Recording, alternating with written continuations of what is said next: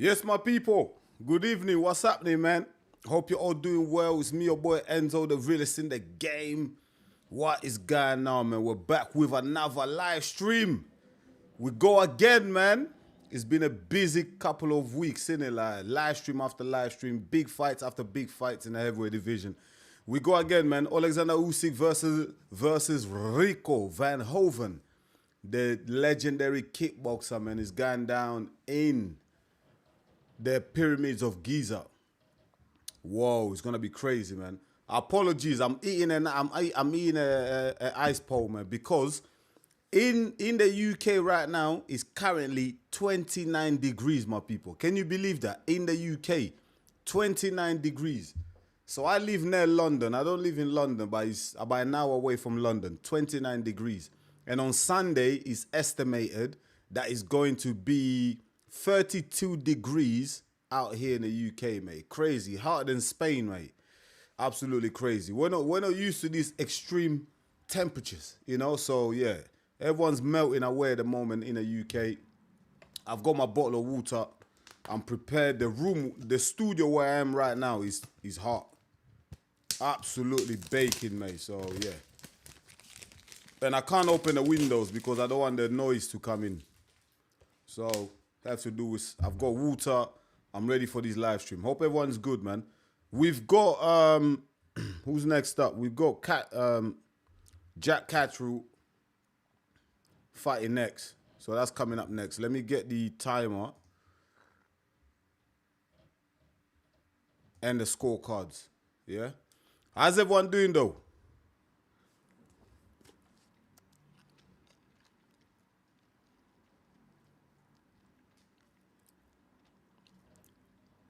How's everyone doing now? Let me know. Is the sound good? Let me know if the sound is good, my people. Let me know if the sound is good. Shout out to everyone that's in the building as well. Shout out to everyone that's in the building today. Smash the likes. Smash the likes. Subscribe to the channel if you're new. Like I've been doing recently, if you're not a subscriber, you won't be able to comment on the stream, innit? That's just for me to just in-house cleaning, just to get rid of all the bots and spam accounts and stuff. So only subscribers can comment on the video, on the live stream. Sorry. So yeah, hope everyone's good. Let me know your predictions as well, man. Can Verhoeven upset Oleksandr Usyk? I mean, listen, it will be the greatest upset in combat sports history, mate.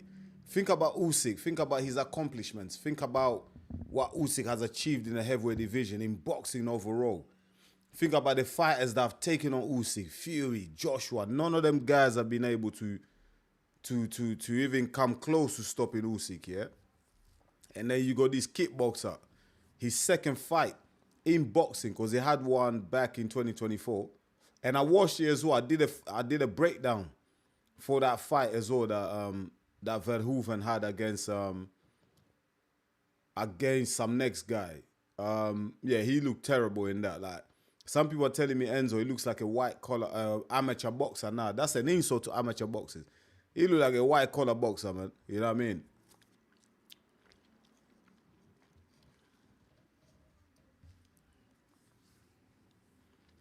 Oh, who's next? Hamza Shiraz is next. I thought Catro is next. Is it Hamza Shiraz? I hate when the zone changed the schedule, man.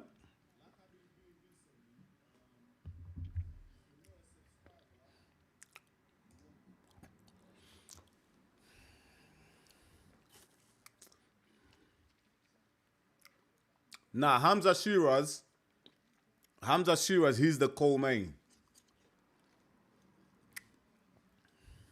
Hamza Shiraz is the co-main. Next up, we got Catro versus Giyasov. Giyasov, however you pronounce it. Yeah, I did. I saw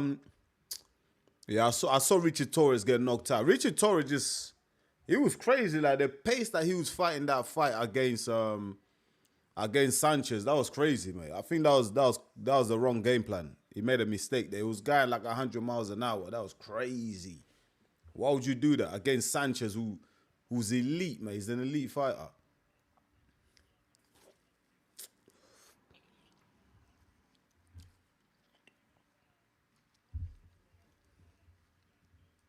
Let me read some comments, man.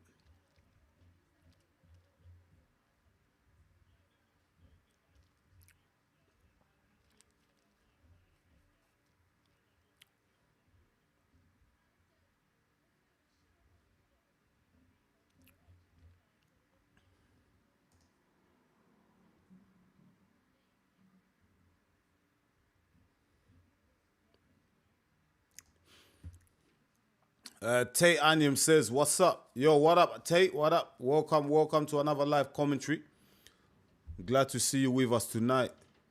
Ben Newman says it will be normal and understandable to think a 29-year-old Fury will beat a 39-year-old Usyk. But I suppose some people can be fast and good for their age. Tate says, sound is good. Cheers, mate. Davey Chaos says, damn, Torres got knocked out. Yeah. Like I was saying, man, Torres is crazy, man. He went in there with completely the wrong game plan, man. You know what I mean? He was rushing. I saw him. He was rushing in, and he got caught, man. He fell short with his right hand, and then Sanchez countered and knocked him out. So, I mean, I had Sanchez as the favorite anyway. You know what I mean? I didn't do a fight prediction video, but I had Sanchez beating Richard Torres. Not knockout, but I had Sanchez. I had Sanchez winning on points just because of his experience. Yeah, but yeah. Sanchez is now, I think that was what? The IBF eliminator. So Sanchez could be next up for Usyk. That's why I think after this flipping hell, man, I need to get a tissue. My eye spoiled.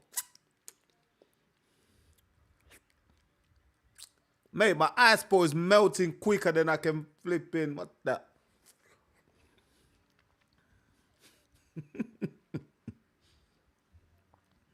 Oh, man. Mate, it's 29 degrees in the UK.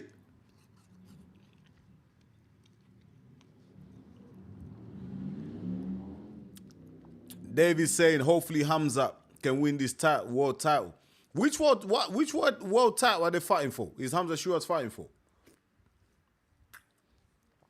Because I know Canelo and Mbili, they're fighting for the WBC, right? Is Shiraz fighting for the IBF? Or the WBO? It's one of them. It's definitely one of them, isn't it? WBO, IBF. I think it's all set up for Sanchez, for Shiraz to win tonight. I think he's going to get the win. For Shiraz is what comes next after. Because there's some dangerous fighters at 168. But I think Shiraz, is going to get the win tonight.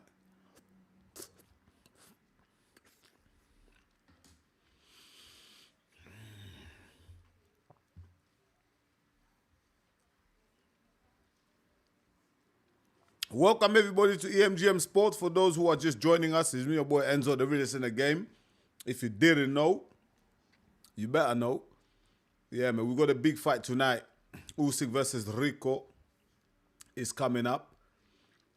The next fight is Catro versus Giyasov. You can see on the screen I'm gonna be doing live commentary for every single fight that's coming up. Live scoring as well. So I'm gonna share my scorecards. By the way, some people, I don't know, some people are new to boxing, but they seem to think my scorecard is the official scorecard. No, This is my scorecard, my personal scorecard. Just like you at home can have your own scorecard. You know what I mean? But just let me know if you agree with my scorecard. But this is not the official scorecard because sometimes, seriously, on the live chat, I'll get people asking, yo, is that the scorecard? How can he be losing? How can he be winning? Mate, this is my scorecard. Like, it's how I'm viewing the fight. You know what I mean? So it's not the official scorecards, man. But yeah, I'm gonna keep my scorecard. You keep your scorecard. Let me know in the chat if you agree with me or not. You know, just interactive. And yeah, drop your predictions in the chat as well. Just drop your predictions, who you think is gonna win. I am gonna drop I'm gonna put a poll up in a minute so that you guys can vote on who is the who you think is gonna win. Should be pretty straightforward, right? There's no way in hell anyone's giving Rico Verhoeven a chance. Let me put that poll out anyway, man. Rico Verhoeven is in the building. I can see him walking in. He's a big dude. He's a strong guy. Listen, I give it to Rico Verhoeven. He's a big, strong guy. He's a very big, strong guy. But Usyk has seen this before. He's faced big, strong guys before. He's never stopped Usyk. He's never phased Usyk. In fact, Usyk prefers fighting the big, strong guys because they're very slow on their feet. They're slow with their hands. And Usyk can take full advantage of that with his speed. Yeah? I think the fighter that will trouble Usyk is Agi Kabayao and Moses Saitoma because they're roughly the same height.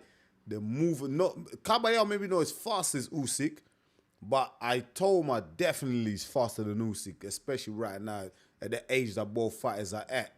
Yeah, so the fighters that I believe that will give Usyk problems is Kabayao because he's relentless to the body and he's the similar height to Usyk, 6'3", and Moses Saitoma because of the speed, the youth, and the power on that left hand. And he's a southpaw as well, so they'll cancel each other out. So, yeah, Verhoeven, nah, man. He's gonna get pieced up. Go watch my fight breakdown. Like, the main event hasn't started yet. You still got time. Go check out my fight breakdown, man. You're gonna see it.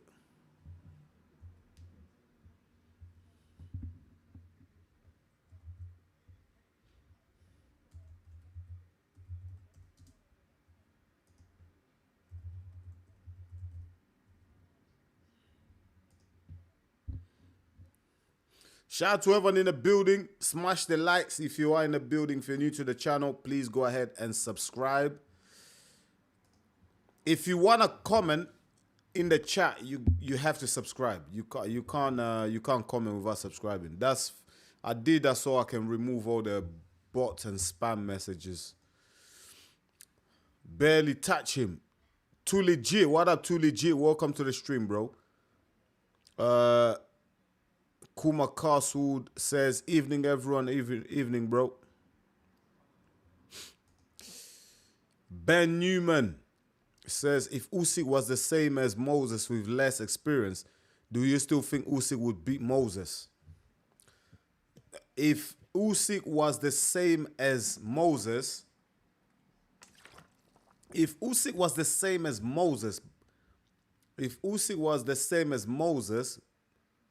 but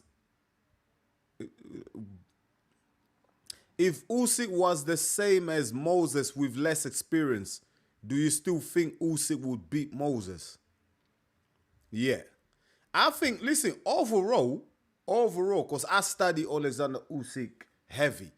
You know what I mean? Like, as a coach, as an amateur boxing coach, I'm watching a lot of tapes. I'm studying a lot of tapes because I'm trying to grow my boxing, right? I want to be a better coach. I want to understand fighters better. And Usyk is just too skilled, man. Like, if you look at Usyk's amateur background, he's way deeper than Moses, yeah? I know you're saying if they had the same experience. Even if they had the same experience, Usyk overall is a better technician than Moses. He's a better operator. He has the better boxing skills than Moses. Like, Moses is not far off, but Usyk is a better skilled fighter. So I will still favor Usyk if him and Aitoma had the same experience. Yeah, I would.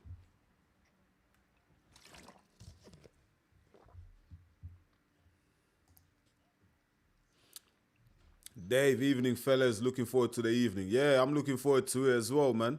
Should be a good one. Caballero beat Sanchez already.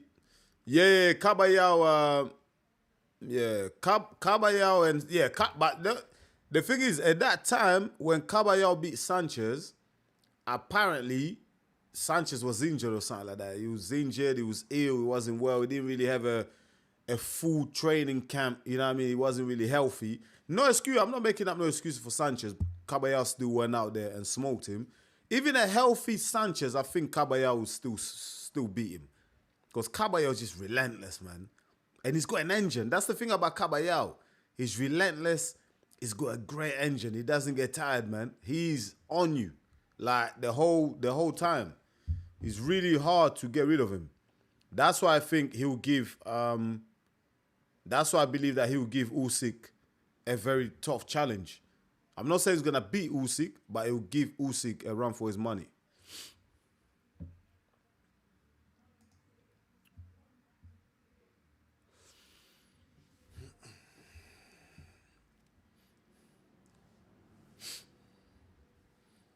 Mate, when's Jack Catro coming out, man? All of a sudden they slow down the card.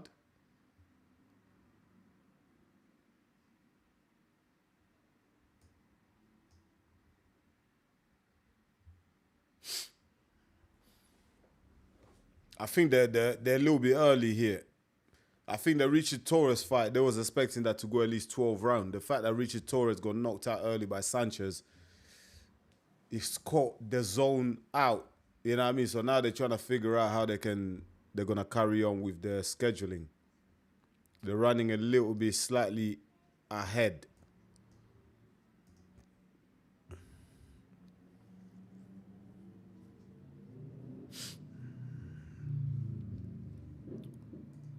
Dave said WBO. Okay, Hamza Shiraz is fine for the WBO. Okay. Okay. That's good. That's good. That's good. I hear you. I hear you.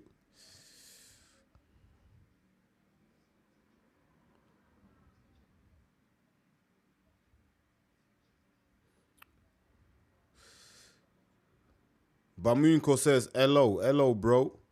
Bamunko says, Dubois is a big, strong guy. Yeah, but Dubois is a big, strong guy. Still got beaten by Usyk.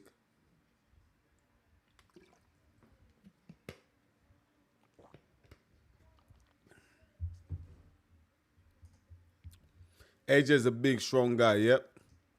Yep. Yep. That's what I was saying, man. That's what I was saying. I was saying, because some people seem to think because Verhoeven is a big guy, strong, is gonna be a problem for Usyk. But I'm trying to say Usyk actually enjoys fighting the big guys because they're slow on their feet. You know what I mean? They're not fast enough. They can't cover the distance quick enough. Therefore, Usyk can just set his traps, piece them up. Do you know what I mean? Set the pace, be quick in and out, jab. You know what I mean? Use that backhand of his lovely moves, move off the line. Like Usyk is like the white rabbit, man. Who called Usyk the white rabbit? Tyson Fury. Yeah, that's what Usyk is, white rabbit. You know, constant. You know what makes it so hard to connect flash on Usyk? He's a moving object.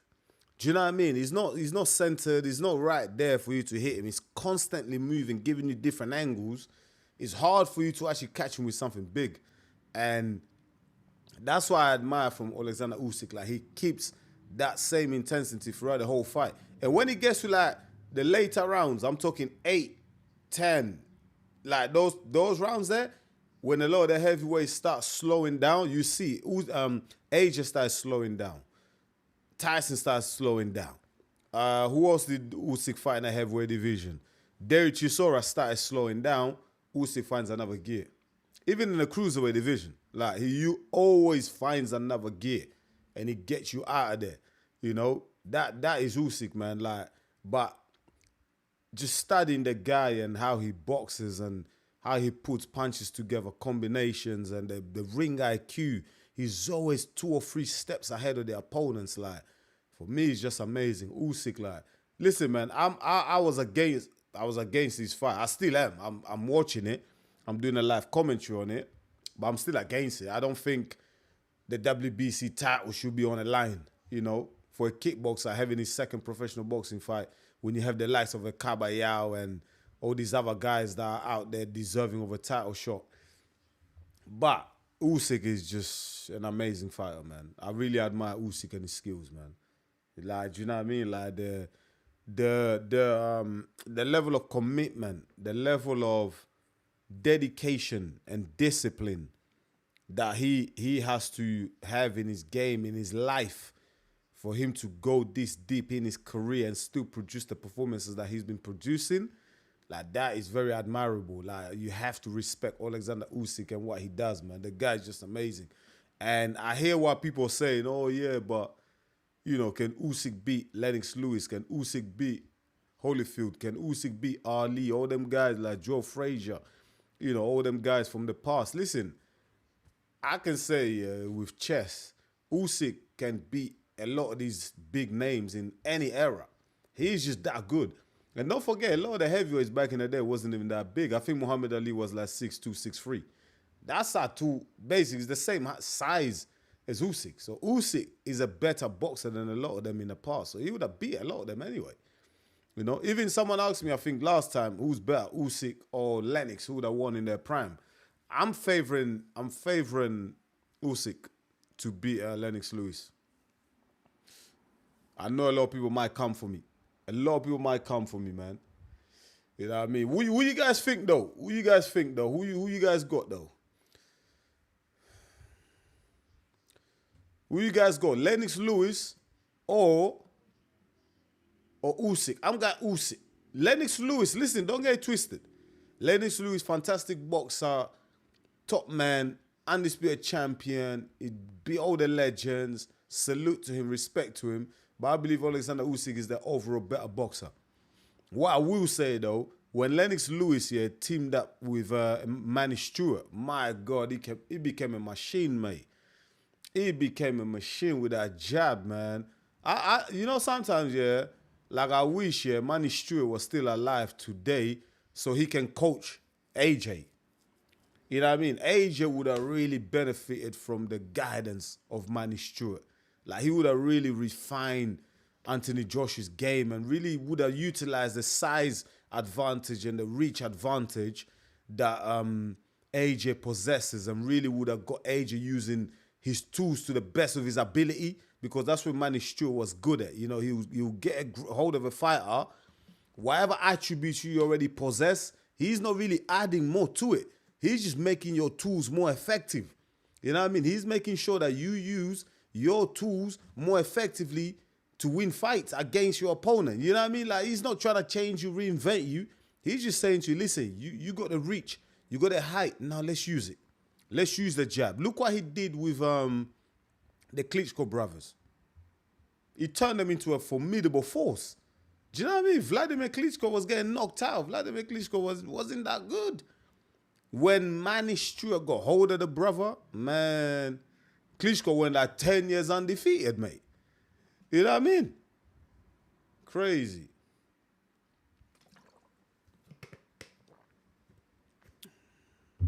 We're about to get Jack Catro. His fight is about to start.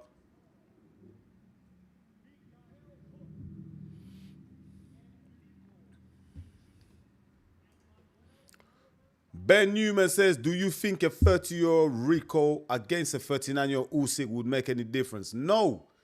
Because Rico, doesn't matter what age. The thing is not about age. It's about skill. Do you know what I mean? It's not about age. It's about skill. You know, Oleksandr Usyk has the skills over Rico Verhoeven. So it doesn't matter if Rico Verhoeven was a spring chicken, a 19-year-old athlete. He still gets smoked by Oleksandr Usyk, because at the end of the day, what's in here, yeah, can be bought, mate. You know what I mean? You can't. Usyk is going all in here.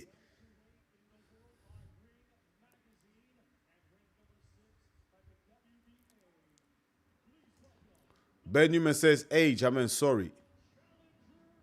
Yeah. Sukus Tech, good work, bro. Shout out to Sukus Tech. Bamunko says, why is Usyk versus Rico? Why are we suddenly on first name terms with some? No, you know what? Yeah, Usyk versus Rico, I don't think is the broadcaster. I think he's Rico Verhoeven himself that's chosen to just put Rico. It's normally that it's up to the fighter. When it comes to pro boxing, the fighter actually chooses how they want their names to appear and pronounced. They let the broadcasters know. So Rico Verhoeven, I think how they looked at it in terms of marketing and just making it easy for certain fans to pronounce his name. I mean, I don't think Verhoeven is that hard to pronounce, but I guess Rico is simple. It's easier. Do you know what I mean? It's like me. My name is Lorenzo, right? So my name's Lorenzo, but people call me Enzo, so I just shortened it, But my actual name is Lorenzo, I'm not going to tell you my surname because you're going to bloody go and fucking look me up. But, yeah, my name's Lorenzo. I just shorten it up to Enzo, So some people do that just to make it easy. Just to make it easy, mate. We're about to get started on this Jack Catro versus Giyasov. Let's see how it goes, man. I got Jack Catro winning this fight. He improved against Ekuman in his last fight. I really liked him.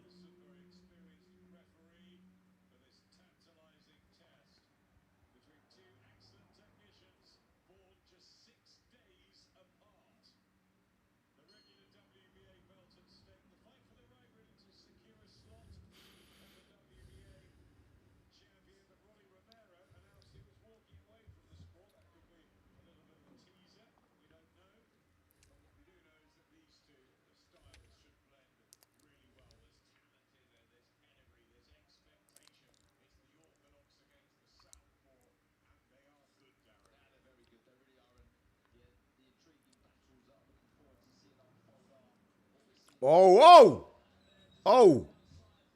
That's a good right counter there from Giyasov. Catro with that southpaw stance, so awkward, man. But Giyasov, I like that counter there. I like that counter from Giyasov. The thing is, the problem with a southpaw when they're facing an orthodox is always the feet position, isn't it? You're both trying to get your feet on the outside, but what happens a lot of time, you end up tangling, and then that's why there's a lot of clash of heads. Because both fighters are trying to fight for that lead foot to be on the outside. Whoever gets that lead foot on the outside, you got the advantage, you got the balance in that ring.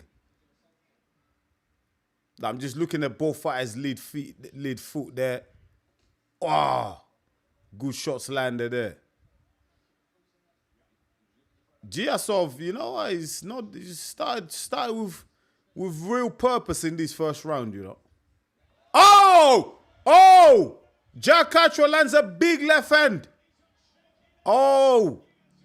Giyasov, is he gonna survive? Mate, Catro might just finish him. That was a big left hand. Can Giyasov survive? Oh, he's got a minute. He's still got a minute. Has he got his legs underneath him? If I'm Catro, I'm taking advantage of this, man. I mean, he ate that left hand flash.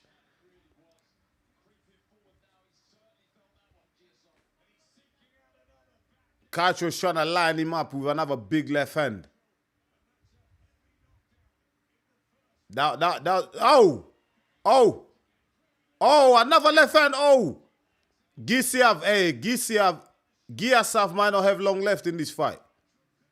Oh, another big left hand from Catro.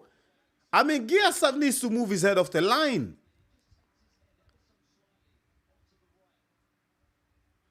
Giyasov needs to move his head off the line. I mean, it's so easy for Catro to catch him. Catro can be so awkward, man.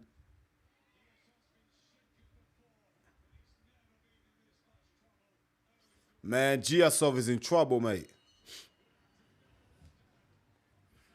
That was a good run for Catro. Very good run for Catro there.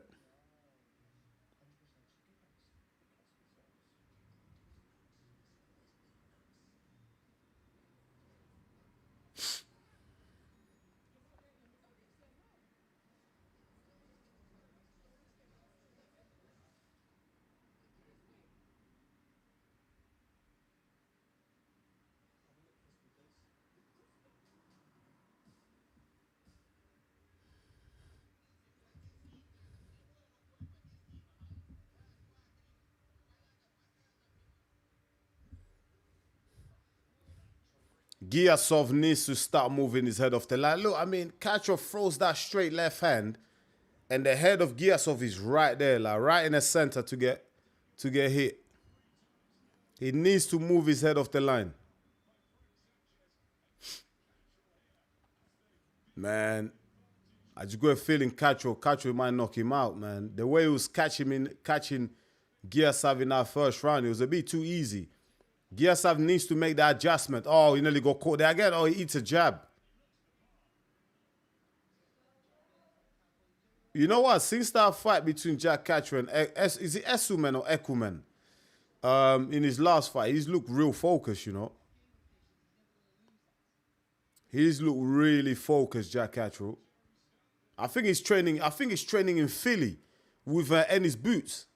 Who's the coach for Ennis Boots? I think that's where Jack Catro is training now. He's moved over to America. He's training with Ennis Boots' coach. Oh, another left hand. I mean, Jack Catro just can't miss with that left hand at the moment. And it's not like he's concealing it. I mean, he's projecting it. Giyasov can see it coming. He just can't, for some reason, he just can't stop it. It just doesn't seem to be able to stop it.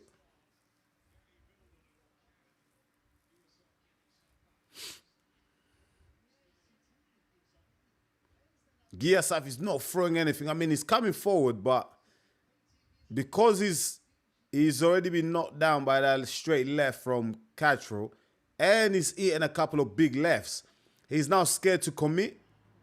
So now he's being very tentative. Look, now he's in front of Catro, but he's not doing nothing. Look, he's popping that jab out there, but he's not actually doing anything with it. He's not throwing nothing with real intentions, nothing with real purpose. He's now a bit shell-shocked. Do you know what I mean? He's really careful on how he's entering that danger zone of Catro. And Catro's just trying to time him so that he can line him up with that left hand, straight left.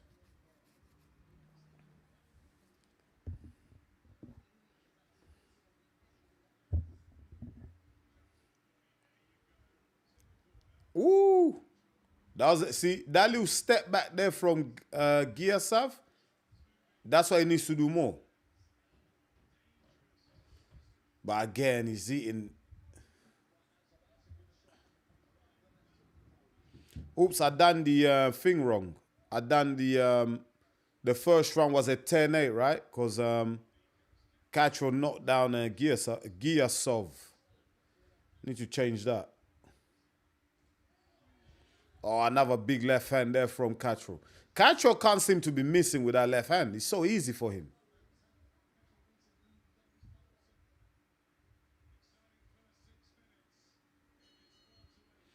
Another good round there for Jack Catro. That's another win for Jack Catro, man. That's another round for Jack Catro.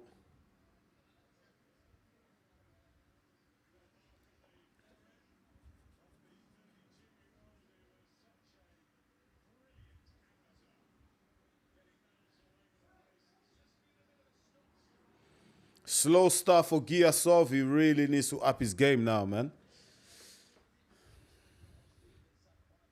He started well, though, in the first round. He hit Jack Catro with a decent right-hand counter there. But after that, it was just... It's been all Catro, that straight left. He can't seem to miss with it.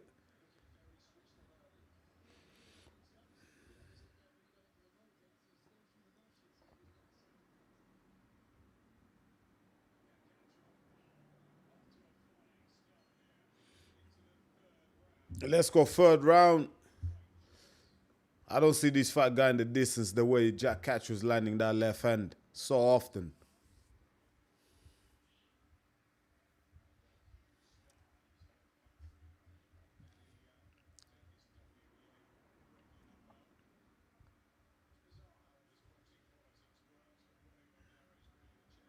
Jack Catro the angle he's fighting at, the stance, it is so hard to hit him there. Because look, even Giyasov, the way he's reaching with that lead arm, he's leaving himself short because the stance of Catro, he leaves such a wide distance that by the time you do reach to catch him, he's countering with that left hand. He's coming straight back. And that is why Giyasov is struggling here. He just can't get the range. He just can't find his range at the moment. But Catro's found his range. And he's finding it easier to catch Giyasov. Look, Giyasov, he's got Catro on the ropes, but he's scared to commit. Because he knows if he was to miss, Catro is tagging him back with that straight left. And it looks like to me, out both fighters, Catro's carrying the power, isn't it?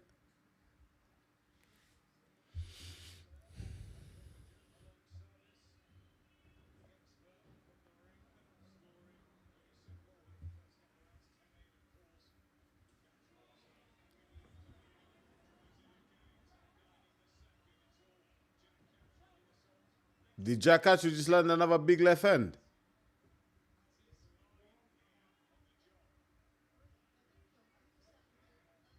Man, Catro's throwing that left hand with mean intentions, mate. And every time he lands, Giyasov looks like he's in, like, do you know what I mean? He's on shaky legs, mate.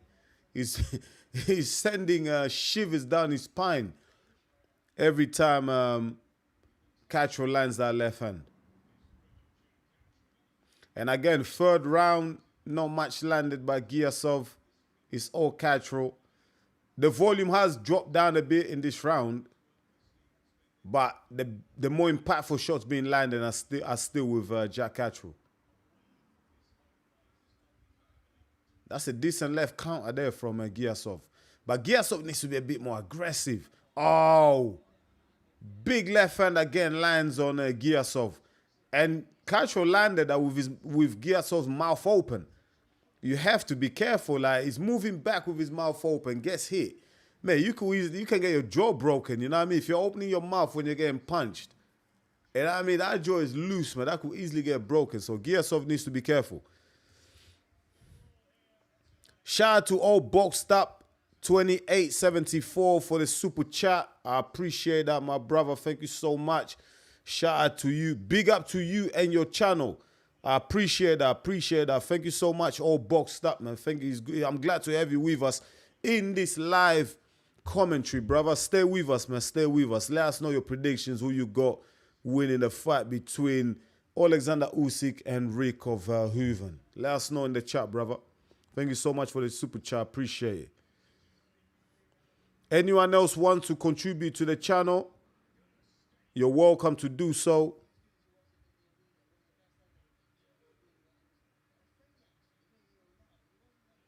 You're welcome to do so with a super chat or buying a membership. All donations obviously go back and is reinvested in the channel. So don't worry about it, man. I'm going to use it to get better lighting and better camera lenses and stuff. And a better mic.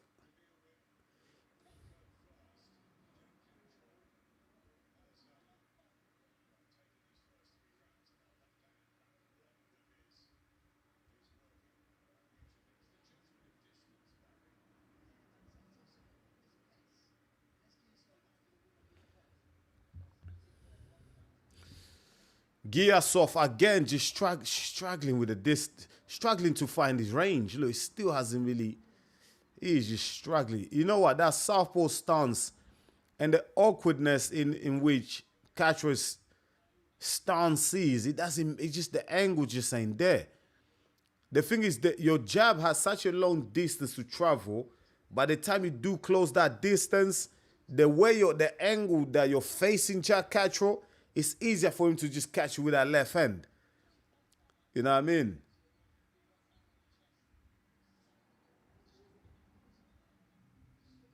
What Giyasov needs to do, in my opinion, he needs to get Jack Catro moving towards his right hand, his power hand. But Jack Catro is not doing that.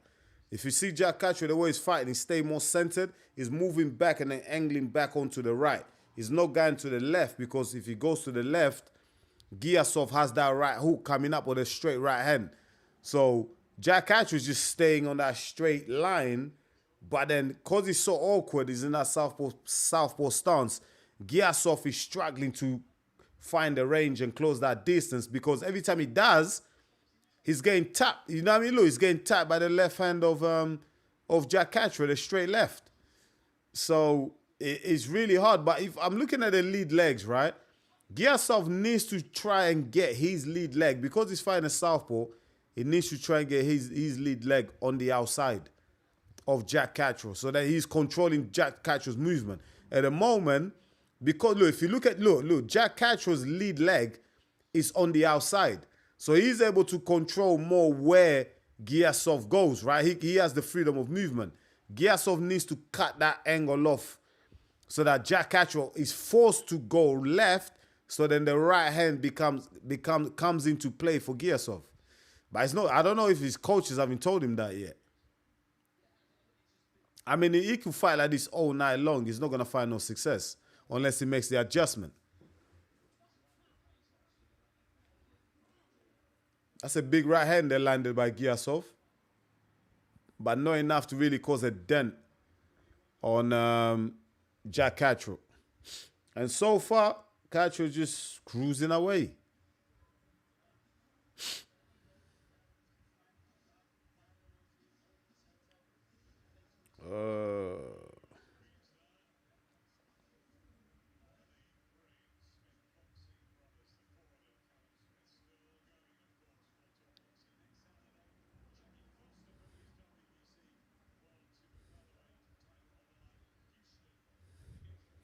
It's all Jack Catro at the moment, man. It's all Jack Catro, man. Shout out to everyone in the building. Smash the likes, my people. Smash the likes. If you're new to the channel, please go ahead and subscribe. I would really appreciate it.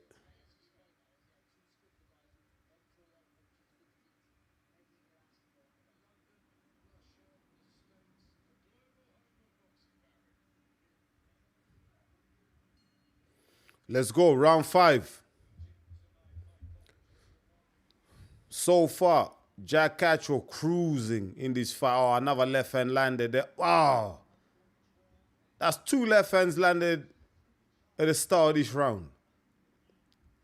And again, Giyasov, no adjustments made whatsoever. We're in the 5th round.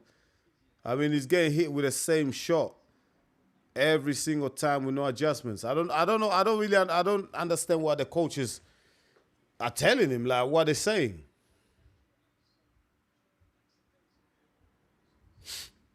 So far, I've given every single round to Jack Catro.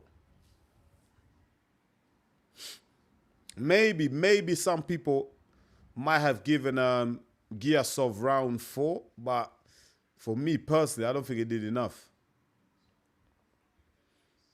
Oh, that's a big left, straight left to the body, but then Giyasov done better. Actually countered with the uppercut, with the right uppercut, which he can do if he can time Catro coming in. He can, he can tag Catro with the uppercut. I just don't think Giyasov has the speed to catch Catro at the moment. I mean, listen, Giyasov is, in terms of ring generalship, he's controlling the ring generalship. It's coming forward, but it's what you do with it. Look, he's not really doing nothing with it. And Catro, again, catches him, with 2 back-to-back left hands. And I like what Catro's doing now. He's starting now to really dig that left hand into the body of Giyasov. Ooh, see the tangling of the feet there. That's a good jab there from Giyasov. Giyasov needs to be more active. It's just waiting too long. Oh, you see that? Giyasov misses with the right hand. Catro just moves his head slightly and counters with the left. I like the big shots to the body from Catro. I think that's going to pay dividend later on down the fight. Once we get to the later rounds, as the championship rounds, we'll see how much air that takes out of Giyasov. Good jab there from Catro.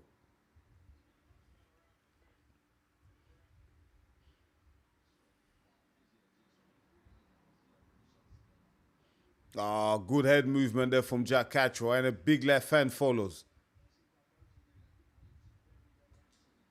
Oh, good shot there from... Oh, big left hand again. Big straight from Jack Catro.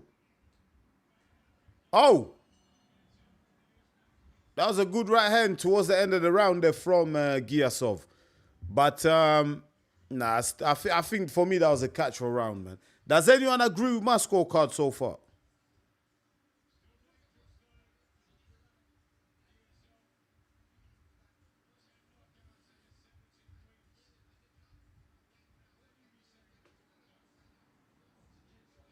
Mate, if I'm in the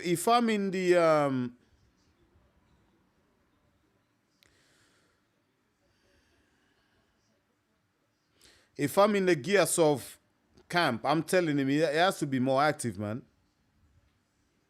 For me, he's just sitting in a pocket for too long. He needs to be more active.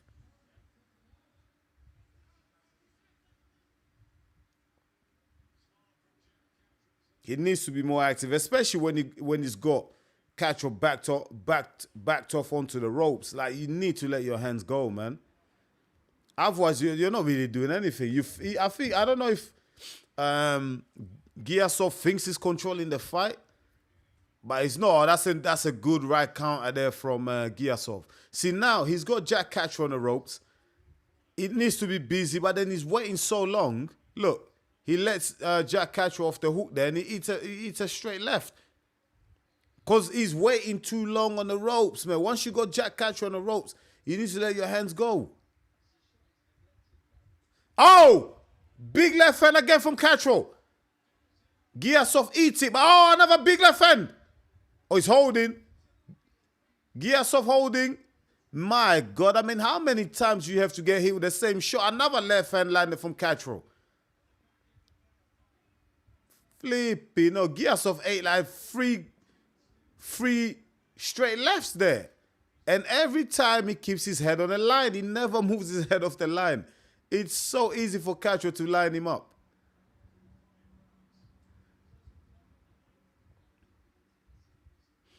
I think eventually Giyasov is gonna have to turn this into a war, man. He's very... Giyasov is like, it's just... Oh, another big left hand there landed from Catro. Another left hand landed from Catro. I mean, he's piecing Giyasov up, man. I mean, the nose of Giyasov... Oh, he eats another big... Oh! His nose is bleeding now, you see? He's eaten so many left hands. Straight lefts from Catro. Look, he's bleeding now. Giyasov is bleeding all over the gaff, man. His nose is bleeding. He's got... Man, I won't be surprised if his nose is broken, man. I mean, he ate 4 straight big left hands from Catro. It's now bleeding from the nose. It just... Do you know what I mean? That's from all those left hands, man. Why? Because he's not taking his head off the line.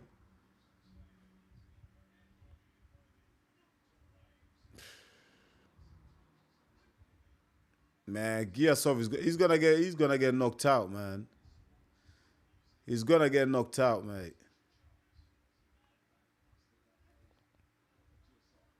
I mean, this round has been all Catro. Oh, another big left hand landed there from Catro. And a body shot from Catro. Oh, another big body shot there from Catro. Every time Giyasov closes the distance, gets close, he is just getting peppered by Catro, man. That's why now he's a bit scared to come forward. Like, he's a bit scared to commit. Because he ate about 5 big straight left hands there in that round. Flipping hell, man. How you guys scoring this fight, man?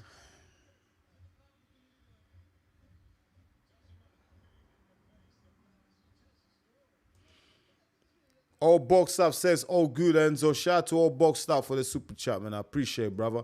Smoking Joe White. Giyasov looks awkward on his feet, too. Yeah, because his feet positioning is wrong. If you're fighting a southpaw, correct me if I'm wrong, yeah? I'm sure there's a few a few guys in the a lot of you guys know your boxing, right? But as a boxing coach, if you're fighting a southpaw, it's all about the lead feet, the lead foot. Whoever's got on the outside, you're controlling the movement of the other fighter. But with Giyasov, he's always getting controlled by Catro.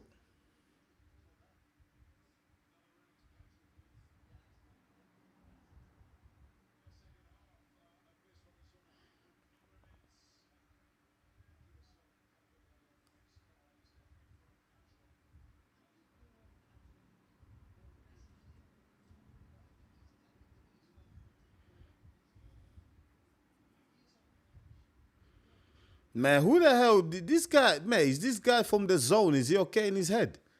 How has Giyasov won 2 rounds? Has anyone given Giyasov 2 rounds? I've given Giyasov 1 round. Actually, I've given Giyasov no round. Sorry, my bad. I haven't given him a single round. Round 4 could be debatable. But for me, even though Giyasov was coming forward, for me, Jack Catro landed the better, stronger, cleaner shots, man. The power punches were there, evident for all of us to see. For me, Giyasov hasn't won a single round. But I'm looking at the zone and someone there has given him 2 rounds. Round 4, maybe. You know, it's a swing round. But, yeah, all the other rounds, man, it's all been Jack Catro, man. And he's just showing class here, man. And the thing is, yeah, you can look at Jack Catro in these fights. He's actually a bit of a one-trick pony. He's been that straight left, right? To the head, to the body. He's not really throwing... Jack Catro is not throwing combinations. And he hasn't had to. Because Giyasov is not really bringing nothing to the table. You know what I mean? Like, he's struggling with the feet positioning. His movement is very awkward, like a lot of people have already mentioned. And he's struggling to find his range. I mean, listen, we're in round 7... and Giyasov still hasn't found his range. And we're in round 7, mate. And he's struggling to close that distance because when he does, he's getting pieced up with a straight left from Catro.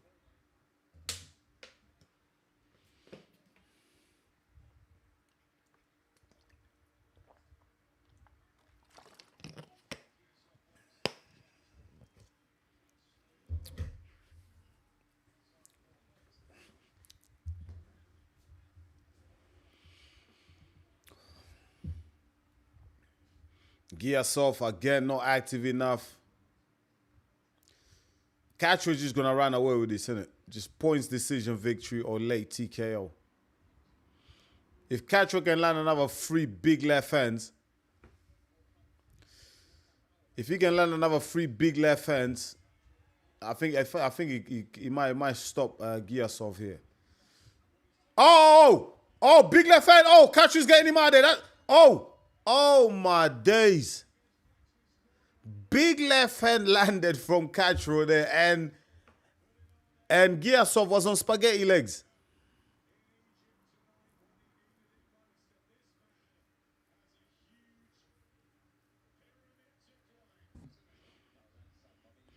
Giyasov, I mean, listen, Giyasov he's got a good amateur pedigree, but he's not showing, in this fight, he hasn't shown no versatility. He hasn't shown the ability to adapt and make adjustments.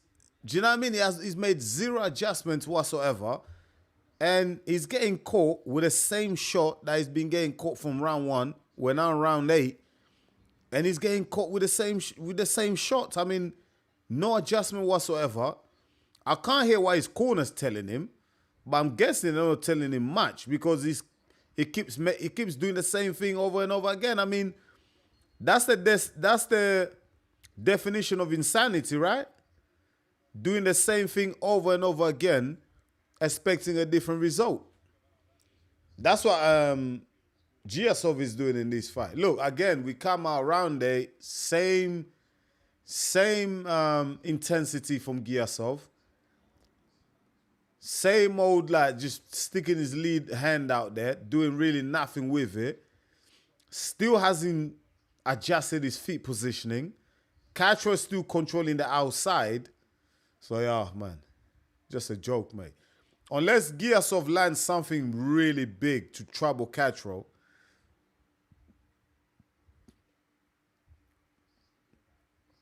I mean, Catro's walking away with this, isn't it? Really easy. Good sharp jab to the body for Catro. I mean, the left hand of Catro, man. I saw some people saying, "Oh, Catro versus Conor Ben." Phew. Mate, Catro will knock Conor Ben out, mate, in 3 rounds. Conor Ben better stay away from Catro.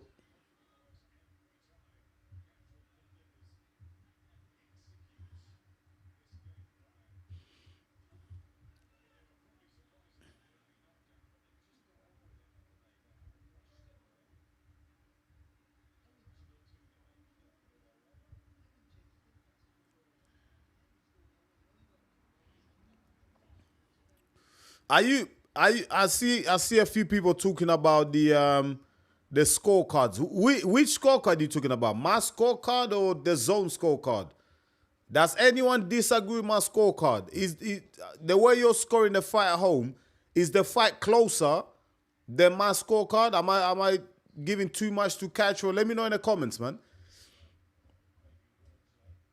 Does anyone's scorecard differ to mine? Does anyone have this fight closer than it is? Ah, another big left hand there from Catro. Man, the amount of left hands this guy's eating, man.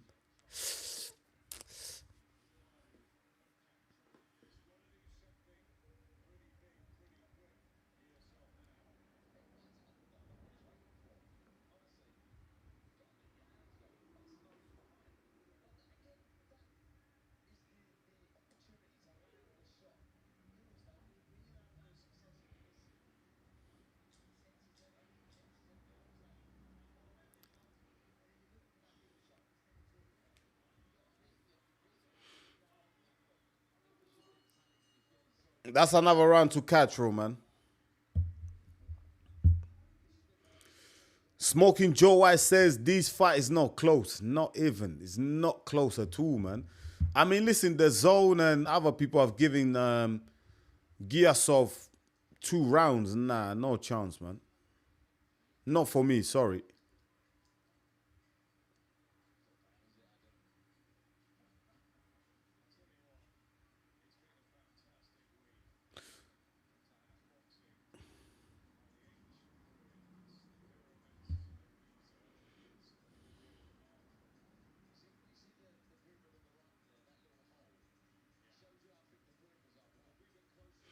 Hey, the pyramids are looking nice, you know. Look at the pyramids. Man, did they light up the pyramids as well? Damn.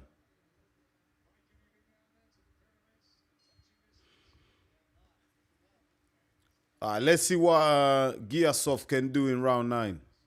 Because so far, he hasn't done shit, mate. He's been getting peppered by the same old left hand from Catro.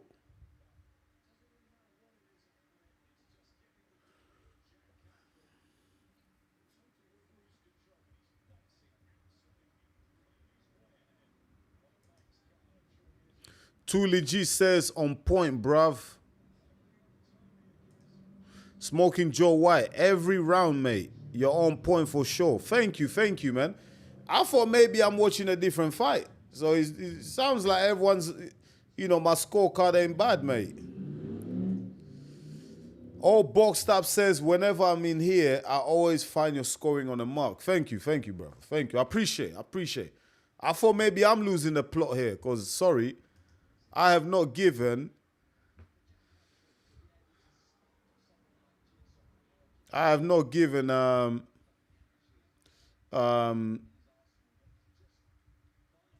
Giyasov any rounds at all. But then again, like I said, the 4th round is debatable. Like the 4th round is a swing round and it could go either way.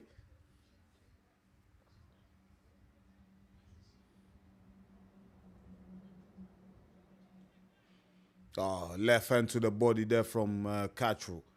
Mate, have you guys noticed Catro is just throwing the same punch every single round? I mean, can anyone remember a combination from Catro? A free punch combination? Jab, backhand, and a hook? Or even an uppercut? Jack Catro is not even mixing it up. He's just throwing a jab, going to the body, going to the head. And then timing Giyasov, when he comes in, he's just timing him with the left hand and catching him flush. But Catro hasn't even had to do anything fantastic to win this fight. Because Giyasov has made it so easy for him. Because he's done absolutely nothing. Like for me, what really gets to me is the fact that he hasn't made no adjustments to counter the left hand of Jack Catro. And these adjustments is not these. I know it's easy to say because I'm sitting at home and I'm talking about it, and he's the guy in the ring, but surely his coaches should see that the adjustments is with the feet, or as I said, each another left hand.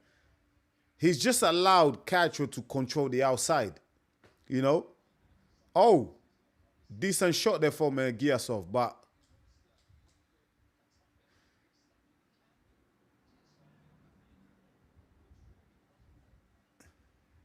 man, Giyasov, he's gonna have to go to war, man.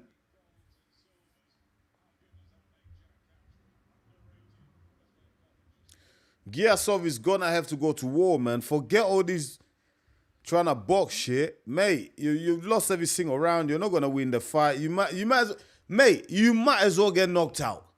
Do you know what I mean? That's what I'm saying. You know what I mean? Like you might as well get knocked the F out. Let's keep it real.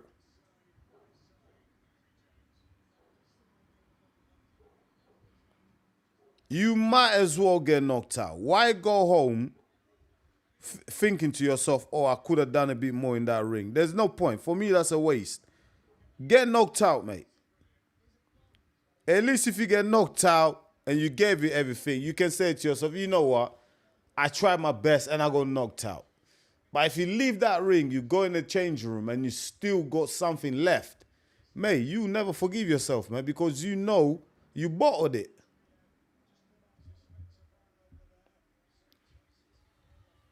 Good body shot there from Catro. Another left hand to the body. I'll love to see. Good jab there from big left hand again. The nose of Giyasov is broken, mate. It's changed, like it's kind of bent a little bit.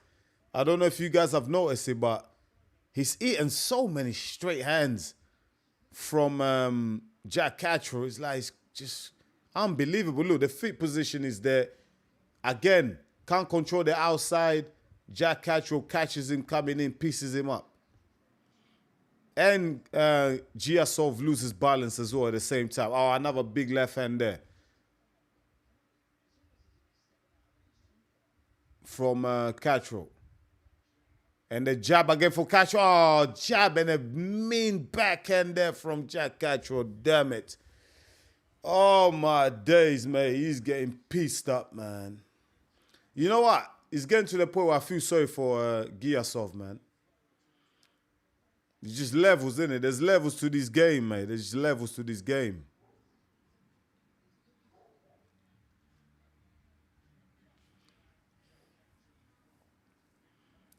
It's been all Jack Catro.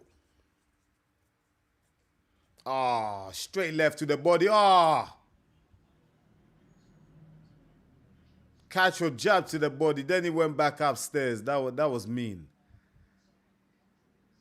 That was mean. I mean, Jack Catro, man, this resurgence from him. Ever since he moved to Philly. He left the UK, moved to Philly with, what's his name, Boots Ennis, coach. The guy's just super focused, man. Super, super focused. Let's see when he actually moves up the rank, because I think he's ranked number 10 at the moment with the Ring Magazine, Jack Catro. Let's see once he starts moving up the ranks here, fighting maybe the Haney's or all them type of guy. Let's see how he deals with them. But I think Jack Catro is always going to be... Oh! Was that a knockdown? No, that was a slip. That looked like an elbow, you know. But anyways, man, he was off balance coming in anyway. Like I said, because he can't control the outside, the lead leg of Jack Catro, he's always off balance when he's coming in, Giyasov. He hits another jab, mate. This is just another left hand there from Jack Catro. Good head movement from Jack Catro. Mate, what can I say? It's just a really disciplined performance from Jack Catro, man. He really hasn't been troubled. He really hasn't had to do much. He really hasn't had to go in his bag and find another level because Giyasov hasn't really tested him. Hamza Shiraz backstage. He's next up.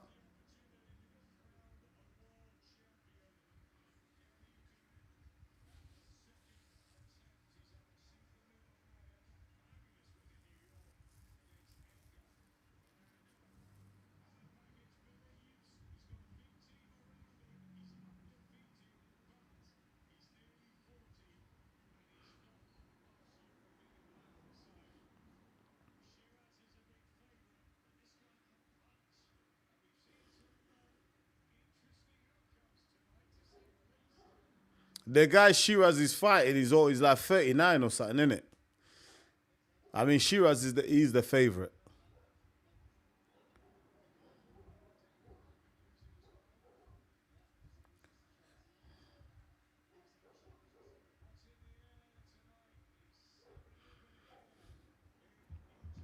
This has been a one-sided beatdown by Jack Catro. Total domination. Giyasov might as well have stayed home.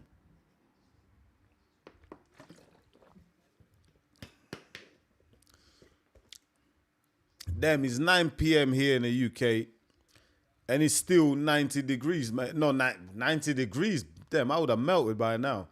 Still 29 degrees, and I've got a fan on.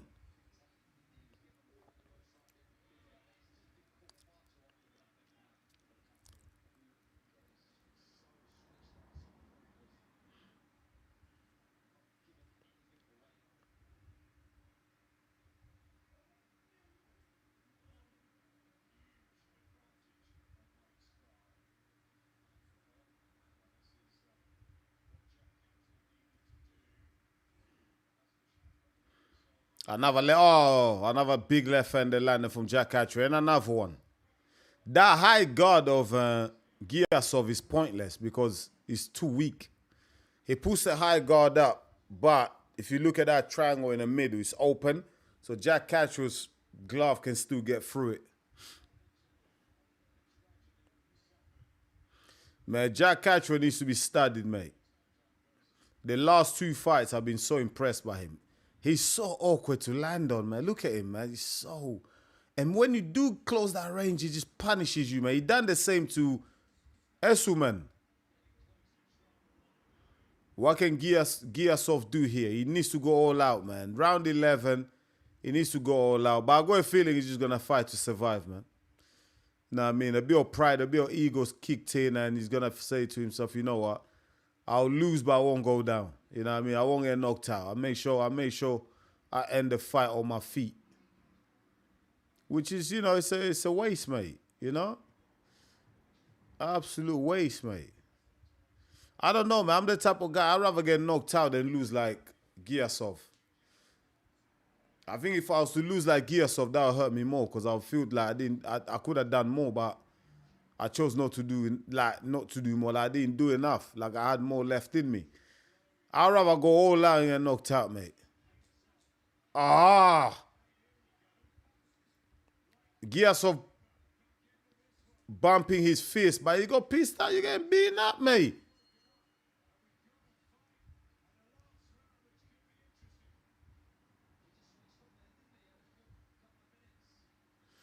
Giyasov landed a big shot there, but for me, not enough, man.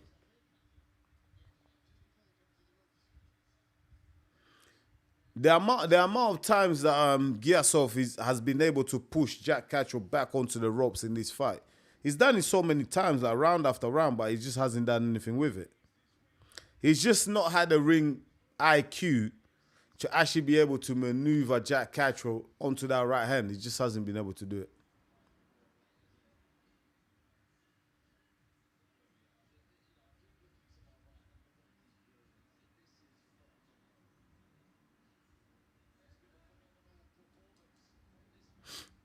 Last round coming up.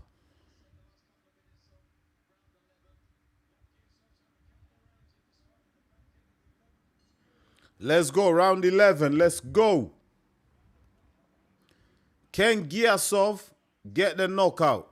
He needs a knockout because he lost every single round on my card anyway. Smash the likes, my people. If you're in the building, smash the likes. Subscribe to the channel if you're new.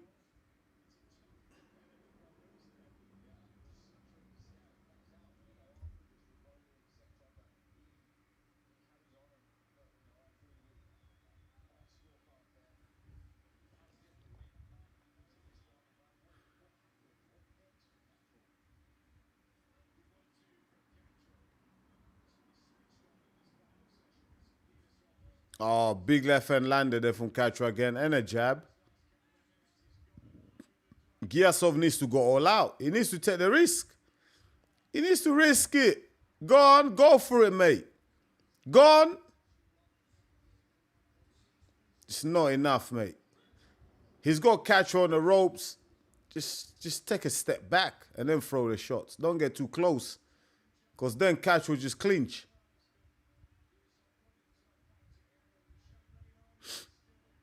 That left hand of Catro has been a threat all night long.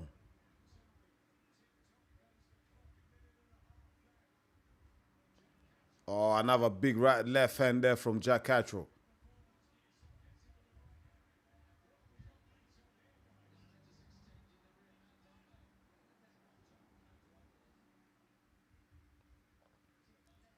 Giyasov did land a big right hand there as well, but just it's too little, too late.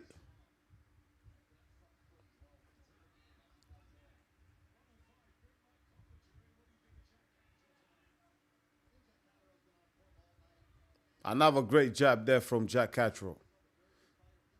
Giyasov putting the pressure, but not really. Oh, left hand to the body, and he goes upstairs as well. Look at the nose of Giyasov. Absolutely bloody, mate. He's been battered and bruised. He got beat up here, man. Absolutely battered here in this fight.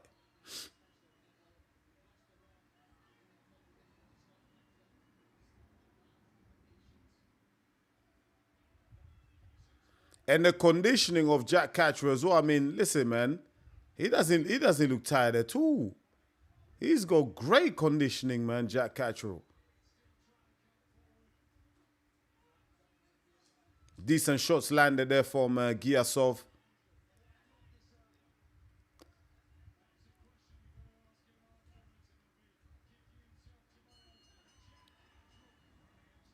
And that is Jack Catro, man. He takes a win, man. Easy win. Easy win. Jack Catro is now the WBA regular champion in the welterweight division.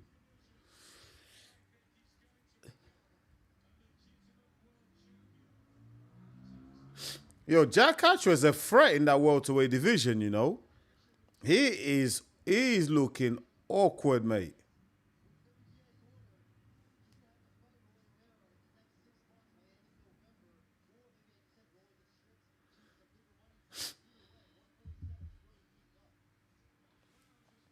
Do you guys think that Jack Catro beats Rolly Romero? I think based on this performance, it's going to be very awkward. He'll give anybody in the welterweight division a run for their money, to be honest.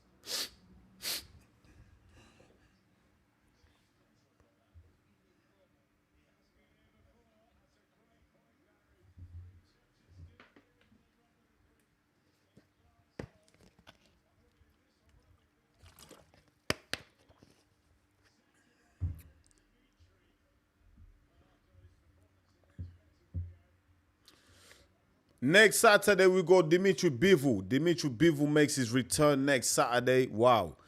Every single bloody weekend there's a big fight, man. Every single weekend there's a big fight.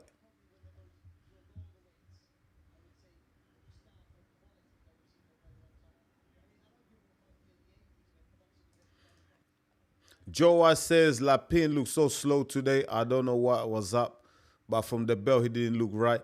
I feel Lapin looked slow 2 fights ago when I watched him. He was struggling as well. I don't think Lapin is the real deal, man. I know he's Usyk's boy, but I don't think he's the real deal. When is the main event? Main event is it's in about an hour, mate. It's in about an hour. 10:30 UK time. 10:30 p.m. UK time. That's when the main event kicks off. Next up is Hamza Shiraz fighting for the WBO title. Let's listen up. Who's won?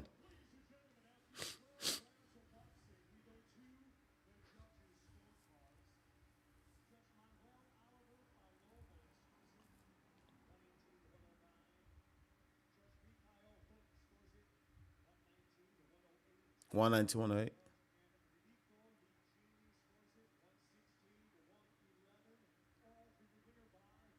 116, 111. 116, 111. Are these boxing judges crazy?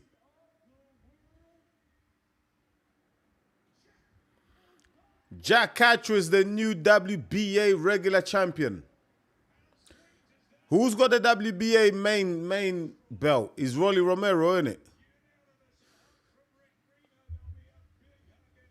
Mate, that was always gonna be a Catro win, man. Come on, man.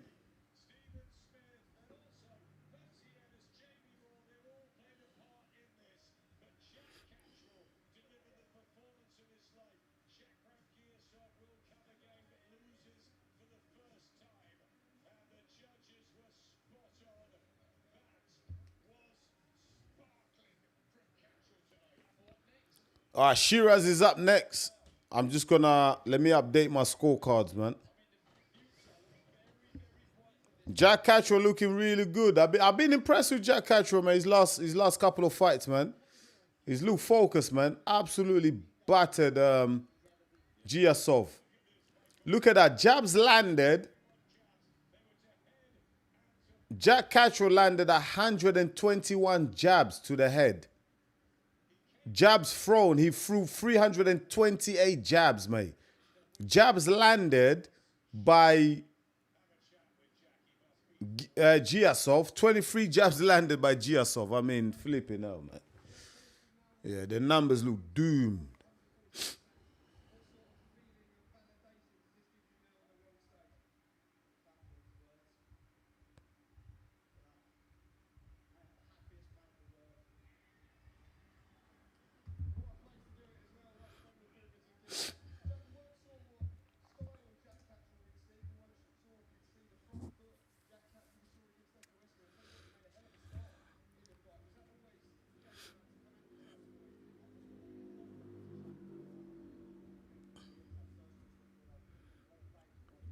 Let me change my let me update my scorecards because we got Hamza Shiraz coming up next. Let me see the poll as well.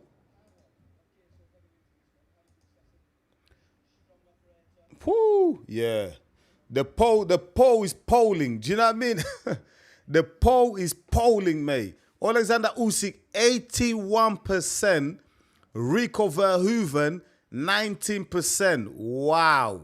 That is basically people telling me, Enzo, Rico Verhoeven has absolutely no chance, mate. Like, he's dead, mate. He's got a 1% chance, mate. That is crazy. That is the widest poll I've ever had on this channel. Seriously, 82-18. I've never had that. That's crazy. That is absolutely crazy.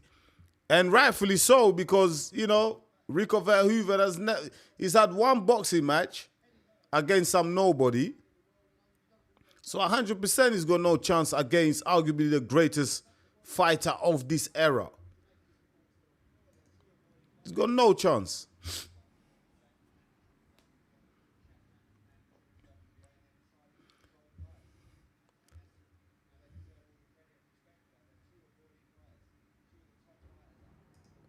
Joe White, that has to be a UD. Yep, UD.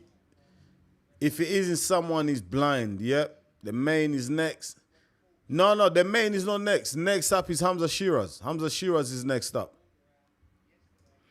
Me too. Lapin look bad. Yep. Look bad.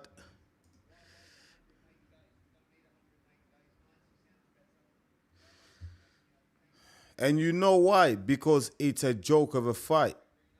Yeah, it's a joke of a fight, man. It's a joke of a fight, mate. You know what? Yeah, Usyk should have fought Wilder. You know, thinking about it, he should have fought against Wilder. Wilder is more of a legitimate opponent than Rico Verhoeven. I know Usyk will smoke Wilder anyway, but still, I would have loved to see that fight between Usyk and Wilder, innit? That's more a legitimate fight than Rico.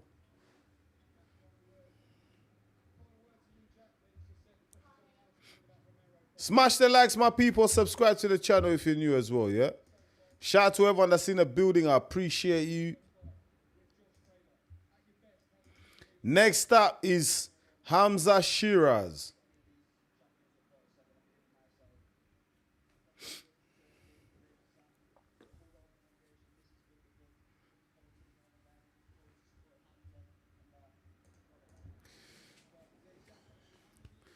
Tate, Kuma, what is it? Who says that?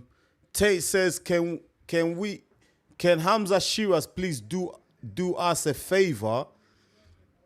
Do us a favor and finish him in round 1, 10:30 p.m. over here. Mate, I feel exactly the same you do, man. The quicker Hamza Shiraz can finish this fight, the better it is for us, man. Seriously. Because me, I'll tell you about my day, right? So, 7 a.m., I went to the gym. I done a couple of one-to-ones. I done some PTs one-to-ones. Came back home, 11-ish. Got changed, went back out. One of our fighters for my gym was having a bout today. Went over there, we done the bout. Thank God we got the win as well. Good fight, enjoyed that. I was cornering for that fight as well. I was in the corner. Now I'm doing this. It's like, mate, I've not had a wink of sleep, mate. I'm absolutely shattered. But because of you guys and girls that support me, I thought, you know what, let's do a live commentary, man.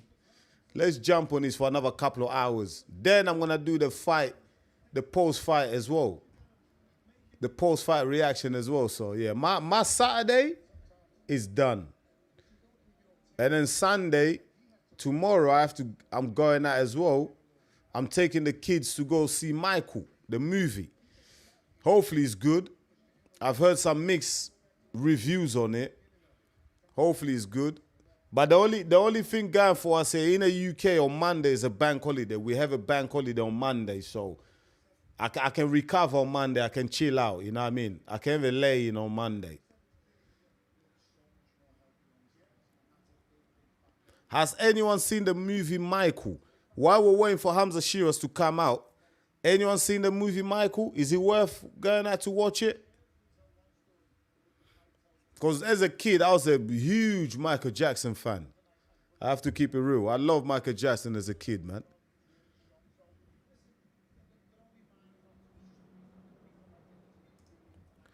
Kuma Castle says Eddie Hearn planning for Catro to challenge Rolly Romero. Yeah, that's the next fight because I think Rolly's got the WBA strap. So that makes sense because Catro's got the WBA regular title. And Rolly has the main title, so that's the next step up. So it makes sense. But what a fight that would be, man! You know what, mate? Catro I think he might do Rolly, man. But the thing about Rolly depends what Rolly you might get, man. You know what I mean? If you get a Rolly that was focused, that beat Ryan Garcia, then you know it's gonna be a tough fight. But then we've seen Rolly in the past not turn up, man. So it just depends, man. It depends on which role he turns up.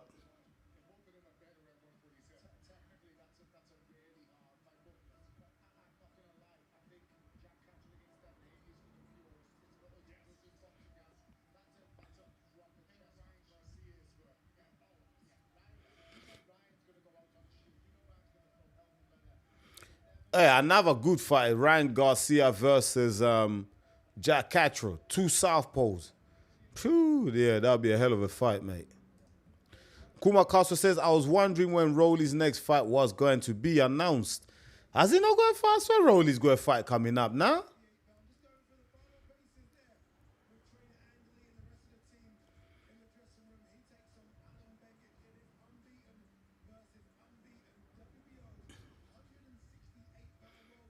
Hamza Shiraz is ready to come out. Let me sort out this goddamn scorecard.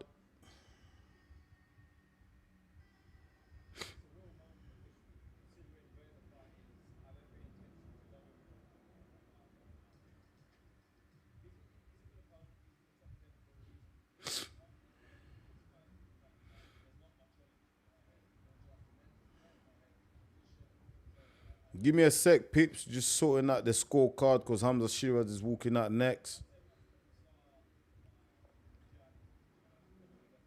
When was the last time Hamza Shiraz had a fight? Was he last year against that guy? Who did he fight last? He fought that guy from New York, innit? I forgot his name. What's the guy that Hamza Shiraz fought last in New York and knocked him out? And the guy was talking a lot of shit during the build-up of the fight. What's the guy's name again, man? Man. Someone remind me in the chat, please. The guy that Shiraz knocked out.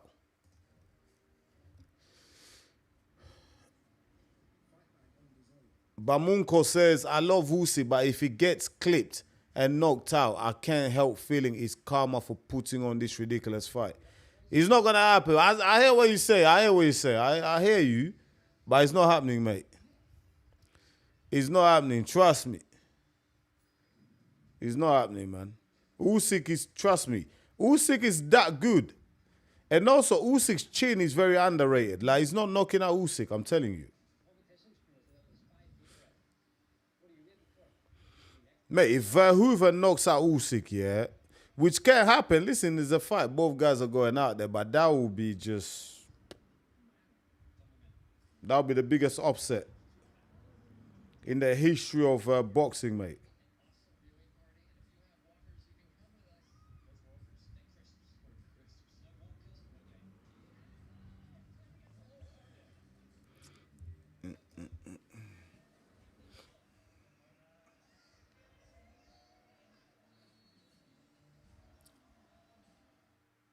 Shiraz versus Begage. That's the next one. That's the next fight.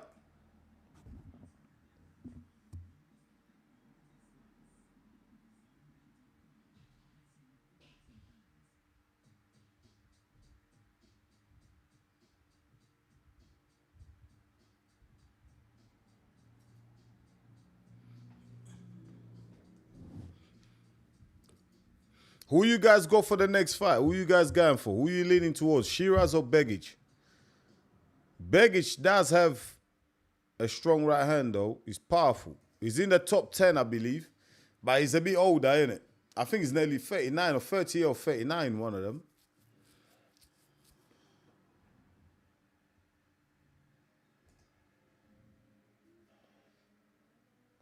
Grammar error. Notice, Michael, the movie is not good. Is it not good? Oh, man, don't tell me that. I'm still going to go see anyway because the kids want to see it. So I'm just going to have to go find out for myself if it's rubbish. Godzilla, what up, Godzilla? Welcome back, Godzilla. Godzilla is here every damn stream. Shout out to you, Godzilla. Who wins? Daniel Dubois versus Frank Sanchez. Oh, man, that's an interesting one, man. Dubois is powerful, he's strong. He's fast as well. Very underrated hand speed Dubois has. But Sanchez has got that ring IQ, great Cuban boxing, slick. He's got the skills, man. That's a 50-50, man. But I just feel Dubois is so strong right now. He's so focused. I'm like not scared, but I don't want to go against Dubois. You know Dubois, yeah?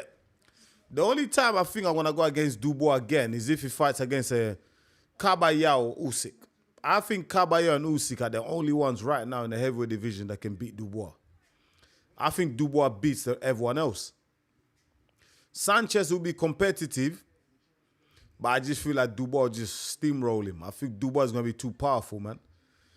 You know what I mean? But if Dubois makes a mistake, silly mistake in there, like some of the mistakes he was making against Fabio Wardley early on, then I guarantee you that Sanchez is going to put him away. Sanchez is a proper boxer and he's so skilled.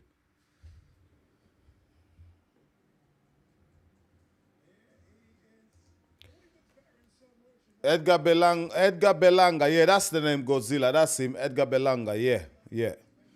That's it, Edgar Belanga, that's the guy's name. Yeah, Shiraz absolutely battered him. Battered him to pieces, mate.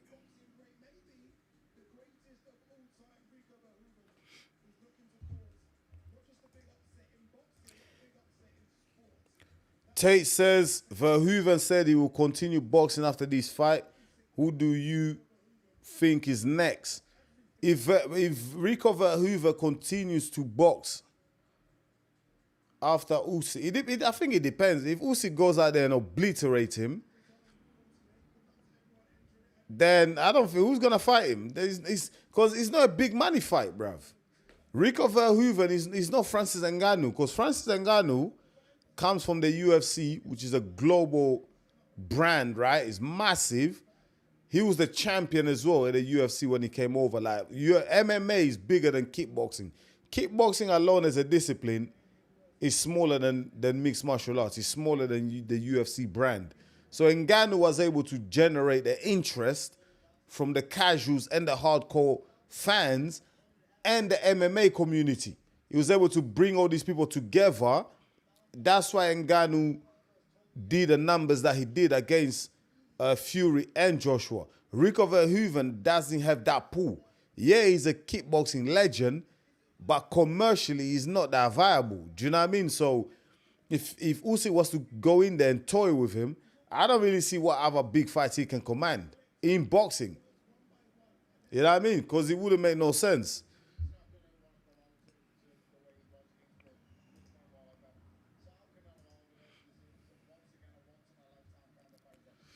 Bamunko says Usyk was modest until the second Fury fight. That's when he started talking smack. Now he believes he's the man. Is that dangerous? No, Usyk is the man. Usyk is the man. Usyk is the man. Listen, for me personally, yeah, Usyk has earned the right to do whatever he wants with his career in boxing. Come on, undisputed champion in the cruiserweight division, 2 times undisputed champion in the heavyweight division. And don't forget, Usyk has always traveled to other people's backyards. You know what I mean? He's been fighting away from home the whole time. He's been smacking people up in their own backyards. So he's earned the right to do what he wants. My only objection is drop the belt. If you want to go do exhibitions, you want to do, fight kickboxers, sumo wrestlers, for me, that's fine. Usyk can do that. But drop the belts because he has mandatories, man. He has Kabayao. I think he has Aitoma. He has some mandatory. I think even David Chisora was his mandatory. I think for the IBF. So he's got mandatories and you can't hold up the division. Because me, I'm all about meritocracy, man. Kabayao is the WBC interim champion. He's done everything to get a title shot. You cannot keep these people waiting. Because what happens is when they keep waiting, they'll take another fight, maybe a fight too soon or too much, and they lose, like a Joseph Parker. How long was Joseph Parker? Joseph Parker was the mandatory for the WBO for about 3 years. He kept waiting, they kept messing him about. He took the Fabio Wardley fight to stay warm or whatever to get some rounds, took the risk, and he paid for it. Now he's out of position. He got caught with a white powder in his system. He has to come back and rebuild at some point. But do you know what I mean? Shit can happen. Shit can happen. So I'm all about meritocracy, man. Like, Usyk can do what he wants as long as he drops the belts and he allows the likes of the Kabayals, the Aitomas to fight for those belts. You know what I mean? Because the champion, like, he's holding up the division, mate.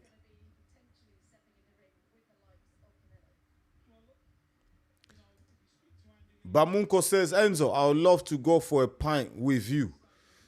Oh, man, listen, one day, man. By the way, I don't drink. I don't drink, man. You know what I mean? I don't drink. Like, I stopped. This year, 2026, I have not had a sip of alcohol. Like, last year, even when I do drink, when I was drinking, I was an occasional drinker. Like, I would drink on a special day, like a graduation or someone's, big birthday, like the 30th birthday, 50th birthday. You know what I mean? Or a special occasion. That's when I was drinking. I was never like, I'm not the guy like that will come home from work and crack a can or something like that. I've just never been that guy. Even when I was much younger, yeah, in my early 20s, I was in uni and was going out raving. I was like, I'll have like a little JD or whatever, like, do you know what I mean? Or a Hennessy or whatever, yeah. But like, I was a lightweight, like, do you know what I mean? I was a lightweight, like, I'll just lose my senses, yeah. So for me, I just rather not drink because I'm not really a strong drinker, whatever you call them. You know what I mean? It's just not for me. And I just don't enjoy the taste of alcohol. Unless it's something sweet, So I enjoy like red wine or something like that. But I've never been a guy that would drink beer. I've never been a guy that will, drink vodka and all that. You know what I mean? It's just not me, But at the moment, 2026, thus far, we're in the 5th month. I've not had a drink. And you know what? I plan on keeping it that way. You know what I mean? I plan on, like, I've gone 3 years without drinking alcohol before. You know what I mean? And then I broke that and, had some champagne at a special occasion. This time, nah, man, I'm staying alcohol free, man. You know what I mean? But yeah, I could have a non-alcoholic drink with you in the pub, Bamunko. You know what I mean? We'll do it. One day, I do plan to do like a meetup one day. Let's see how the channel goes, man. Let the channel grow. Once the channel grows, like, let's say we're like 10, 15K, 20K, I might do a little meetup where we come to, like, we do a little show, a live show, you know what I mean? Might do a little live show in future. We'll see how, God willing, we'll see how things go. But yeah, man, people can come out, subscribers come out and we meet up, we talk boxing. I'd love to set that up one day. But that's future plans, mate. Still got a long way to go with the channel. Soon 5K though. We're soon hitting 5K. We're not far off 5K. Only what? 5K, we need about 200 subscribers more. And it's 5K. And that would be like crazy. Because when I first started the channel, I never anticipated that I'll get to 5K, to be honest. I was just doing it like just out of leisure. Do you know what I mean? Like, I wasn't really taking it too serious. But recently, things have been moving well in the channel. The channel is doing well, it's growing. More people are discovering the channel. And yeah, I'm just putting in the work, so it's all looking good. But yeah, we've got a lot of plans for the future, man. Baby steps, my people. Cody Tag Live 14 says, hey Enzo, first time in a stream. Love the channel, man. Yo, Cody, appreciate you, brother. Thank you so much, man. Salute to you. I'm glad you like the channel. Do you know what I mean? I'm glad you found us. This is the place to be, man. You're not going to find a more electrifying live commentary. Do you know what I mean? Like, this is the place to be with Enzo, the realest in the game. Cody, do me a favor, yeah? If you haven't subscribed, subscribe. In fact, you must have subscribed because for you to comment, you have to subscribe. So, yeah. Thanks for subscribing, my brother. I appreciate it, man. Yeah, man. I would love to see you more often in the live streams, my brother. Keep coming back. I really appreciate it. Thank you for the support, man. Bamunko says Rico versus Derek will do numbers. Nah, man. I don't think so, bro. I don't think so, man. Listen, do you know how I know Rico can't do numbers with nobody? Like, even with Usyk, listen, let's look at the pay-per-view numbers for this fight. Usyk versus Rico. I guarantee you ain't doing more than 250. He ain't doing more than 250K pay-per-views, mate. He ain't gonna do that well. This ain't Francis versus, this ain't Ngannou versus Joshua or Ngannou versus Fury. Like, Usyk is not a great seller. Usyk has never been a pay-per-view star. Usyk needed the likes of an AJ, and he needed the likes of a Fury to elevate his name to the next level commercially. I'm not talking boxing. I'm not talking Usyk's boxing ability. I'm talking commercially, yeah. Usyk needed Joshua and Fury to take his name to the next level for him to become a superstar that he is now. But Usyk has never done Usyk has never done 1 million pay-per-views until he started fighting the likes of Joshua and Fury. You know? I'd love for someone to contradict me. Usyk has never been a pay-per-view star. Usyk is a fantastic fighter. He's the best, but he's never been great. He's not a Joshua or a Fury. And I mean, if you look at Joshua's numbers, yeah, like in the UK, in the top 10 best pay-per-view sales in the UK, in the top 10, I'm talking top 10 of all time, Joshua has 7 fights in there. And then you go 3 others from other people. But in that top 10, Joshua has 7 top pay-per-view sales in the UK. Joshua's done like 1 million plus pay-per-views like 5-6 times. You know what I mean? And Joshua's got the highest pay-per-view in British boxing history when he fought against Joseph Parker like over 10 years ago. They done 2.3 million pay-per-views. Anthony Joshua. You know what I mean? Like, it's crazy. Joshua, like, even when Joshua is not even the best fighter in the world without no belt, Joshua still does crazy numbers because he's just commercially a flipping beast, mate. He's just, like, the branding from Joshua is just crazy. It just has that mass appeal, you know? Joshua can do crazy numbers, but Usyk never does crazy numbers. So it doesn't matter who. Usyk only does crazy numbers with Fury and Joshua. Everyone else, he doesn't do the big numbers. You know? Usyk versus Kabayao, Usyk might do a little, he might do a little 350, 400 max. You know what I mean? Because obviously there'll be a lot of the casuals watching it as well. But when he fights Fury and Joshua, you're looking north of 800 pay-per-view sales.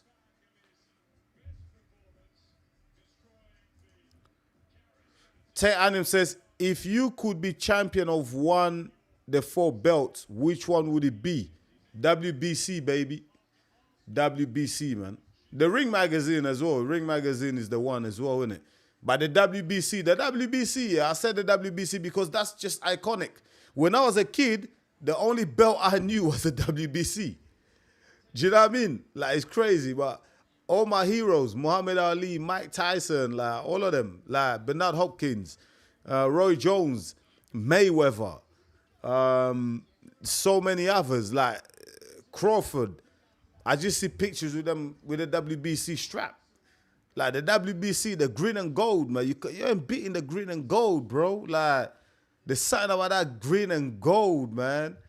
I think like even in my gym, like with the kids, we have a WBC title. Do you know what I mean? Like the best performing kid that week, we give them the belt, the WBC title, the little replica ones. For me, it's the WBC, man. The other ones, IBF, WBO, WBA, don't really mean anything. You know what I mean? It's WBC and the ring belt, man. The ring magazine belt, the WBC, man. But if I had to choose one, it's gonna have to be the WBC, man, because like there's so much iconic, you know, images out of Mike Tyson. Mike Tyson, like when I was a kid, that was my hero, man. You know what I mean? When Mike Tyson, like when he lost his first fight, like a lot of people couldn't eat for weeks, mate. You know? So, yeah, man. For me, it's the WBC, bro. Let me know what's yours. Dubois, meanwhile, hoping that Usyk isn't coming after him. Dubois versus Usyk, that chapter's closed, isn't it? It's not going to happen. Like Don Charles, Dubois' coach, he said they're not going to fight. There's no point. They've moved on. They've moved on from Usyk. They just find Usyk awkward. They can't crack that code, man. You know what I mean? They're tired of losing to Usyk, so they're not gonna go for Usyk again. Bamunko says hot dog eating belt for me. Kumakasa says Joseph Parker's situation was weird. Frank Warren really didn't want to give him the chance to grab a belt. Yeah, they were just messing Joseph Parker around, man. They messed him up. They messed him around for years.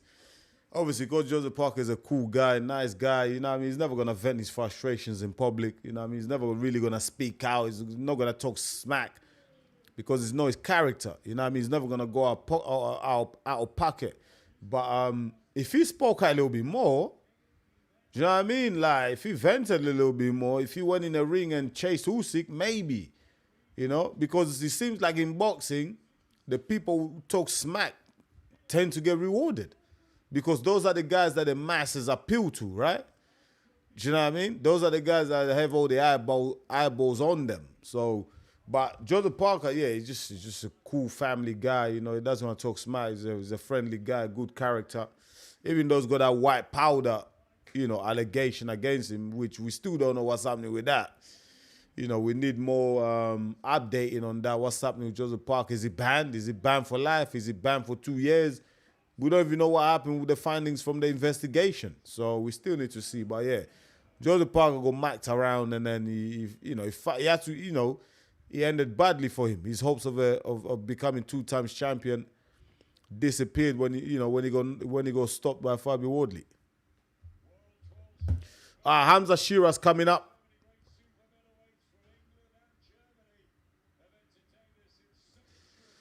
Bamunko says 55 in the chat. This is big for you. Mate, Bamunko, I've had like 1,500 in the chat. I've had 2,000 in the chat, man. It's nothing, man. Do you know what it is, Bamunko, yeah? For me, it's not the amount of people that are in the chat, like 2,000, whatever. For me, it's the people in the chat, are they interacting? Like, do you know what I mean? I could have 10 people in the chat, but if they're interacting, we're going back and forth, and the chat is lively, mate, for me, I'm happy, mate. You know what I mean? Sometimes it's not, but don't watch the big numbers. Someone's got like 2,000 people in the chat. It doesn't mean they actually, you know what I mean? Like, it doesn't mean that the live is live, you know what I mean? Like, even with a small amount of people that I have, I still appreciate the people that contribute to the channel, that interact and ask questions and comment and vote, you know? I still appreciate that. And also, you know what? I actually prefer not that many people because I won't be able to control it. The less people I have, the better, and I can read everyone's comment. If I got 2,000 people in the chat, I can't read everyone's comment. I can't answer everyone's questions, you know? So there's the what do you call it? The positive and negatives of big numbers, small numbers, you know? But I prefer that exclusive, tight-knit community, if you know what I mean. But hey, still want the channel to grow, so go ahead and subscribe if you're watching this right now, my people. Don't get it twisted. I still got goals. I still want to get to 100K one day.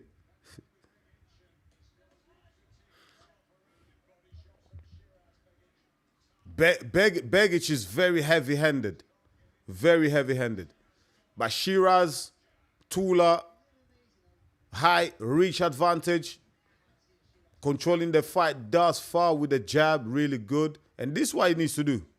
Begage is you know what I mean, he likes to come close and throw that big right hand.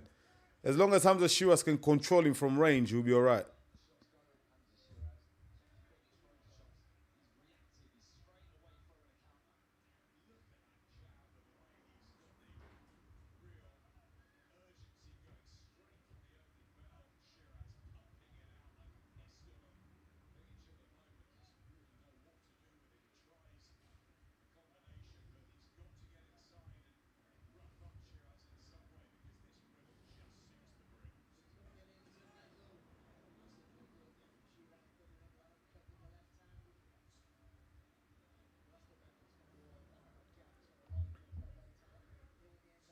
Good control in this round here from Shiraz. Good boxing. Begage tries to go on the inside, let some body shots. Shot to the body there from Shiraz. Good jab. Shiraz, like, he's got really good attributes, you know, for this weight class, 168. I think he do really well here. I think Shiraz was struggling at 160 to make weight, man. He's such a tool guy, and I'm glad he made a switch and he went up. He moved up to 168. I think he looks more healthy at 168. He's got the power. Do you know what I mean? He's not draining himself to make 160 to make 168. He's looking really good.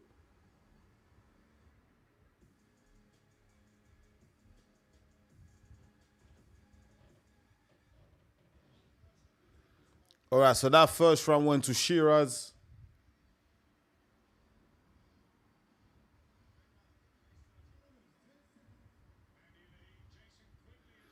And Andy Lee as well. Shout out to Andy Lee because Andy Lee has improved the game of Shiraz, though. He's made him more focused. He's sitting more on his shots. The jabs become more solid as well. So you have to credit Andy Lee as well for working with Shiraz.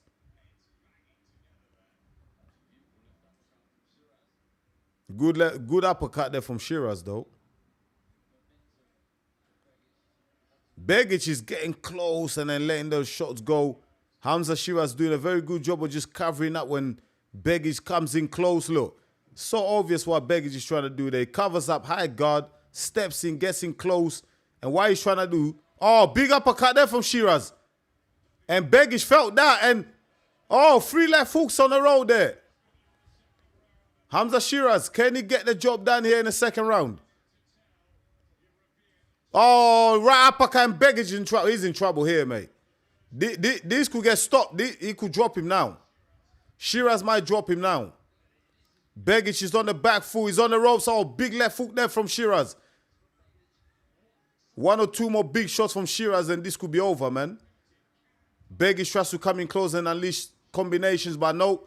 And Hamza Shiraz again gets through with that left hook through the guard of Begage.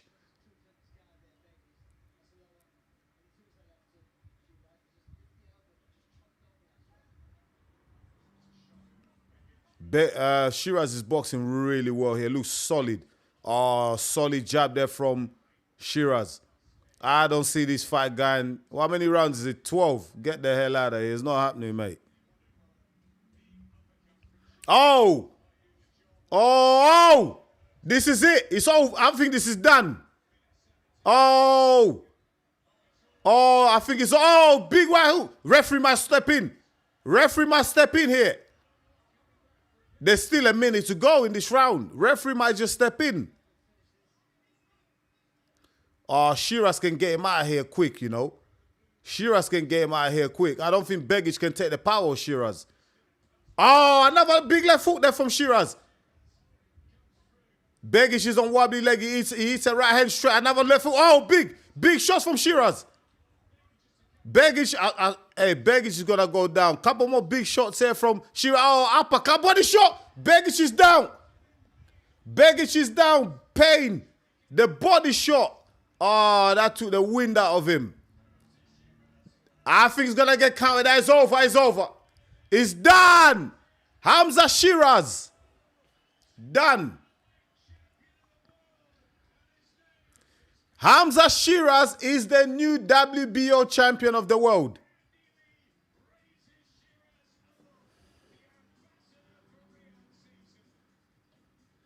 Hamza Shiraz is the new WBO super middleweight champion of the world. Wow. Listen, the opponent, questionable, you know what I mean? Cherry picked. You know what I mean? Yeah, come on, man. I'm just keeping it real. I just have to keep it real. I have to keep it 1,000. Easiest belt that you can win. Yeah, that was a gift for Shiraz. However, he still had to go out there and get the job done. Yeah, but that was a, let's keep it real, my people. That was a gift, mate. Yeah, that was a gift. Yeah, that was a gift, mate. Like Begage didn't bring nothing to the table, mate. It was handpicked, mate. But Shiraz still went out there and got the job done in the second round, yeah? He boxed well. He's controlling the range, distance, and everything. The jab, perfect. The left hook was on the money. And that uppercut as well. And that body shot there to end the fight. Right on the ribs. And, yeah, man, Begage had no answers at all. But, you know, listen, that Shiraz will never get an easier world title shot ever again. You know what I mean? Like that's the easiest title shot that he's ever had. He's never gonna happen again for him. Not that easy.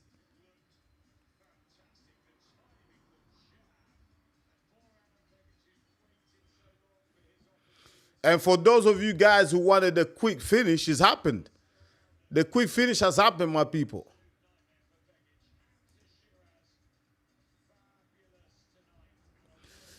Tay says I will take the WBA because I think the belt looks sick. WBA is what's that? So the WBO is kind of like burgundy, isn't it? WBA is black, isn't it? And the WBA is black and gold. Man, I'd rather take the green and gold, bro. Bamunko says, favorite pay-per-view I ever bought was Bellew Hay when Hay's Achilles went. I love the build-up and the super exciting when Bellew got on top. Not a great boxing contest, but amazing guts and excitement. Yeah, I remember that. I remember that. Yeah, I remember Bellew done his Achilles, innit? I know Bellew, David Hay done his Achilles. Yeah, that was crazy, man. Them lot had such a long rivalry, like it's crazy. I would have liked to see them in their prime, though. I think prime David Hay beats Bellew, man. You know what I mean? Beats him. Beats Tony Bellew, man.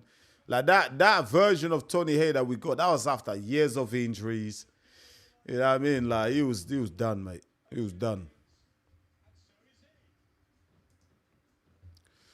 Joff 1180 says, Parker versus Sanchez, good tune-up. Fight for Parker. I think him and Dubois should have one last fight, then pass the belt to the Caballeros at Toma. Mate, you think Frank Sanchez is a tune-up fight for Joseph Parker? Mate, Frank Sanchez, that's an insult to Frank Sanchez, man. I like Joseph Parker, but Frank Sanchez can never be a tune-up fight, mate. He's too good of a fighter, mate. Mate, if Fabio Wardley gave Joseph Parker problems, and Fabio Wardley's not even a boxer, hasn't got that much skills, mate, Frank Sanchez will give Joseph Parker hella problems, mate. You know what I mean? Like, that's a 50-50 fight. That is not a warm-up fight. You know what I mean? A warm-up fight for Joseph Parker will be like coming back against, what would be a warm-up fight for Joseph Parker? Dave Allen, mate. You know what I mean? Joseph Parker versus Dave Allen, that's a warm-up fight, mate. But Frank Sanchez, do you just see what he done to Richie Torres? Richie Torres, I think, is like number 6 in the world. Do you know what I mean? He's a number 6 ranked fighter in the world. You see what Sanchez just done to Richie Torres? Like, it can never be a warm-up fight, a good tune-up fight. That's an insult to Frank Sanchez. And I like Joseph Parker, but Frank Sanchez is a different kettle of fish, mate. That would be a 50-50 fight. That could never be a warm-up fight for Joseph Parker. In fact, that would be a dangerous fight for Joseph Parker to come back on. And he'll never do that. His management, his coach will not allow Joseph Parker to go back in there for his first fight against Frank Sanchez. Too dangerous, mate. Too risky. Smoking Joe White says, this won't last long, and it didn't. You're right. How do I pronounce your name, bro? Is it Shipos Kalala? Mate, I can't. Sorry, man. Sorry. I can't pronounce your name. I'll say Kalala, yeah? Kalala 4427, brother. Apologies, man. I'm bad with names. Do you think the fight between Shiraz and Begage will go to the distance? No. Sorry, guys. I'm a bit late with a chat, yeah? I'm catching up. I'm working my way down. As we just saw, we didn't go for long, mate. Begage didn't offer nothing. Didn't mean that the wrong way. You never seem to have many people in the chat when I'm here. But I've told you before, you deserve more subscribers. Oh, no, don't worry, man. I didn't take it the wrong way, man. I didn't take it the wrong way. Mate, if you look at my channel, because how you have to look at YouTube is about numbers and percentages, right? So, on average, if you look at the viewership, whenever I drop a video, right, so I've got 4,800 subscribers, right? So if I get 5%, 5 to 8%, which is the average for YouTube, we see at the back office, right? When you're looking at your your analytics, YouTube tells you the percentage, what the average percentages are. If I'm getting between 5 to 8% at a stretch, 10% of my subscribers watching my videos, I'm happy. I'm happy. If you look at channels, other channels, they might have 100,000 subscribers, but their biggest views is like 10K, 8K, 5K. Do you know what I mean? Like, because if you got 100,000 subscribers, doesn't mean you're gonna get 100,000 views. Because not every subscriber is gonna watch your videos. You know what I mean? So for my channel, even for a small channel, I'm punching above my weight because I'm under 5K, under 10K, yeah? But if you watch my videos, my average viewership is like 650, 800. A lot of my videos, if you go through my last couple of videos, they're all hit 1,000 views, 2,000 views, 3,000 views. Some of my shorts do like 100,000 views. So the way I measure it is like I'm doing okay. I feel like I'm actually punching because when I see other channels who have way more subscribers than me, like 20,000, 15,000, whatever, and I look at their numbers in their videos, like when I upload a video, they got like 50 views, 100 views, 200 views, and I'm doing way more than them. So for me, it's not just about having the numbers. For me, when you have the numbers, are those subscribers active subscribers? Do you know what I mean? Are they active? Are they actually watching your videos? Are they commenting? Or were they just passing by and they subscribed and they moved along? You know? And also you have to remember, there's a lot of bots out there. A lot of subscribers are bots. Do you know what I mean? That not every subscriber you see is a real is actually a real human. So a lot of these numbers out there, mate, numbers can lie, mate. You know what I mean? So for me, how I judge success on YouTube is the amount of people that are interacting with your videos. So when I drop my videos, I might get 500 views, 800 views, but then I might get 50 comments, 35, 45 likes. For me, that's good for me because I'm like, okay, I'm not just getting views, but people are commenting, people are interested in what I'm doing, people are interacting, they're liking, they're sharing. For me, that's moving the channel forward. You know what I mean? And when it comes to deserving, mate, that word deserving, what does that actually, what do you mean deserve? Like, none of us deserve shit. You know what I mean? You get what you're given, mate. Do you know what I mean? That's how I look at it, man. Like, at the end of the day, my passion is boxing, right? I'm an amateur boxing coach. Like, I'm actually in boxing. You know, like I go to fights, I coach boxing, I go to shows at the amateur level, white collar fights. I do all that. I'm doing it anyway. So for me, it's something that I enjoy. And then when I'm on the channel, I'm just sharing my knowledge. I'm just growing my knowledge as well. Do you know what I mean? Like I'm reaching out to other people who love the sport. So for me, I'm just enjoying it. Whether getting the numbers is just a bonus. For me anyway, getting the numbers is a bonus. But first of all, I have a passion for boxing. I have a passion for it. I love doing it. Listen, if you have passion for something and it pays you well, mate, you're a winner, innit? You've won in life. And that's where we're all trying to get. But first of all, I have a passion for what I do. I love breaking down fights. I love talking about boxing, combat sports overall. I love it. So that's a passion of mine first, because what happens is, if you do YouTube, no matter what you do, whether you review cars, finance, boxing, football, it doesn't matter. If you do YouTube and you're not passionate about what you do, you don't enjoy what you do, what happens is, when you're not getting the numbers, you might drop a video that you think, yeah, that's the best video of all time, but then you only get 10 views and it's sitting there for 2 months and no one's commented on it. Do you know what I mean? That could be very demoralizing. Do you know what I mean? That could be very discouraging.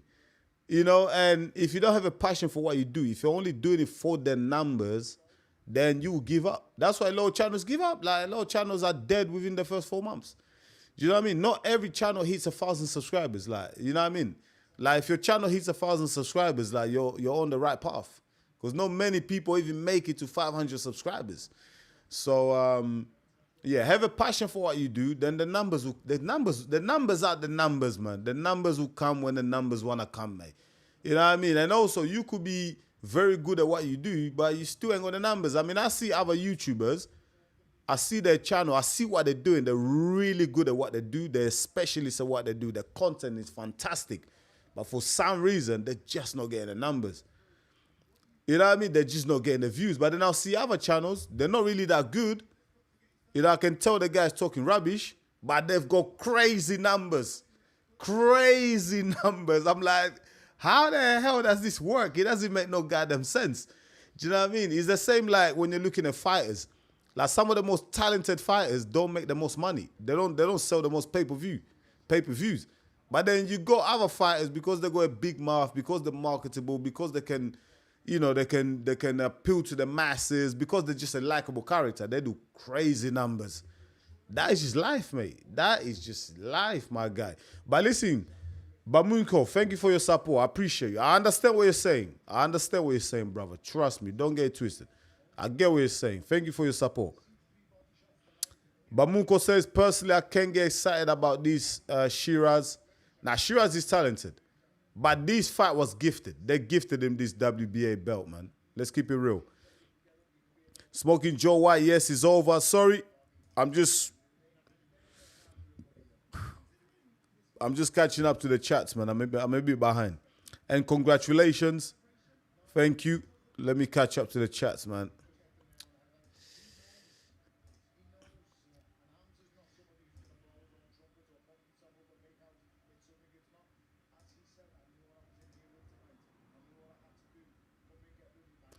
Who's this? Know this. Shout out to know this, man. Welcome, bro. Good to see you always here. Have you heard of Alex Lipa Jr., young boxer out of Australia, full-on powerhouse? I'm gonna check him out. Because I know in Australia there's a lot of gems. Australia, New Zealand, Samoa, Tonga, down under, South Pacific, there's a lot of gems out there. There's a lot of fighters, man. I'll check him out, brother. Thanks for highlighting him. Mark says, can you talk about boxing? Hey, Mark, I was answering a question, man. Someone asked a question in the chat. I was just answering. And also here, we don't just talk about boxing. At the moment, there is no fights, mate. We're waiting for Usyk versus Rico. It's not now. There's another 10, 15 minutes before they come out. So in the meantime, we can talk about anything, man. We can talk about movies. We can talk about anything, man. We don't just have to talk about boxing. But Usyk versus Rico Verhoeven is coming up next. Not long now, yes. Jove says, Frank Sanchez, he reminds me of Bakole. Both very similar, but I think Jared Anderson has that puncher's chance to beat Frank Sanchez, knowing that America need a great heavyweight. Yeah, you know what, yeah. Jared Anderson, yeah, I don't know, man. Ever since Bakole beat him, yeah, his name's dwindled a bit, innit? Like, there's just something about that kid, man. The spark is gone. I think he was meant to be fighting, innit? He was meant to be fighting someone, then he got injured. He was meant to be fighting on the Fury card. Then he got injured. So, yeah, injuries and just lack of activity. He's lost his way a bit. You know, listen, he's still young. I would like to see him pick it back up again and really have a run at the heavyweight division because there's talent there. It's just that I feel like he just doesn't want it enough. Do you know what I mean? It doesn't show me like he's determined enough. Who knows, man? He's still young, man. He might come again, but I don't know, man. I wouldn't put Jared Anderson in there against Sanchez because Sanchez the type of fight because he's so skilled. He can break you down, man. You know, look what he just done to Richie Torres. Richie Torres is young. Look what happened to him. Smoking Joe, I have been up 20 hours. Whoa. 20 hours. Damn. That's crazy, man. Go to sleep. Yo, Joe, go to sleep, bro. Go to sleep. I'm not young enough for this anymore. Hey, tell me about it, man. Tell me about it, mate. When I'm nearly on the 4th floor, mate. Couple years more, I'm on the 4th floor. The Flash Vids channel. Shout out to the Flash Vids channel. He says your channel's growing at a good rate, very similar to G-Men a few years back. So nothing to worry about. I would say just keep on doing what you're doing. Yeah, that's exactly it, man. That's exactly Flash Vids. I'm just gonna keep doing what I'm doing. You know, the numbers are what they are. You know, hopefully, you know, with the work that I put in, more people will discover the channel. So, yeah, I'll just keep doing what I'm doing, delivering great content, being myself, keeping it real, being honest, being authentic. I think that's very important. And, yeah, just give out my real opinions, predictions, and fights, do a breakdown, not be biased. Even though it's hard to be non-biased as human beings, you know, we all have our favorite fighters, etc. But be very objective, you know what I mean? Thanks to Flash Vids. Tate Adam says, have you seen the boys show? Who's that? Who's the boys show? Notice, the pyramid setup is crazy. Shout out Enzo. Yeah, the pyramid is crazy, isn't it? I've seen it, the lightings, and they've got lights inside that pyramid, man. How much did that cost? Godzilla says, who wins? Francis Ngannou versus Daniel Cormier at their primes. Daniel Cormier. I say Daniel Cormier because of the takedowns. Daniel Cormier is a all-American wrestler, man. You know what I mean? Daniel Cormier in his prime, he beats Ngannou. He'll take Ngannou down and Ngannou won't be able to get up. Because Ngannou at his prime couldn't wrestle, mate. He's good at grappling now, but before he wasn't good at all. Daniel Cormier in his pomp, yeah. He's taking Francis down, mate. He's taking him out. He'll choke him out. Joe White says, nah, mate, I have made it this far. You know what's funny, Joe White, yeah? Smoking Joe White. You know what might happen? And it's happened to me a lot of the times as well, yeah? Seriously. It's happened to me in the past where I'm watching UFC. It happened to me. You know what? This happened to me. It happened to me for Terence Crawford versus Canelo last year, right? I stayed up. I said to myself, you know what, yeah? It was like, I think the main card started about 3 a.m. in America. And I said to myself, I'm going to go for a quick nap, right? Because I was tired. I've been up all day. I was shattered. And I said to myself, let me go nap for 30 minutes, half an hour. And I put the alarm. Mate, that was me gone. By the time I woke up, I ran downstairs, switched on the TV. I just saw Crawford celebrating with the belt.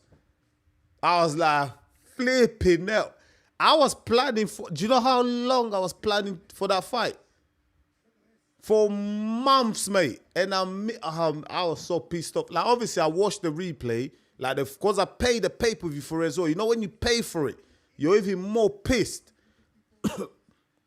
So, I had to rewatch the whole fight. And I was so pissed off. I was like, damn. You know what I mean? Now, I don't sleep no more. I just drink coffee and make sure I stay up, mate. But what might happen with you, Joe White? You might get to the Usyk fight. You might just fall asleep. Unless you keep your eye glued onto your computer, mate. So I can keep you up. Jov, who got the best heavyweights? England versus America versus Australia, apart from Itoma. Who does England have coming out from the ranks? React poll. Overall, England has the best, innit? Because England, who do England have? England have Tyson Fury. England have Anthony Joshua. England have Daniel Dubois. England have Fabio Wardley. England have Lawrence Okoli. England have Richard Riapo, like you said. England have, who else am I forgetting? David Adelaide. England have Dave Allen, even though Dave Allen is not that skilled, but Dave Allen is still a bigger name than most American heavyweights and Australian heavyweights, bro. So I'll say England. England have the big names of heavyweights in the world. Joe Joyce. England have Derek Chisora, who's a big name. And Derek Chisora just fought the biggest name in America, Deontay Wilder. Deontay Wilder is still the biggest heavyweight name in America. Let's keep it real. And Del Boy just fought him. And Del Boy is not even the biggest in the UK. So that tells you a lot. That should tell you a lot, my people.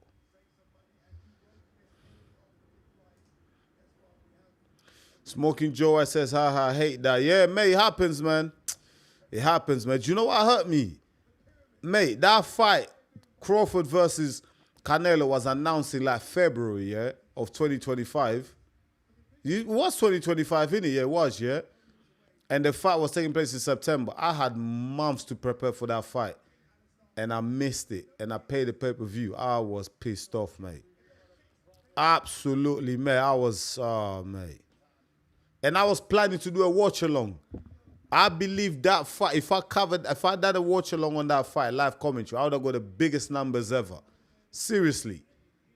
I flopped, mate. I just flopped, mate. I let myself down. But Munko says we've all been there, yeah, mate. Yeah, man. The sleep got to me, brother. Jov says, Joe says, not the stars like the young talent, because America had a lot of young talent. Anderson Torres, but seems like they might drift off. The young talents in the UK, heavyweight boxers. So you got Monsai Atoma. Atoma's young. Or you said apart from Atoma. What's that guy? What's that guy that Eddie Hearn signed? The heavyweight that Eddie Hearn signed. That people are talking about is the next Joshua. What's his name? I forgot the kid's name. We've got him. He's coming up. You know what I mean? We've got him coming up. I forgot the guy's name. Someone let me know in the chat. I forgot his name. The heavyweight boxer, the kid. He's meant to be, you know, he's meant to be the next Joshua, the next pay-per-view star.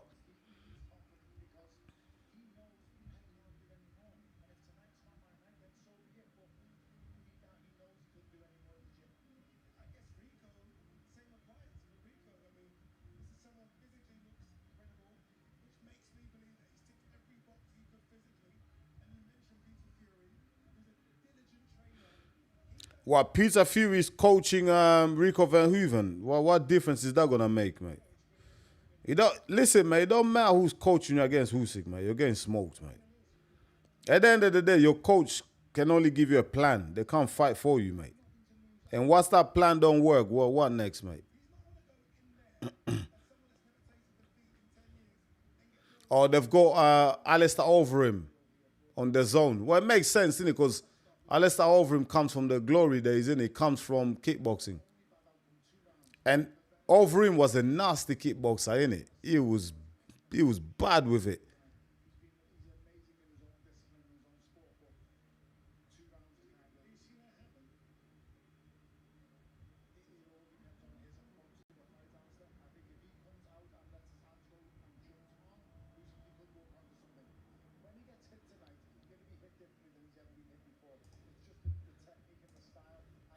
Te Anyum says, Enzo, I'm starting boxing in 2 weeks. How long do you have to train before fighting?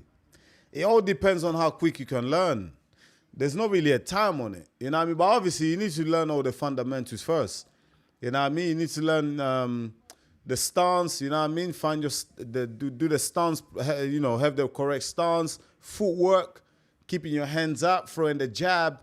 You know, 1, 2, and then go from there. You know, it might take you 6 months. You need at least 6 months, mate. You know, you can't. I won't say fight within 6 months. Like, you know, there are shows. There are like here in the UK, they do like white collar events, like where, you know, you can have a fight within 8 weeks. You can train and learn to box within 8 weeks. You can. I think you can. It just depends on the level that you want to fight. If you're gonna fight other people that have never boxed as well, and you've learned at the same time, I say 8 weeks, 12 weeks, training, you know, 4 times a week, mate. You know, like, you get the basics of boxing, then you can go out there. You won't be technically sound.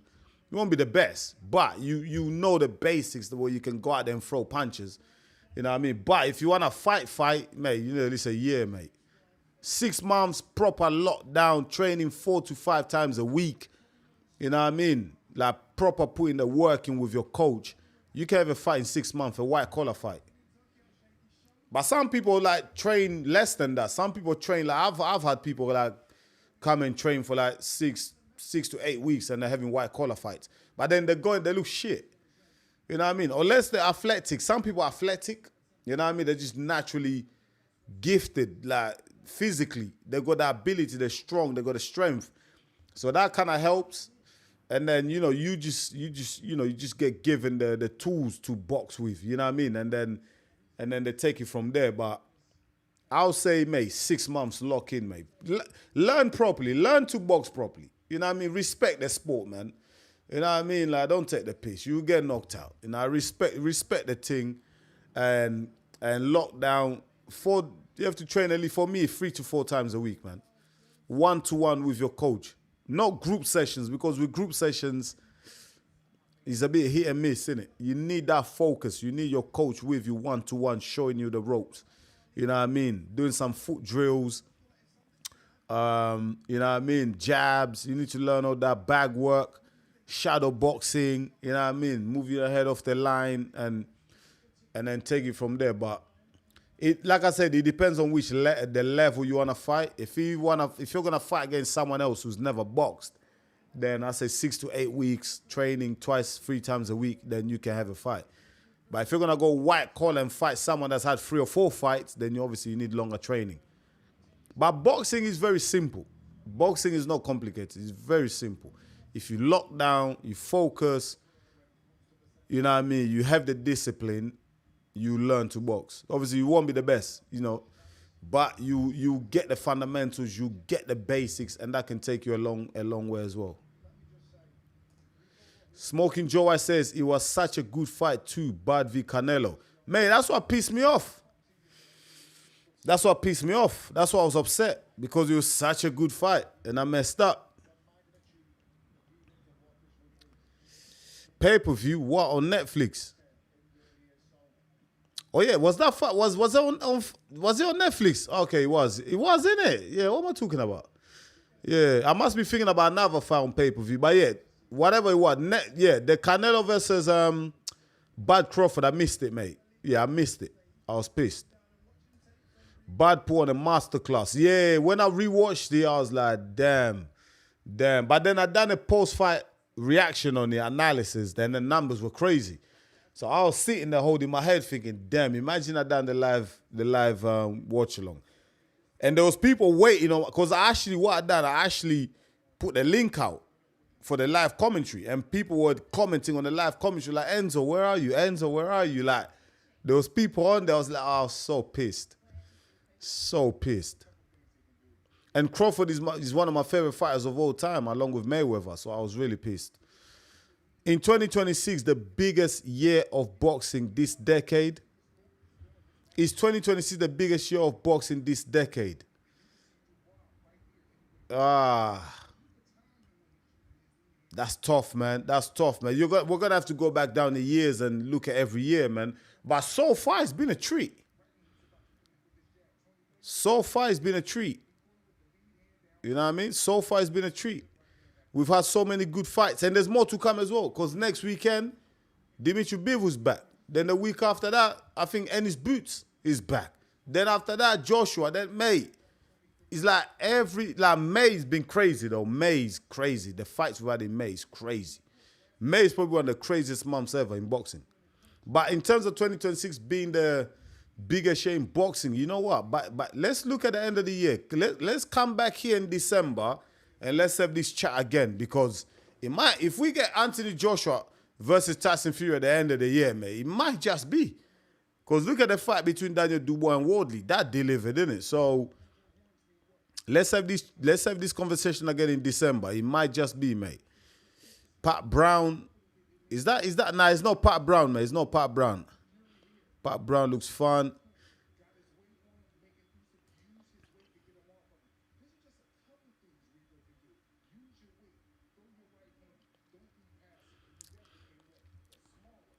Chris Billam Smith versus Rozicki is going to be the best cruiser fight in the UK in recent years. Rozicki is the most ducked cruiserweight I've seen. I thought Jai Patel was the most ducked. Nah? I thought Jai Patel was the most ducked cruiserweight in the world, in my opinion. In my humble opinion. If you never boxed before but have an amazing footwork, then you can pick up the sport easier than others. Yeah, but how you gonna have an amazing footwork if you've never boxed? That's the thing. How you gonna have an amazing footwork if you've never boxed? Have you come from another discipline? Like I came from MMA. Yeah, I trained MMA. I had to fight MMA. Then I came over to boxing, and I had to adjust my feet because the stances are different. In MMA, I kind of stand. My stance is a bit different because I'm trying to stuff the takedowns, right? I'm aware of the takedowns, and I'm aware I'm fucking looking out for kicks and fucking elbows and shit, spinning kicks. Do you know what I mean? There's so much variables that you have to look out for in MMA. So when I came to boxing, I had to kind of adjust my stance and learn the foot positioning again, and it took me a while. But I spent a lot of time with a coach who worked with me, drilled it with me day in, day out. I was training like 4 times a week, really putting the work in the gym and on the roads as well, going for runs, like doing 5Ks and all that. So I put the work in. And when I had my fight, the guy that I fought had 2 fights before me. He was undefeated and I beat him. So I just put in mad work. So you're right. If you're disciplined and dedicated, that could take you really far. But if you're lazy, you're not going to learn, But you have to be committed as well. Why do they take 10 years for the fighters to walk out? It's the broadcasters, because it's the timings, right? They want to make sure the main event starts at a certain time in America, Australia, UK. They have to make sure it's all aligned, innit? So the broadcasters waiting. They want to have the peak viewership, right? They want to have the numbers in, the maximum numbers. So they have to make sure that the times in different continents all align, and then they start the fight. So it's the broadcasters. The fighters are ready. I saw Usyk, he's wrapped up. He's ready. Verhoeven is ready. The fighters are ready. It's just the broadcasters that are now delaying it. It's for commercial reasons as well, sponsorships and etc. Joe White says, I was there, man. My cousin, who does not know boxing at all, dropped in as the fight started. Oh. Mate, you know what he is? He's tough, mate. He's tough. Listen, man, 2026 so far, man, it's been banging. It's been a good year for me and my channel, 2026. I'm loving 2026. I've seen a lot of growth. I'm probably going to have, I'm not probably, I'm going to, I'll hit 5K in 2026. So for me, it's a big year, you know what I mean? A lot of good things happening. All the big fights really help as well for growth. So yeah, I love it. Which martial art did you major when you were doing MMA? So me, mostly is grappling, jiu-jitsu, doing wrestling. I didn't really focus on one specific one because I went to an MMA gym. I didn't go to like a jiu-jitsu gym or a kickboxing. I went to MMA. So my coach, he was mixing things up. So, but the discipline that I enjoyed was jiu-jitsu. But no gi. I didn't use the gi. Some days I use the gi, but I preferred when we done jiu-jitsu with no gi. I just felt more free. You know what I mean? With the gi, there's a lot of flipping. You know what I mean? Like they can hold your gi, tie you up, and choke you with the gi, like holding the cuffs. It's just, man, I'm like, man, I ain't got time for this, man. I prefer freestyle jiu-jitsu with no gi. You know what I mean? We can move around, you're sweating, it gets a bit slippery, it's harder for locks, it's harder for submissions. So I prefer that. You really have to work harder for the submission. So I like wrestling as well. I really enjoyed wrestling. One thing I want to get into is sambo wrestling. Sambo wrestling, them Dagestani guys, Habib Nurmagomedov. Sambo wrestling, yeah, that's the one I want to get in next. Apparently near my house, not too far from my house, there's a sambo wrestling gym. So I might join that. I might actually get into that. I love grappling. The athletic people that do jumping and skipping, Lomachenko used to dancing lessons, his footwork was there. I feel Lomachenko done ballet, or something like that, innit? Ballet or something like that for balance or something, and started dancing and that. Usyk dances a lot as well. Mate, if you got a hit, if you can, you know them guys that dance, they do the samba dances, the samba dances, yeah, they'll do well, innit? Because with boxing as well, there's a lot of rotating on the hips, you know what I mean? If you got all that, turn, rotate the hips, bam, that's where the power comes from. So yeah, so if you're already a mover, you got that balance, mate. You're halfway there, mate. Hey, my salsa ain't that good. Tay Adams says, what is your thoughts on Benavidez versus Beterbiev and winner faces Bivol? Man, Beterbiev is getting old, man. Listen, the only fight I want to see Beterbiev involved in is against Dimitri Bivol. Come on, man. Like, they had the fight. Beterbiev won the first fight. Then he gave Bivol the rematch, gave Bivol the opportunity to become undisputed. Bivol took it, became undisputed. I want to see the trilogy. You know what I mean? I want to see the trilogy. That's what I want to see. I want to see them two go again, but then he can't be for undisputed because the belts are scattered, innit? You know what I mean? Bivol doesn't have all the belts no more. Benavidez has one of them. But to answer your question, Benavidez versus Beterbiev. Listen, man, I like Beterbiev, yeah. He's solid guy, but he's like 41 now. He's old, man. And Benavidez with those fast combinations, yeah, that would be a problem for Beterbiev, man. Because Beterbiev has slowed down. Even in the last fight against what's his name? Against Bivol, he slowed down a bit. I did see a slight decline in Beterbiev because he's getting old.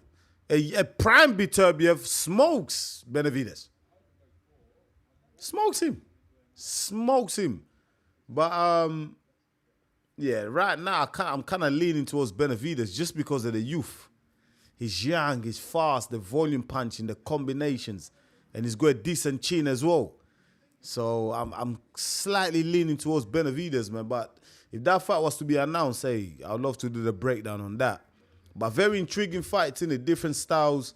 But Benavidez right now is looking like a monster. Mate, Benavidez just flipping stopped a cruiserweight. A big cruiserweight in Zodo Ramirez. So if he's stopping cruiserweights, mate, he's going to be a problem for them light heavies, man. Jov says Usyk versus Lennox, who wins? I think Lennox Lewis wins by majority decision. That jab would hold off Usyk. Nah, I'm leaning towards Usyk, man. Listen, man. Man, I just think Usyk, man. Usyk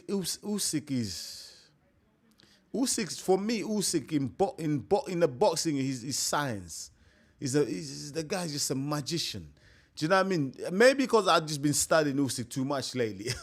I have to admit it. I have been studying Usyk so much. Like, I've been watching a lot of Usyk tapes.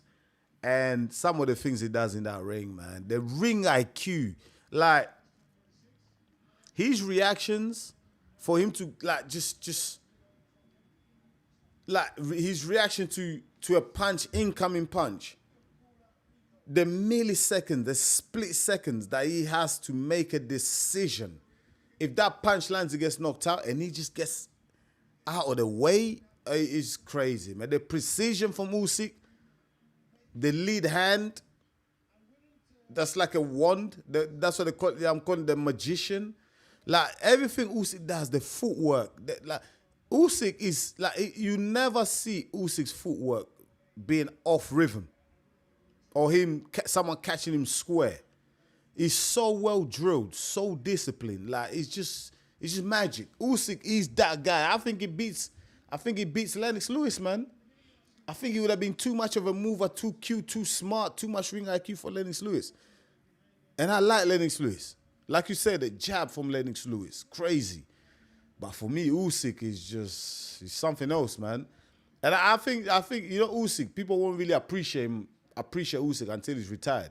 And also, imagine Usyk was American or Usyk was British. They'll be saying he's the greatest of all time. Do you know what I mean? But because he's from Ukraine, you know what I mean, like Eastern Europe, everyone like kind of likes to dismiss him and not really. Do you know what I mean? Do you know what I mean? Show him the respect, the value. But for me, Usyk is a magical fighter, man. It's absolutely phenomenal. Absolutely phenomenal, Usyk, man. I'll back him to win against most of the past greats. I'm just keeping it real, man. Or Patel will kill Benavidez, trust me. That'll be a very intriguing matchup. Do you know what I mean? Because so far, Benavidez, is not going in the ring with people that want to hit him back, really, that really want to war with him. Zordo tried it for like a round or two, but then we saw what happened there. But Petar is the type of guy that will come to fight, will throw back, and he punches hard. So if Benavidez gets caught by Jai Petar, it could be lights out. But then again, because Jai Petar loves the war, he might go against him because he's going to get caught a lot against Benavidez, especially in the center of the ring when Benavidez switches up the speed. The combinations are so fast coming at you with volume, ferocity, and power. Jai Petar could be in trouble. You know what I mean? So that's a very intriguing fight. Stylistically, listen, man, it's tough for both fighters, I'll say. I'll favor Jai Petar because he's the more established cruiserweight, been in that weight class for longer, has the experience. But then again, so did Zordo Ramirez, and he got pissed up. And Zordo Ramirez is physically bigger than Jai Petar. And Benavidez still got rid of him.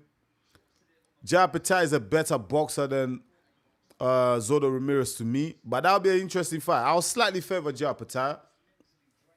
But that'll be a tough fight, man. I would love to see that, but Benavidez already told us that he's going back down to the light heavy. So him and Jai Petar is most likely not going to happen, unfortunately.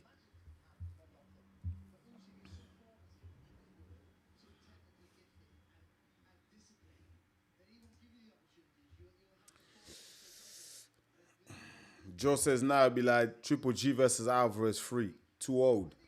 Yeah, if you're talking about Beterbiev, yeah.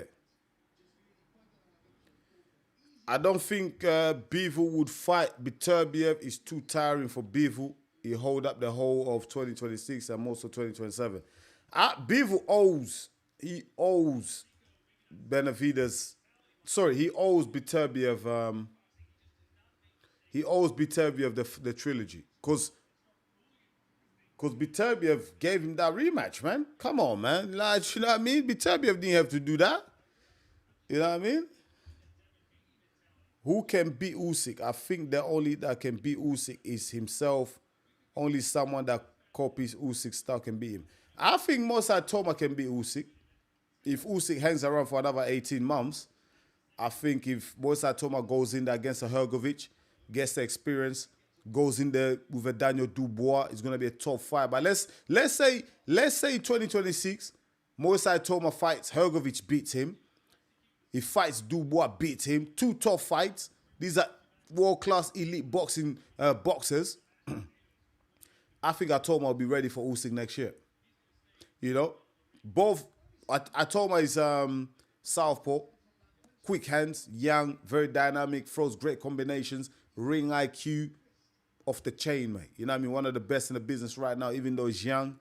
Yeah, very mature, very measured, very disciplined for his age. He's only 21 years of age. And he'll be very fast for Usyk. I mean, the speed for Atoma, Usyk will feel it. It will be something different. And Atoma is not one of those giants. What's Atoma? 6'3"? He's not a giant like the Joshuas and the Furies where they're slow on their feet. Atoma can move in and out quick and throw combinations. By the time you try and land, he's out. So Usyk being the age that he is right now, and if he was to fight Atoma next year, he'll be 40, 41. He's getting older. Fighter time doesn't wait for nobody. His feet will slow down. His hands will slow down. And that'll be the perfect time for Atoma to step in the ring against Oleksandr Usyk. Even though I'll still kind of back Oleksandr Usyk, he'll be the favorite just because of his experience, you know, the things he's won in boxing and his skills overall as well. But Atoma gives him a tough challenge. And also Kabayao. You know, I get Kabayao will be a tough opponent for Oleksandr Usyk just because of the body shots. No one goes to the body in the heavyweight division the way Agi Kabayao does. And we have heard for years that Usyk's Achilles heels is his body. But no one successfully is able to get to his body because they're constantly getting punished up top. It's hard to close that distance to find that range on Usyk. By the time you do, if you get comfortable, you're getting peppered. Do you know what I mean? You're eating combinations, then he's throwing you off your rhythm with his movement. He's mesmerizing you with that lead hand. You're there like a little cobra. Do you know what I mean? So, but yeah, I think Kabayao and Mosai Toma give Usyk his toughest challenges in a heavyweight division. I'm not saying they win, but I think they challenge him. They take him to that next level, like that dark place, you know. But I still think Usyk beats both, but very competitive fights. And also, Usyk is getting old, man. He's getting old. He's slowing down.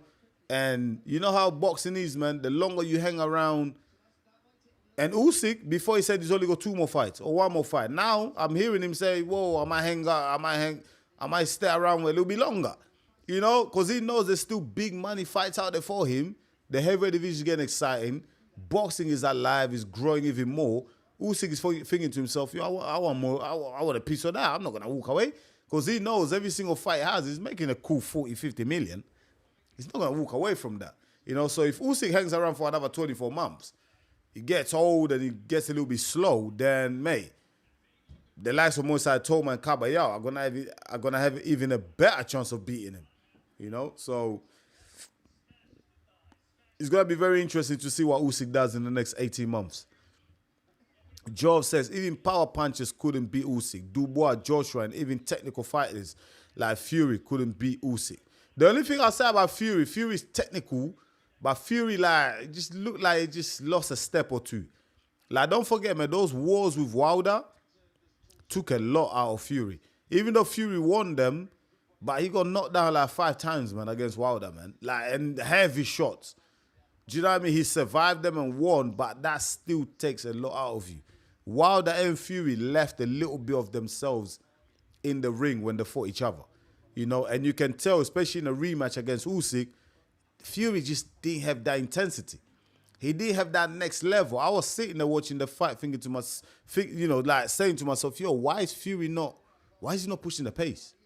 He tried to box smart.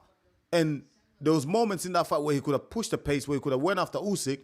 He didn't go after Usyk, not because he chose not to go after Usyk, because he couldn't. Physically, he couldn't do it. He just hasn't got it anymore. You know? And that's because of the wars against Deontay Wilder, man. It happens. You know? It happens. Jai will walk through hell. Yep. Jai is the real deal. Tate, it's been 20 minutes. When are they going to walk out? Man, I'm still waiting as well. I'm getting tired, mate. 2 minutes, finally. Are they walking out? Nah, they're not walking out. I'm still waiting. Brad Bridis, when's the main event? Main event start. We've been waiting for the main event for like 25 minutes now. It's just been delayed and being delayed. Like, it's nearly 11 p.m. here in the UK. I need to see Atoma versus Sanchez or Bakole. Good fights. Tough fights. I think, you know what? I'll keep it real. I think Sanchez and Bakole are tougher tests for Moisei Toma than Filip Hrgović. Sanchez, slick, Cuban boxer, has power, very disciplined, good boxer. So he'll be a problem for Atoma. He'll be a test.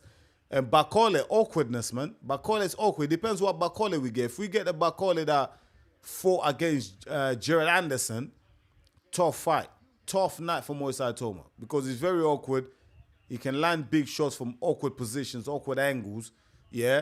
And he's not projected. Like, he'll throw an uppercut from like that. You know, Bakole is a weird guy. Yeah, so it'll be a problem for Atoma. But if we get a Bakole that turned up against Joseph Parker with 24 hours to go coming from the Congo and, you know, he was drinking and eating all type of crap before the fight, then Moisei Toma smokes him. But if Bakole is locked in for a good 8 weeks in camp, then, yeah, it could be a problem. So I think Bakole and Sanchez, you know, big, tough challenges for Moisei Toma. But Hrgović, people keep telling me Hrgović will cause problems for Atoma. I tend to differ, man. I think Hrgović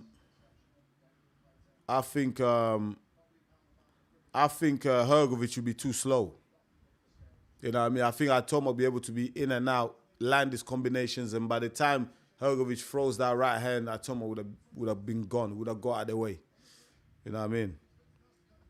Shout out to everyone who's in the building. I appreciate you having you here. Thank you so much for coming through. Don't forget to smash the likes, my people. Smash the likes. If you're new to the channel, go ahead and subscribe. I would really appreciate you, my people. All right, when are they starting this goddamn main event, mate? It's getting boring now.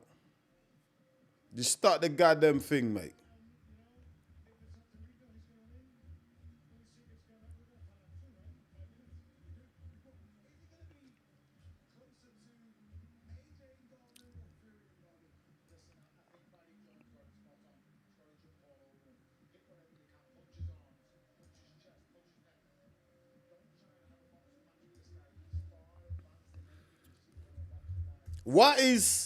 Let's have this conversation. So, I'm hearing the fight is about to start in about 5 minutes.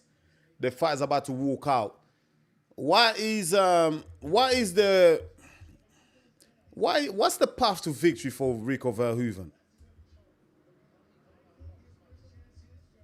What is the path to victory for Rico Verhoeven?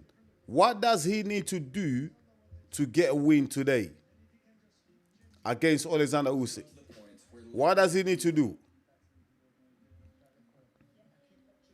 For me personally, he just needs to go out there. He just needs to go out there and just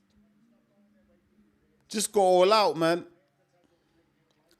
Do you know what I mean? Just go all out, mate. Just get knocked out, mate. You know what I mean? Just get knocked out, mate. You know what I mean? Don't even try and box with Oleksandr Usyk, because you can't box with Oleksandr Usyk. I mean, Tyson Fury couldn't box with Oleksandr Usyk. You know what I mean? Many other fighters, great fighters, have tried to box with Oleksandr Usyk and have failed. So, for Verhoeven, I think just go out there and just throw punches, mate, from different angles. Make a dirty fight. Use your physicality. Do you know what I mean? And I mean elbows on the throat of Usyk, on the ropes. You know what I mean? Just connect. Throw mad punches. Just go all out. Go mad.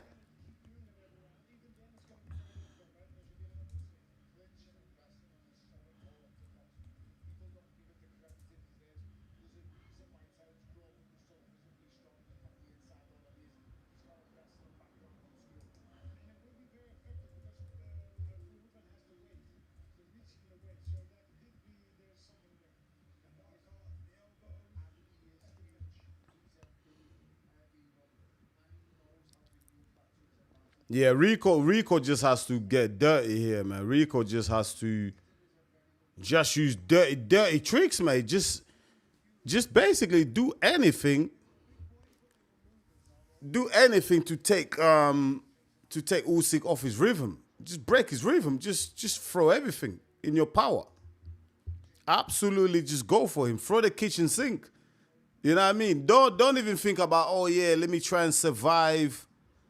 Let me try and survive the first 5 rounds, man. Forget about that. You be down 5 rounds, you be getting peppered. Just bloody go all out. Do you know what I mean? Just bloody go all out, mate.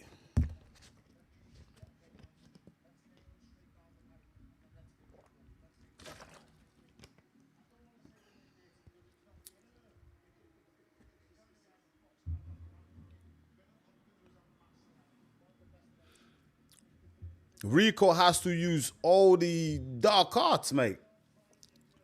But I got a funny feeling Rico's gonna try and box with Usyk. Oh my days.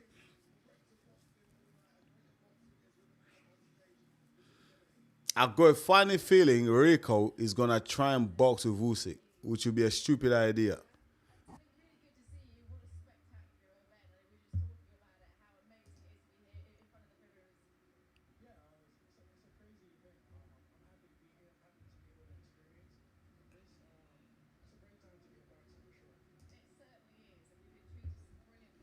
We're still waiting for this main event. Mate, hurry up with the main event. I still haven't had my dinner yet.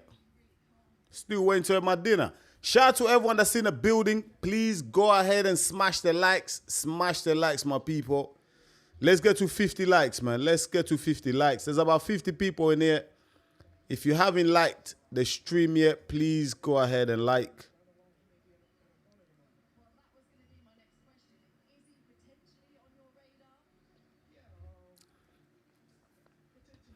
Rico getting a knockout. Mate, it's not easy to get a knockout, you know.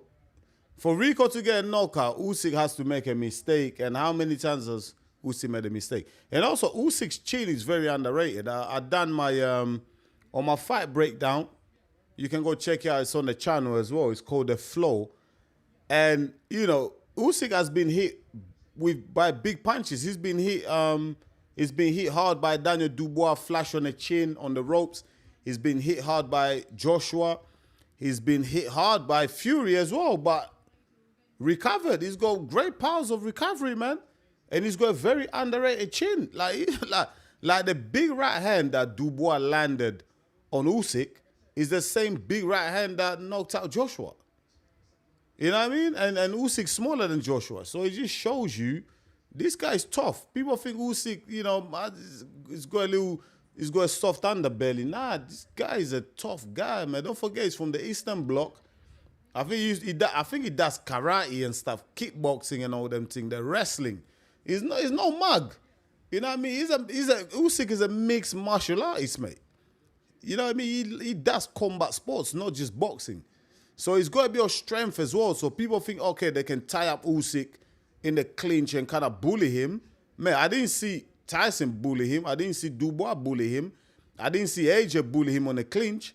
The only one that kind of got close to the bullying was probably Derek Chisora, but that was early on. That was his second fight in the heavyweight division, whatever, yeah? His body wasn't filled up yet. Now his body's filled up. He's a seasoned vet in a heavyweight division.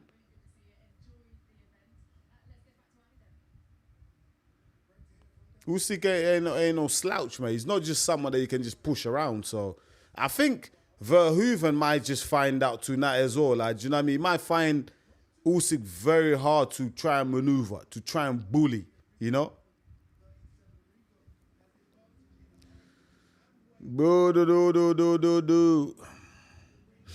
Brad says, hey, Enzo, I added you on TikTok. Shout out to you. Thank you, brother. Thanks for adding me on TikTok.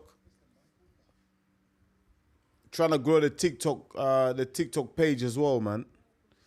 All right, we're nearly there.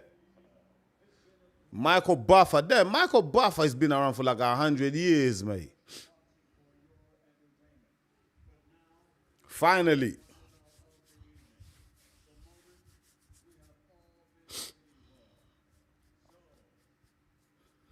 Smash the likes, my people. Smash the likes. Let's get started, man. Smash the likes. Michael Buffer, mate.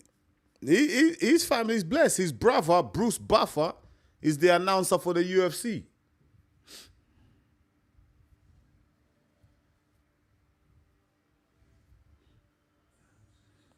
I heard Michael Buffer has insured his voice for $1 million. You know what I mean? His cords are insured for $1 million, mate. So if he was to lose his voice, he gets paid that $1 million. That's crazy.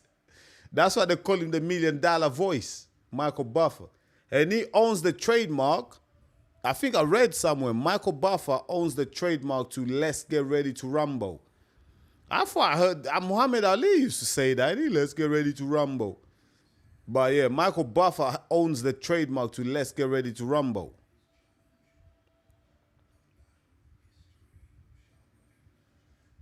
How old is Michael Buffer? He must be in his 80s, right?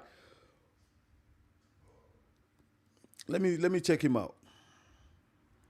Let me see how old Michael Buffer is.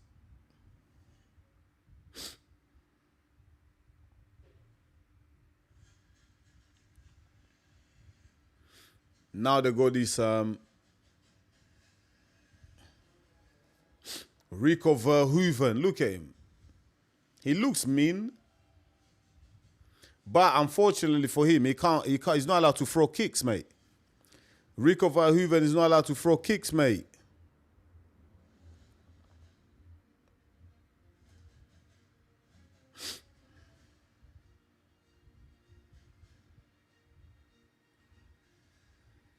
Rico Verhoeven is walking out.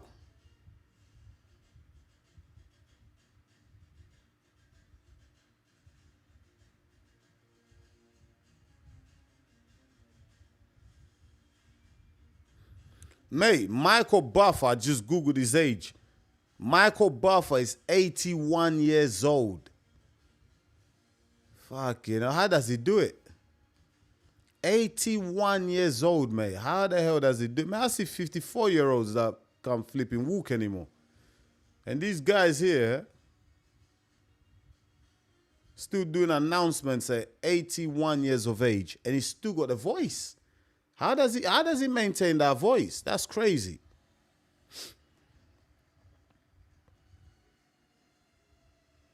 Who's coming out next? Is it Usyk next?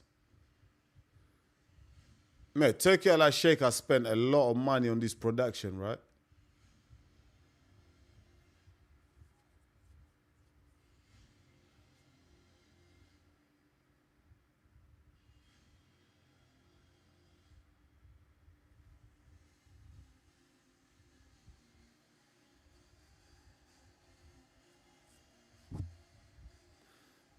You know what? I like Rico's entrance, though.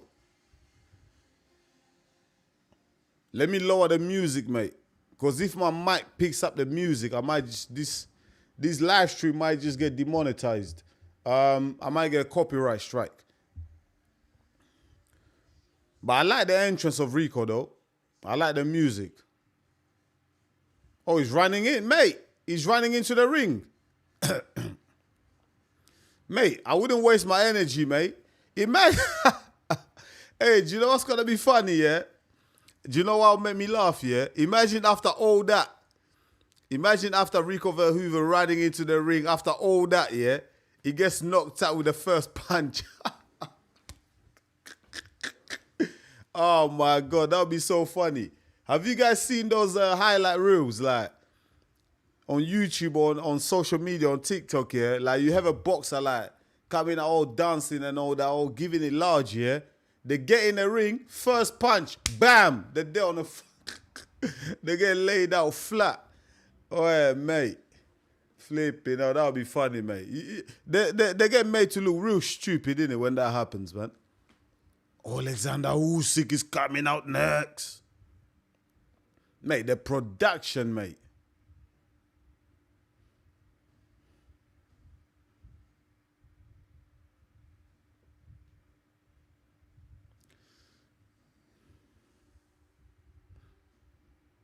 The production alone, overall, how much do you guys reckon this whole production cost? Like putting the fire on, like the lighting in the pyramids and everything, because this has never been done before, right? Fighting in the pyramids. Like how much do you think all this cost? I reckon about $10 million, man, for the production, mate.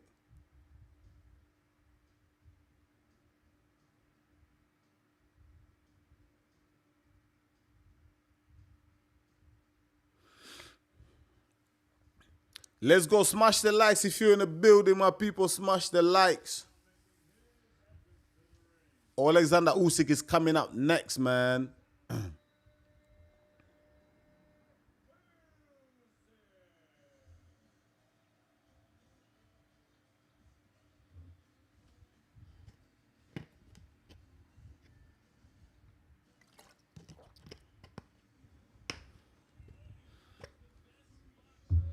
Oleksandr Usyk is coming out with a Roman costume. Bro, you're in Egypt, you're coming out as a Roman. I thought he was going to wear the Egyptian stuff.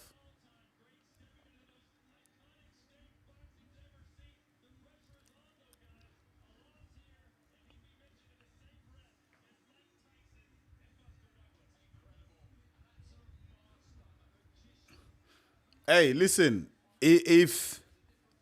Listen, yeah. If Rico Verhoeven was to torch Usyk, yeah, and drop him, yeah, I don't think I can do a post-fight analysis, mate. That would be a disaster for both. Can you imagine, yeah?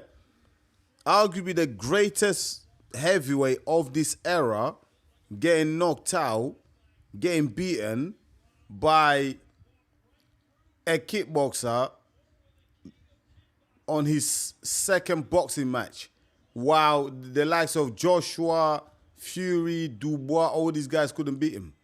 That would be embarrassing for boxing, mate. I don't think I can stomach that. I don't think I can live with that. I'm just keeping it real. That would be a disaster. That's gonna take boxing like years to recover. I mean, the embarrassment. Like MMA guys already like laugh at boxing. Like they say, oh, you guys only use your hands. You're not really real fighters. You're not street fighters. MMA is street fighting. Now imagine Usyk losing to this guy. We're fucked. Let me look at the poll. So the zone, who will win? 69% Oleksandr Usyk, 31% Rico Verhoeven. Let me look at the poll on EMGM Sports. EMGM Sports is wide, similar as well. EMGM Sport, 74% backing Oleksandr Usyk to win the fight, and 26% backing Rico Verhoeven. So, yeah, it's looking the same. It's staying the same. It's stable. Understandable. I got Usyk winning by a mile. We're nearly there, my people. Michael Buff is going to be announcing it. Does anyone see this fight going on the decisions, like going to the scorecards? Surely no. It can't go to the scorecards, bruv. This fight will not go to the scorecards, man. Rico Verhoeven, he's never done a 12-round fight in boxing. So I don't see him doing it. Sorry. Just don't see it. Shout out to everyone that's in the building. Smash the likes, my people. Smash the likes if you're in the building. Who's going for Rico? You guys are crazy, mate. Rico for the upset. Nah, no chance, bro. It ain't happening, bruv. It's not happening, brother.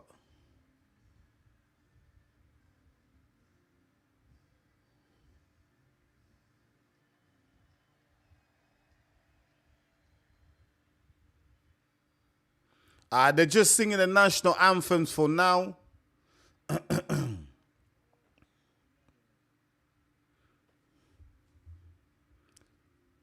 The national anthem's being sang.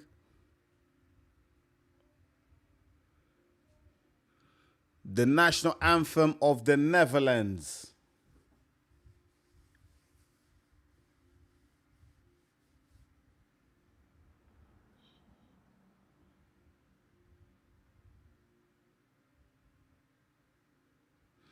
How many rounds you guys see this fight going? How many rounds?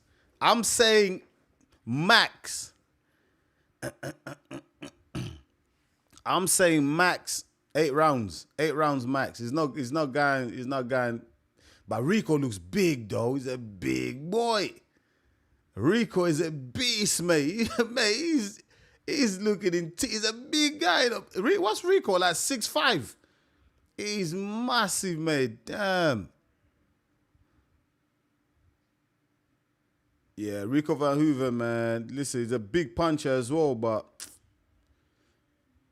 can he close the distance? You know what I mean? Can he find his range and land something big on Usyk? Usyk has the reputation of boxing at the palm of his hands right now, mate. Do you know what I mean? Like, he cannot let boxing down, bro. Do you know what I mean? Like, a lot of us might have to just walk away from YouTube if Usyk loses this fight, because what argument can we bring to the table, bruv?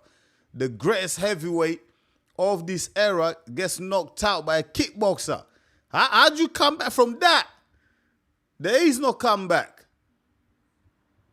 There is no coming back.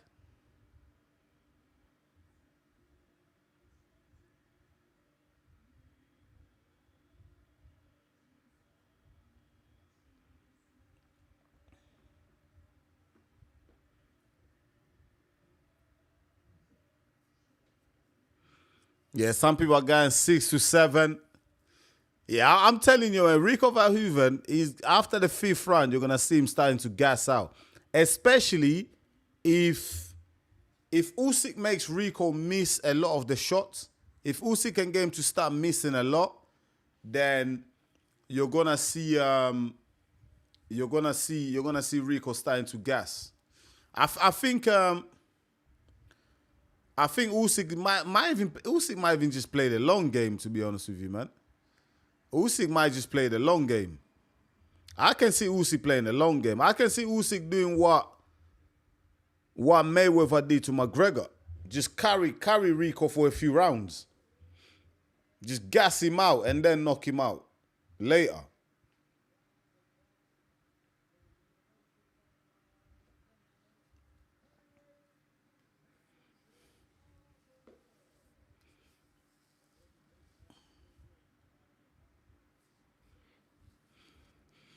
Flipping out this fight, mate. We're gonna be here until midnight, god damn it.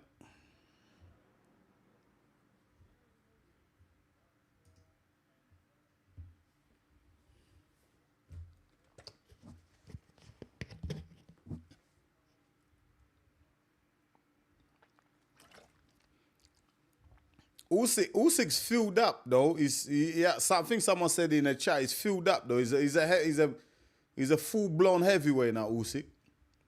He's a big boy now.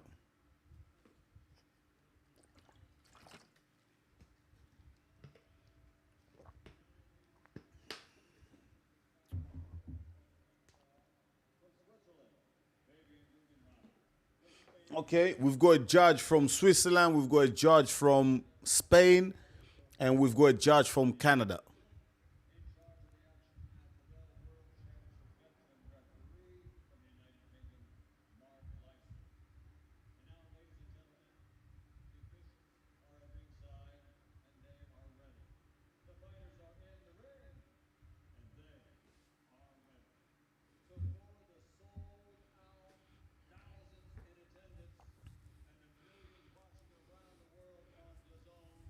Come on, let's Rambo, mate.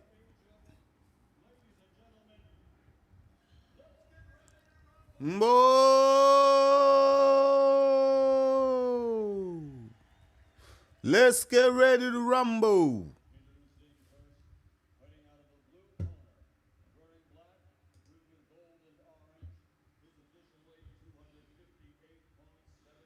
Mate, 258.7 pounds is heavy, man.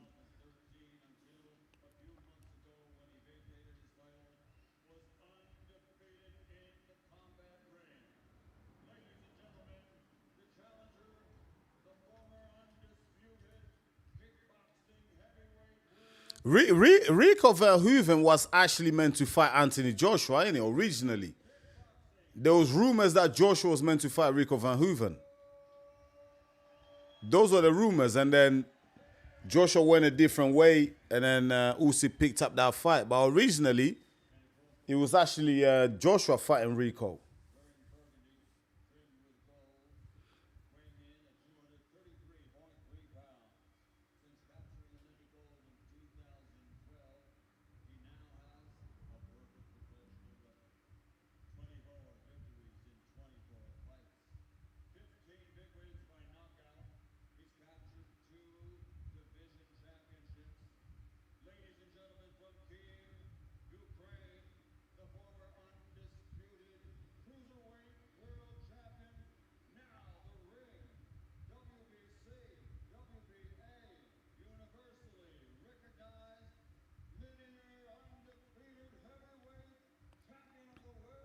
Usyk. Zander. Usyk. Sick. Usyk. Usyk. Usyk. Usyk. Listen, I made no goddamn apologies, man. I'm backing Usyk. I'm backing boxing right here, my people, man. Can't afford for arguably the greatest heavyweight of this era to be losing to a goddamn kickboxer. Are you mad?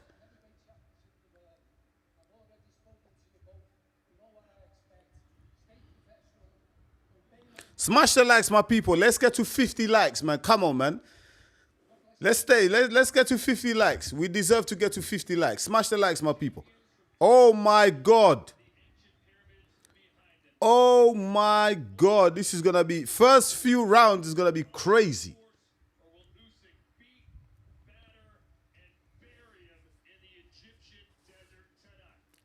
Usyk has to bury him in the Egyptian desert tonight, mate. Uh-oh. Uh-oh. Uh-oh. Here we go. Let's go. Round one. Rico is moving a bit weird, isn't it? Rico is a big guy in the. He looks massive compared to Usyk, mate. Okay. Usyk not really throwing nothing. Usyk again with that lead hand. Oh! Oi! Big shots lands for Rico. Hey, that was a big shot, my God. Oi! That big right hand landed early for Rico. Right now, Usyk is just downloading that data. But Rico landed a big right hand early. Wow. Okay, listen. Rico is a big. I don't think Usyk's fought anyone this big as Rico. Rico is a specimen. He is massive. Rico is bigger than Joshua, mate.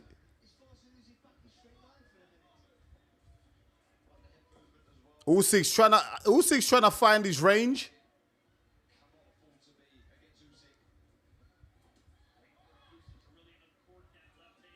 Rico, you know what it is?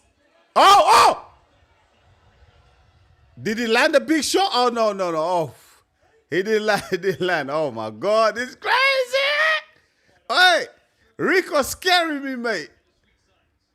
Usyk got me a little bit. Hey, Usyk got me a bit worried here, mate. Rico's moving a bit mad.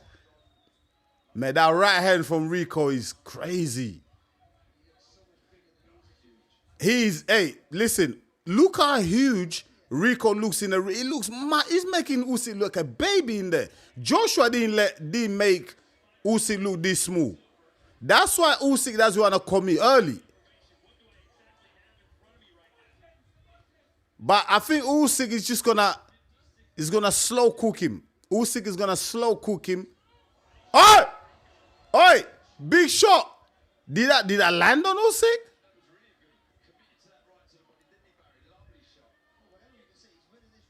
Hey, Rico, the thing about Rico, I think his rhythm is a bit hard for Usyk to work him out at the moment because he's doing all this. He's not like a normal boxer. He's moving his hands like this. It's a bit awkward for Usyk. Usyk just finding it a little bit hard to catch him, to find his range here in this round. And this is a Rico round. This is a Rico round. Rico has landed the bigger punches in this round.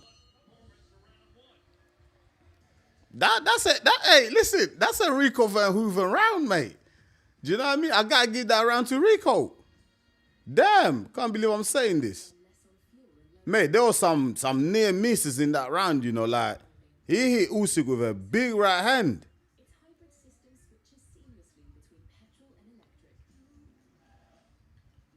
Mate, I ain't gonna lie, man. I'm a bit worried here, bruv. I'm a little bit worried, I ain't gonna lie. And Rico took round one.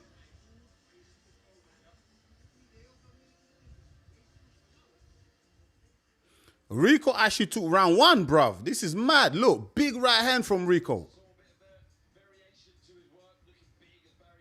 Oh, that shot to the body.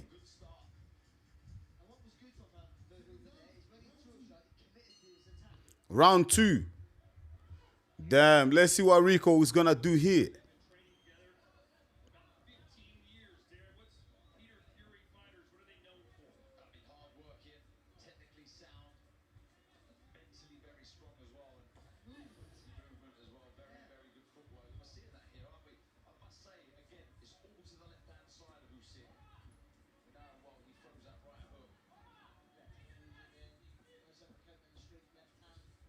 Oh, good pressure from Verhoeven. Verhoeven doing the right thing. Like I said, man, if he's going to stand a chance in this fight, it has to be physical. He can't outbox Usyk. Just be physical. Push Usyk onto the ropes and then throw your big right hands. Oh. Usyk counters with that right hook, but then Rico is still coming forward here. Again, he's leaning on Usyk, making it awkward, using that strength. Look how much bigger he is. Look how big this guy is. I mean, he's making Usyk look like a baby in there, mate. Oh, he lands the jab. Uppercut there from Usyk. Rico counters back as well. Oh, good movement there from Usyk. Usyk just starting to find his rhythm here. Starting to move. But Rico still there putting the pressure. Oh, good uppercut. Good uppercut from Usyk. But Verhoeven comes back himself. But good uppercuts there from Usyk. What Verhoeven is doing really well is not giving Usyk the space to operate. He's really he's closing the distance quite quick. Therefore, even when Usyk's throwing his combos, he's stuffing that away pretty quickly. But this is a better round for Usyk, though. He's landed better combinations in this round for Usyk. Oh, Verhoeven! He is strong. Look. Oh, my God. He is strong. But I just don't know how long he can keep up with his pace. He needs to really pace himself. He needs to be careful. Because Usyk can do this for 12 rounds. I'm not sure Verhoeven can.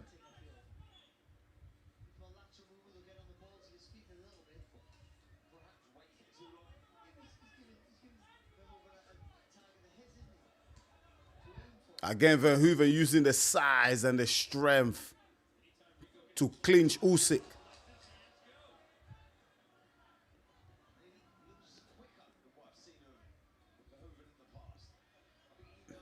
Man, listen, man. Listen, Verhoeven's caught me off guard, man. When I done the fight breakdown, when I saw the style in which he was fighting at, I was like, I wasn't too sure, you know, but obviously he's teamed up with Peter Fury, and obviously they've made the adjustments in it, and he's making the fight a bit awkward in it for Usyk. He didn't really connect anything in round 2, but he's still making it awkward. But I can see him getting tired, man. To be honest, he's strong in it.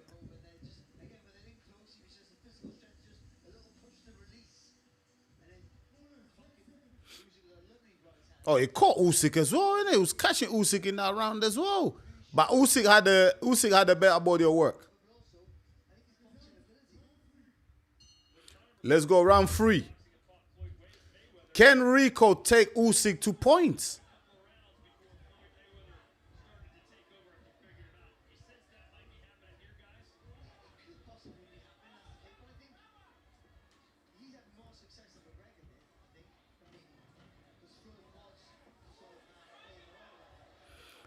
Mate, Rico Verhoeven is having more success than Dubois, bruv. What's going on here? Oh! Was that body shot or was that low? Oh, that was low from Rico.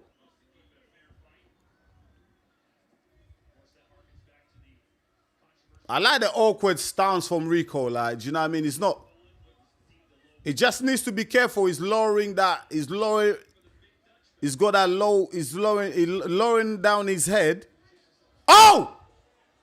Big right hand landed from Rico. Usyk ate that.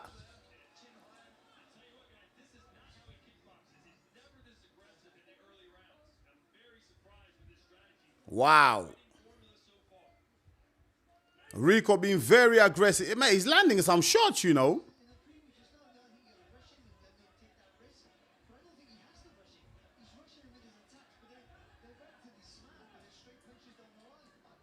Man, Rico's landing some punches here.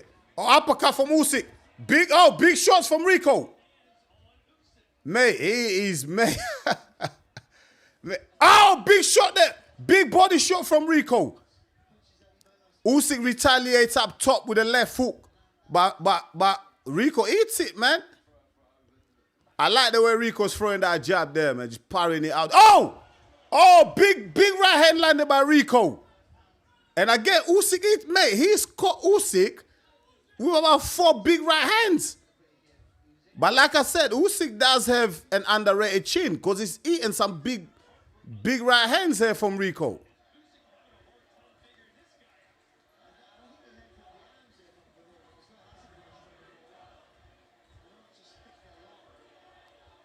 Mate, has Usyk made a mistake here?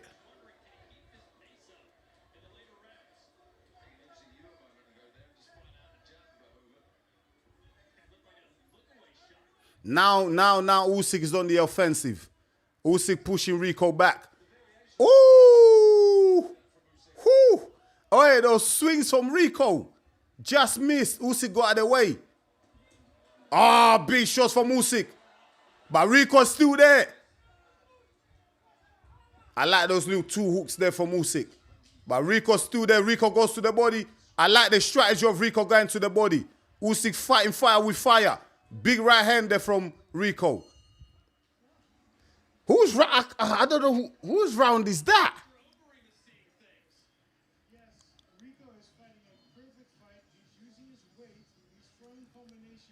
I have to go for Verhoeven. I think he landed the bigger shots. Mate, Verhoeven is awkward, isn't it? He does it.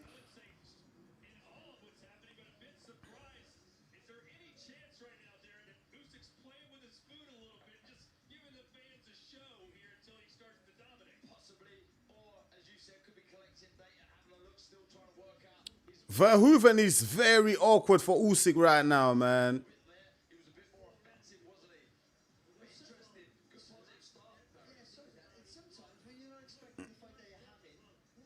But listen, man, I did expect Verhoeven to be a bit awkward early.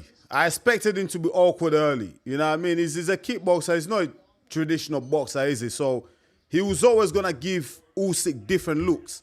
But I didn't expect Verhoeven to land some of the shots he's landed on Usyk. The way he's landed them, I mean, Dubois, Joshua, Fury couldn't land those shots. You know, maybe it's that element of surprise, isn't it? The unknown. Usyk is still downloading that data.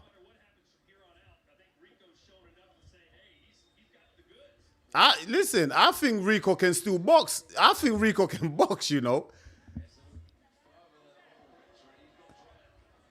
I think Rico can box, you know. He can have a few more fights. Even if he loses now, I think he can still have a few more fights. Oh, big right hand there from Rico. Oh, body shots from Rico. Oh, using strength. I think Rico is just showing the blueprint on how to fight Usyk. But I think Rico, this pace, he won't be able to sustain this pace for 12 rounds, man. I think Usyk is just gonna keep. Oh, big uppercut from Usyk. Oh, big uppercut from Usyk. Oh, Rico's in trouble. Rico's in trouble. Usyk might just end it out. Big uppercut there from Usyk. This could be the beginning or the end. Usyk looks in trouble. Rico looks in trouble. This might be the beginning or the end. Oh, that was a great left hook there from Usyk. Oh, Rico's in trouble here now. Moving back. Usyk now moving forward with confidence. I think has Rico recovered here? Counter from Usyk. Uppercut from Usyk.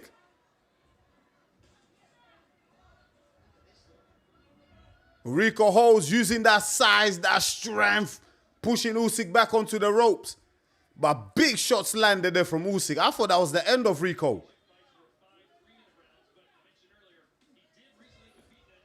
Good shots there from Usyk. Usyk, the uppercut is working well for Usyk. I think Usyk is a bit more relaxed now. He's loosening up. I think he now knows. Oh! Big right hand there from Rico.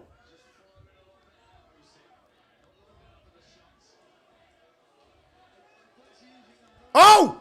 Oh! Big right hand there from Rico. Oh, lovely little uppercut there from Usyk. Oi! Oi! Rico has landed some big right hands. Rico is catching Usyk with some right hands. It's like Usyk is loosening up, he's feeling himself, and Rico's catching him. But I don't. To be honest with you, yeah, I don't see Rico lasting anymore, man. Like, look, Rico's blowing, mate. Rico's blowing, mate.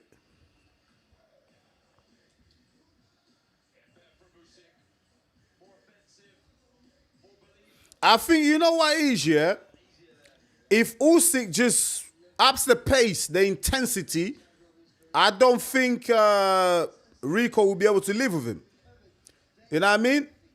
Rico won't be able to live with him.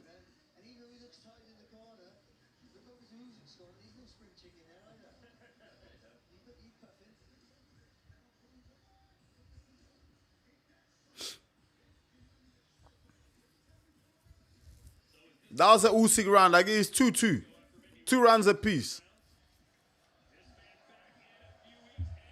Anthony Joshua out here to support his friend Usyk. Round 5. Watch Rico Verhoeven go. Will the gas tank hold? Now that Usyk is putting the pressure. Now that Usyk is coming forward with a much higher intensity. Rico looks fine. He looks fine at the start of these rounds. Still being awkward. Up and down with the hands.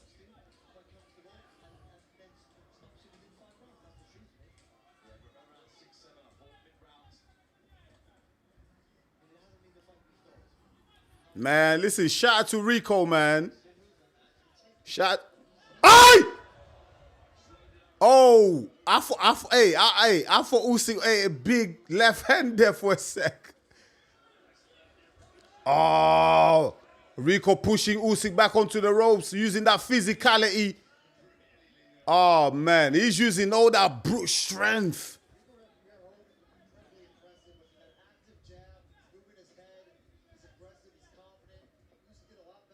Mate, the zone have only given Usyk 1 round. They're crazy. I don't know, but has Usyk slowed down a bit?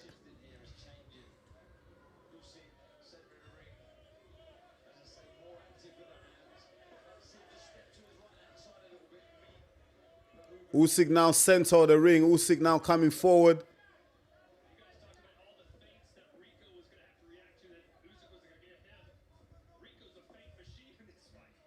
Man, Rico's making it really awkward, man. I'm not going to lie, man. He's not standing still. He's a constant moving object.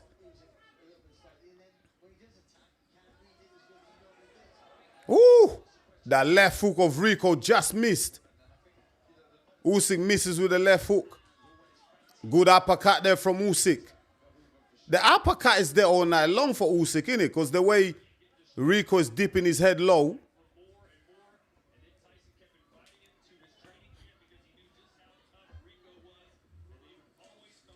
Ooh, right hook missed there by Usyk. But it's all Rico, mate. This round is all Rico. It's Rico. Rico is the one connecting. Rico is the one busy. Body shot there from Rico.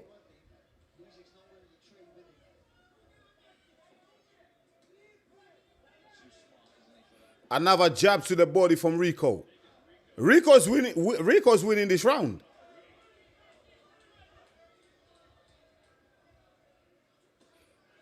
Shot there from Usyk there, just misses. Rico gets out of the way of it. Rico looking comfortable, man. I think at this pace, Rico will be all right.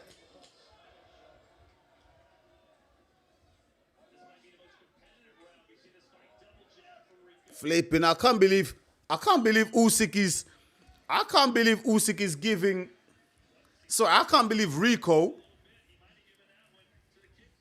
I can't believe Rico is giving Usyk a tougher test than all these heavyweights, man. What's going on here, man? This is the mid rounds now. We're getting into the mid rounds. This is why I said Usyk gets the job done. I said round 8. I said Usyk gets the job done round 8. Mate, if this goes on points and Rico wins, I mean this is gonna be embarrassing for boxing, man. I'm just keeping it real. This is gonna be embarrassing for boxing.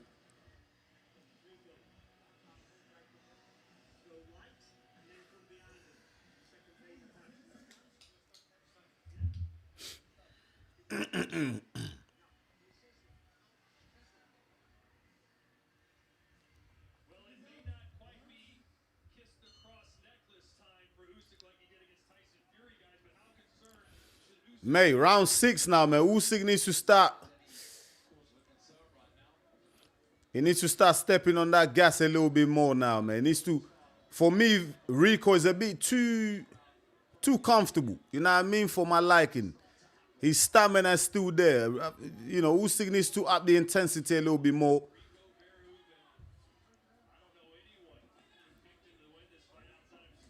Good uppercut there from Usyk.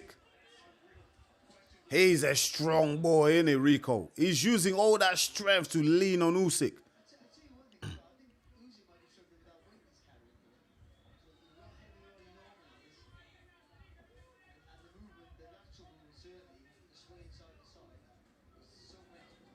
Good uppercut there from Usyk.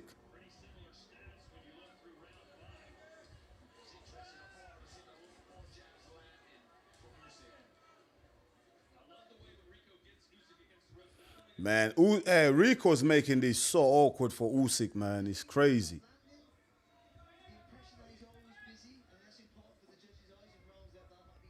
And he's still in these rounds, man.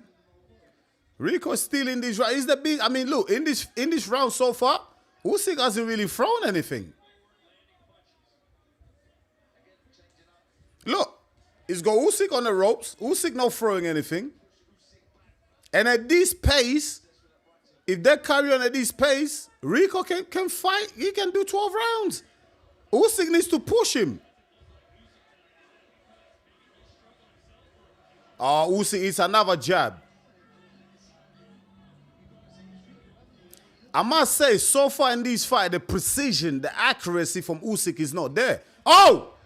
Big right hand from Rico.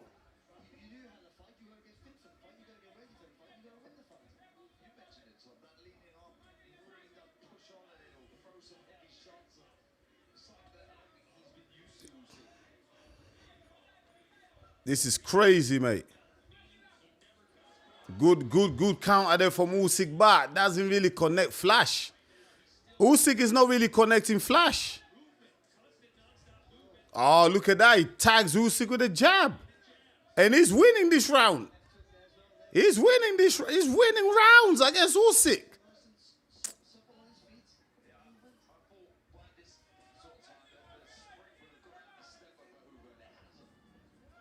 Man, Verhoeven boxing smart here, mate.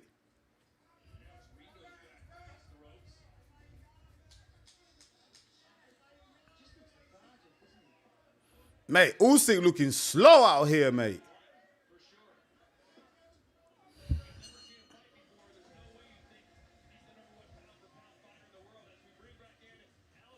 Damn.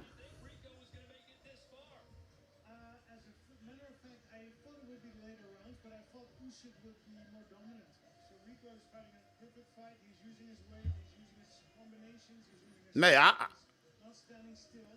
I've got.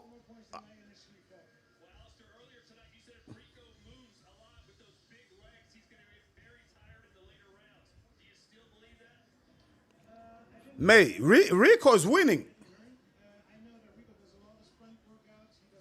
Rico's winning, right? Am I wrong? Rico's winning.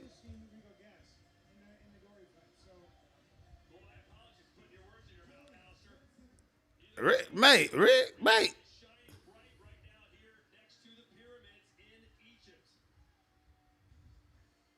Oh, I got my rounds wrong. Rico's winning, mate. Usyk needs to step on it.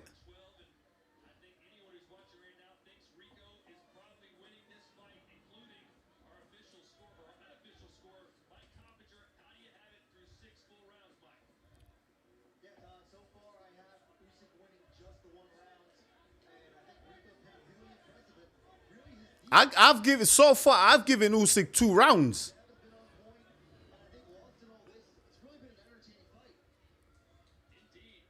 Man, Usyk needs to start throwing, man. Look, in this round, he's still not doing nothing.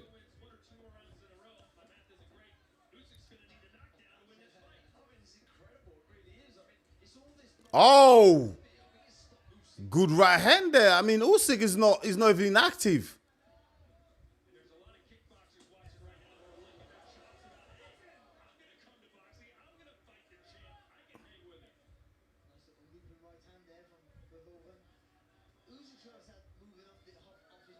Man, I don't know, man. I've never seen Usyk box like this before, man. I think Rico's just too big and too physical for Usyk, you know. Oh, good shot there from Usyk. Usyk needs to do more of that, but it's like Usyk doesn't want to fight fire with fire. The size of Rico is just, I don't know, it's intimidating Usyk, man. And Usyk doesn't seem to have that pop in his shots. It's not really having that effect on Rico. Oh! Right hand landed from Rico.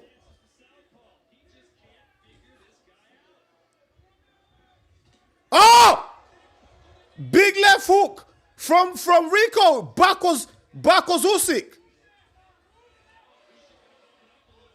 Usyk loosens up a bit, but now it's still Rico. Oh my God. This is people, we might see Usyk lose. Usyk might lose this fight. He's losing this round. Usyk might need a knockout. This is crazy, bruv. What is Usyk doing, bruv?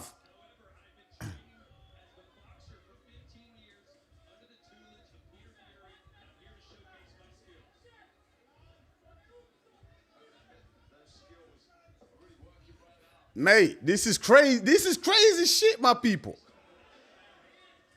Usyk is losing. This is crazy, bruv.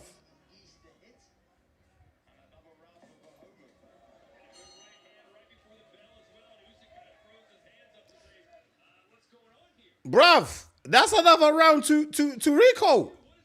Mate.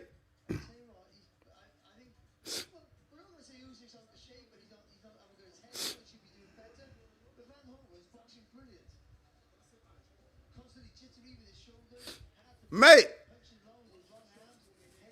this is what I said. Usyk, he should have fought Kabayao. He should have fought. He should have fought. He should have fought the boxers. This what happens, man. Bruv, this is crazy. This is absolutely crazy, mate. Like, this is embarrassing. This is gonna be embarrassing for boxing. If Usyk doesn't find something soon, mate, this is gonna be embarrassing for boxing, bruv. The hell? This is crazy. Mate, Usyk, mate, you need to do something. You're losing every round. Rico Verhoeven is outworking Usyk, out jabbing him. Power punches is landed more.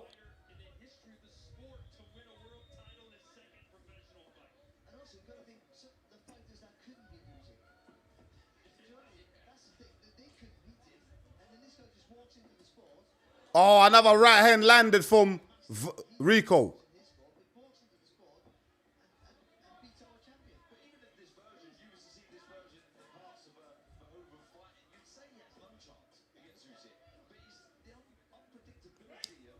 I can't believe what I'm watching here, people.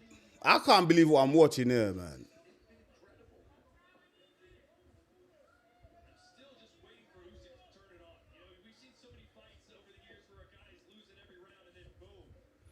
And the thing is, I don't think Usyk has a knockout in him. Oh, big right hand from Rico. Rico man knock Usyk out. Oh, big right hand from Rico. Oh my days, bruv. Big right hands from lands for Rico.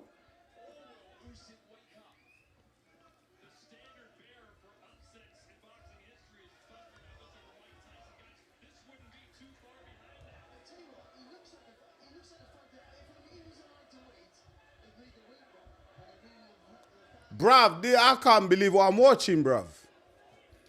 Bruv, unless this is scripted and they're trying to give us a heart attack and then Usyk might get knocked out in the last round. Bruv, this is crazy, man.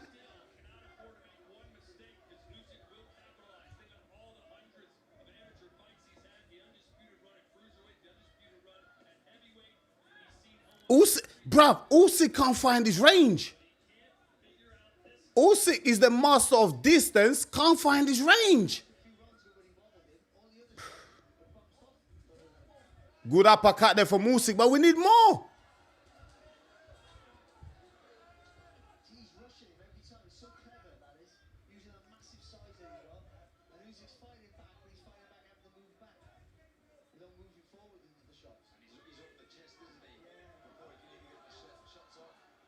Mate, Usyk just needs to come forward and make. Usyk just needs to go forward and just make Rico tire. Oh, there's a flow from Usyk.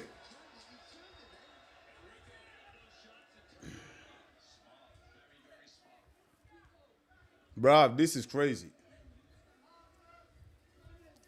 This is crazy, bruv. This is crazy. This is crazy. This is crazy. That's a Rico round. I can't believe this, mate.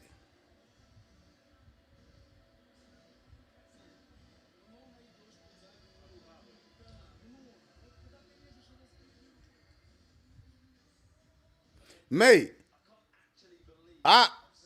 Usyk is gonna just ruin. Like Usyk's legacy is in the bin. If Usyk loses this fight, his legacy's, bruv, Fury's legacy, bruv, their legacy is in a bin, bruv. It's in a bin, bruv. Seriously, this is crazy. Listen, people are saying Usyk can win via KO. What proof so far in this fight have you seen that Usyk can get a KO? He hasn't got a KO in him.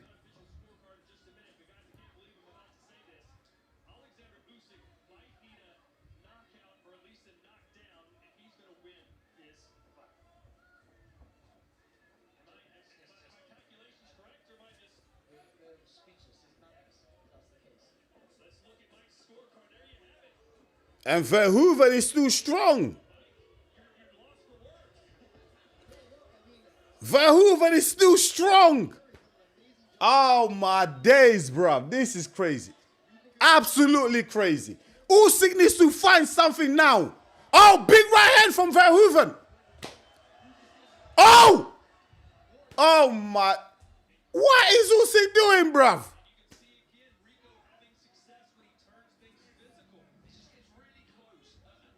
This is crazy. There's no pace in Usyk. There's no intensity in Usyk. I don't know, is Usyk hurt?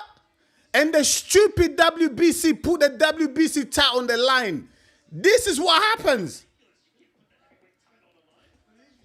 The heavyweight division, the WBC, they put the WBC title on the line because of their greed. Shame on you guys. Shame on you. That look like that hurt Usyk.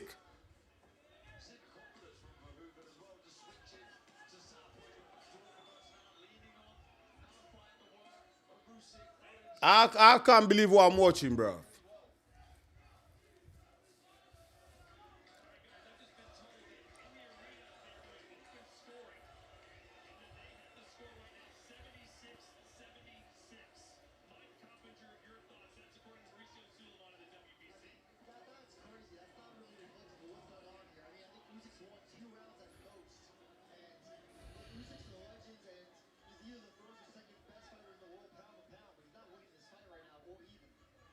Bruv, apparently they've got Usyk winning. Apparently 76.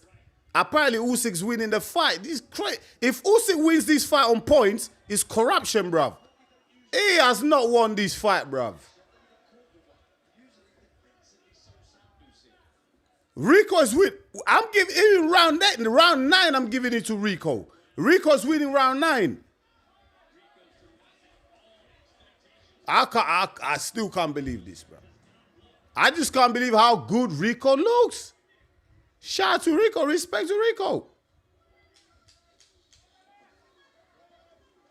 And he hasn't gassed. Rico hasn't gassed. He's still here. That's a Rico round. That's a Rico round. I can't believe what I'm saying, bro.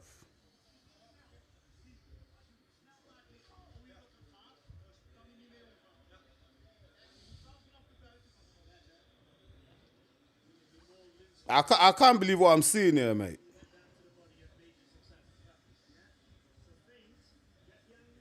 I can't believe what I'm watching here, mate.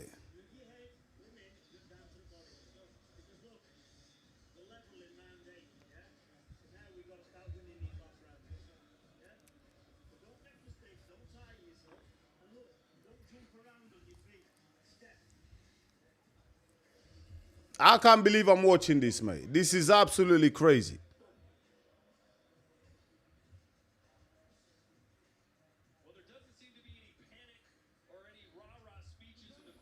Usyk, you go 3 rounds, mate. You better do something.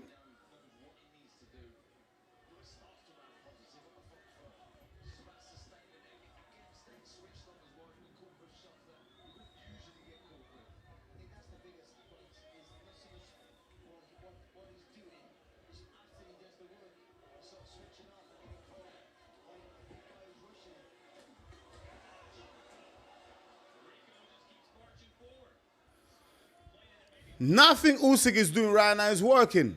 And you know what? Usyk started too slow, bro.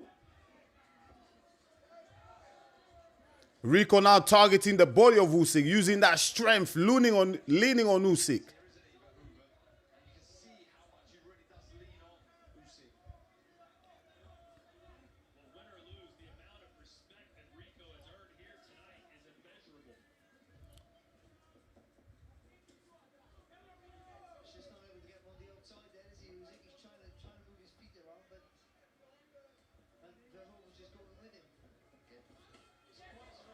Oh! Big shots from Rico there.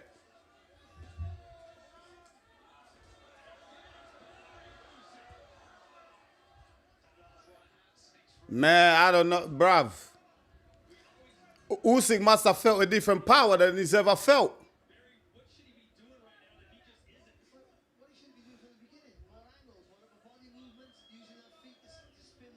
Man, I don't know what to say.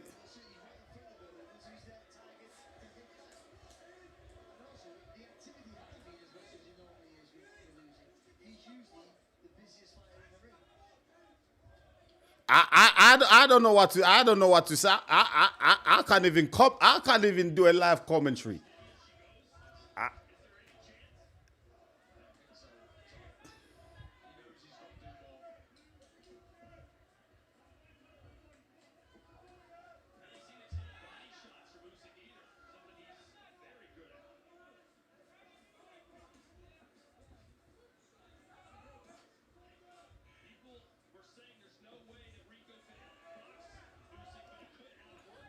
Bruv.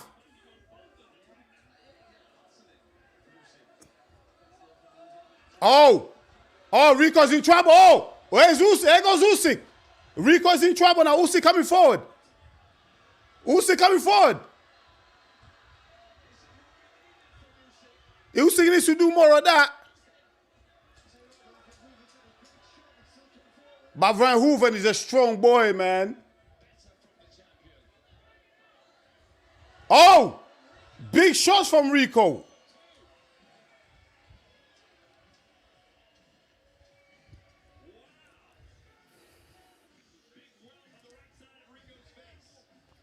Man, Usyk needs a knockout.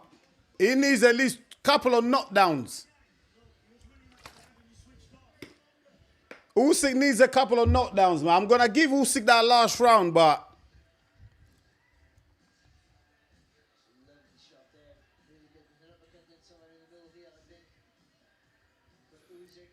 Usyk needs a couple of knockdowns, man. He ain't winning these fights on my card.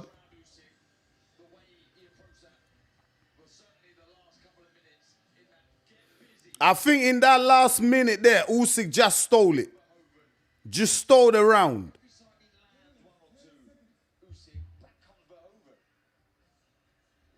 Usyk needs to go all out now.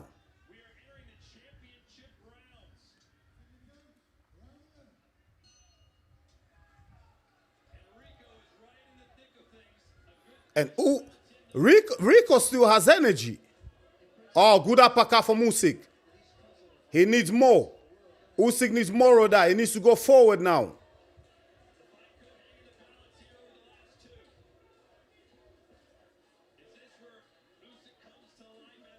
Good shots from Usyk. Come on, let's go. I want Usyk to win because I care about boxing. We can't have a kickboxer come in and beat the greatest heavyweight champion of this era. Come on, it's embarrassing.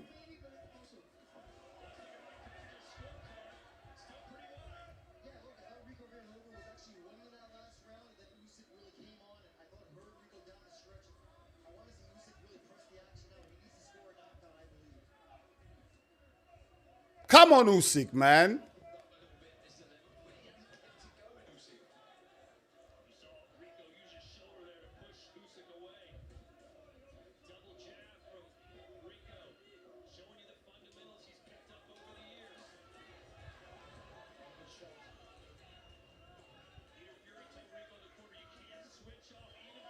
Good shots from Usyk. Come on, you need to go again.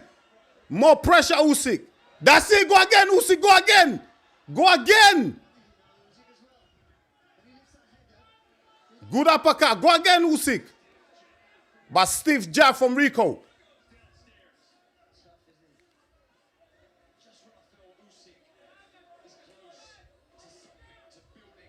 Every time Usyk gets close, Rico fights back, man.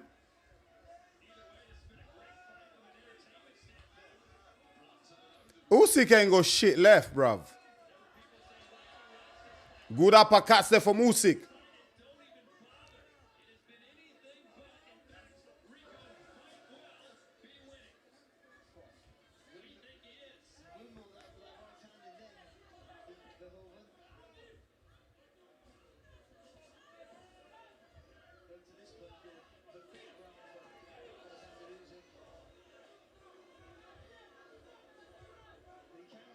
Usyk is got a bloody nose.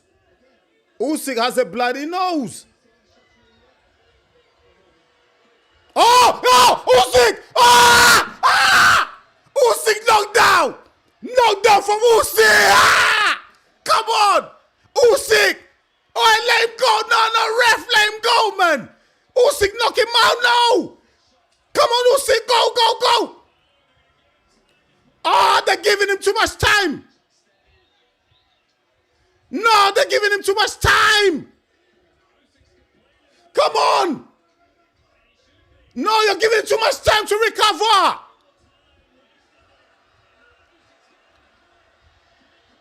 Yes, Usyk, yes.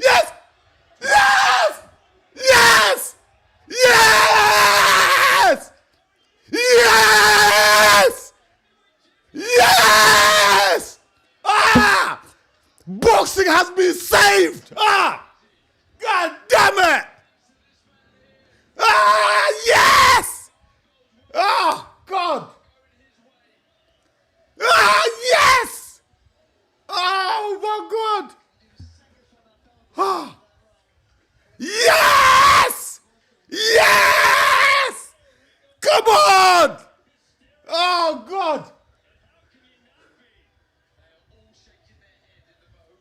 Oh, my God. That was close. I don't care if it's early, mate. Boxing has been saved. Oh, God. Oh my God, that's crazy. Yo, Usyk, don't ever do that again, mate.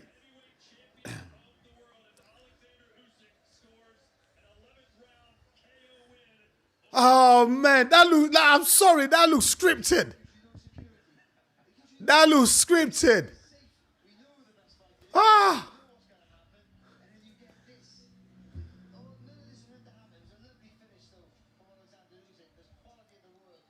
Ah, lovely uppercut from Usyk. Oh my God.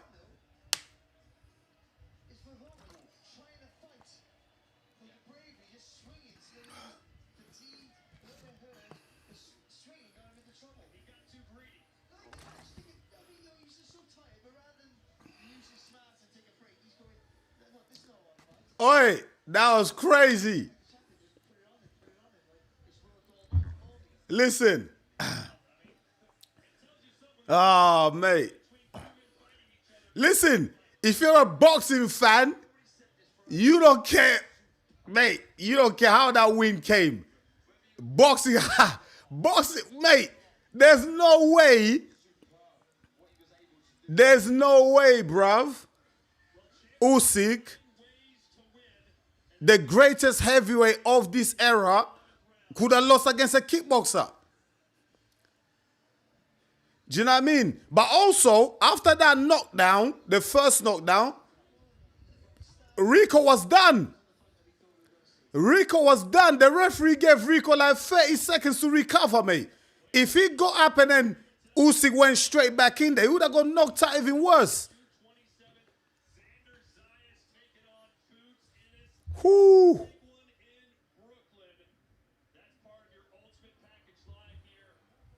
Oh my God.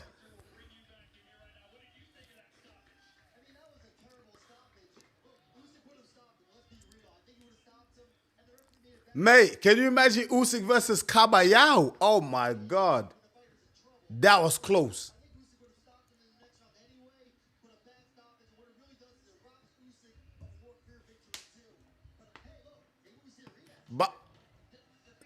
But listen, respect to Rico. Respect to Rico.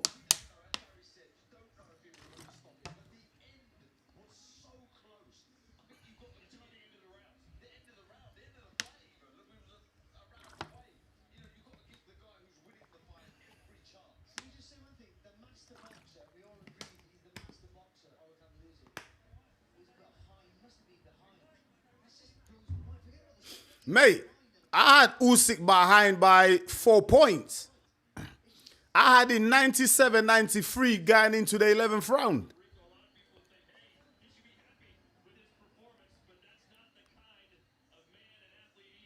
Nah, but Rico is a beast, bro. Rico is a beast, bro.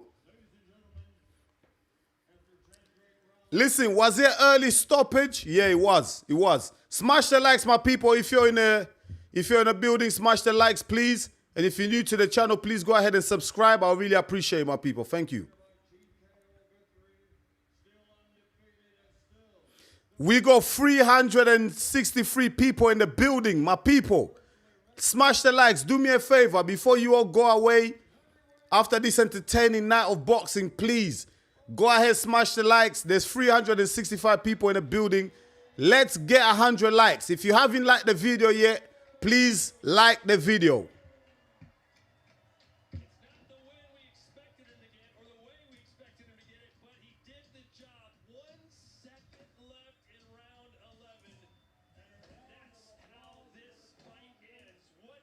That was close.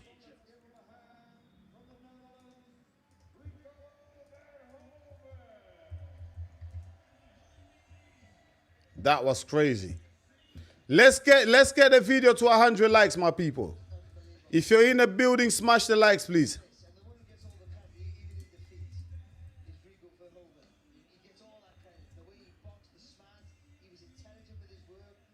Let's get to 100 likes, my people. Let's get there. What an evening of boxing. So enjoyable. Mate, I don't mind seeing Rico in another boxing fight. I don't mind seeing Rico in another boxing fight. I don't mind the two.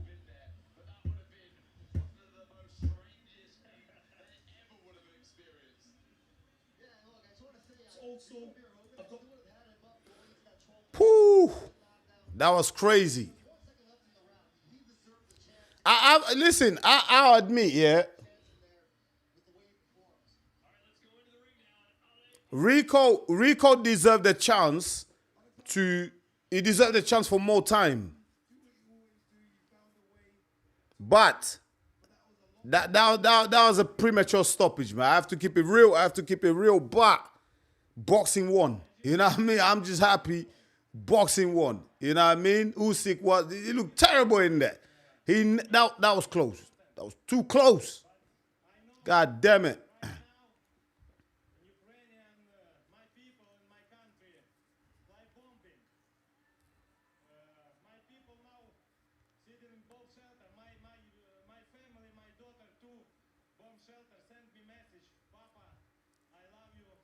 Okay, so Usyk saying that his daughter's getting bombed. She's in a shelter. If you're in the building, my people, subscribe to the channel as well, please. If you're new, my target is to get to 5,000 subscribers. I need 200 more subscribers. So if you're in the building, you want to support the channel, please go ahead and subscribe to the channel. We've got so many more live streams coming up, live fight commentaries coming up, new videos dropping every week. So please subscribe, and you're really going to help to support the channel. Thank you, my people. Thanks so much to everyone who came through today. I really enjoyed the show. We had just around about 450 people for the main event. So thank you so much, man. I appreciate it. Thank you so much. If you haven't subscribed yet and you like the content of this channel, please go ahead and subscribe. You're really going to go a long way to support the channel. Thank you so much. Oh, man.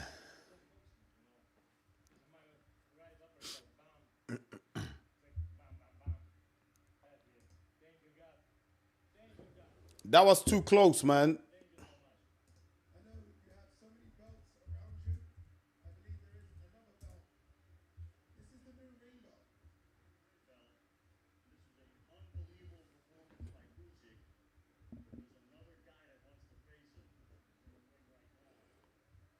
Oh, Age Caballero is in the ring.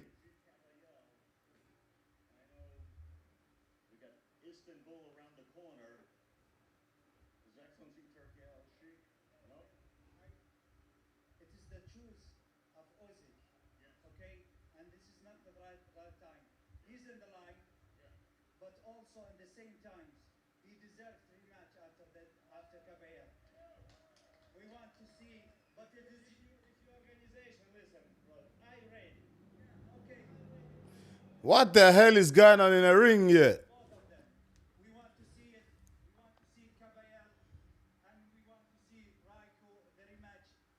Oh, they're talking about a rematch, Rico versus Usyk.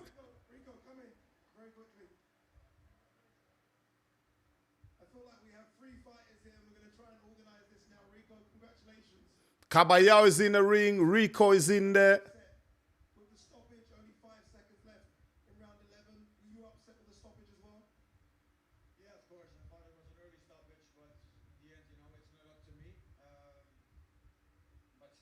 No, but Rico can be proud of himself.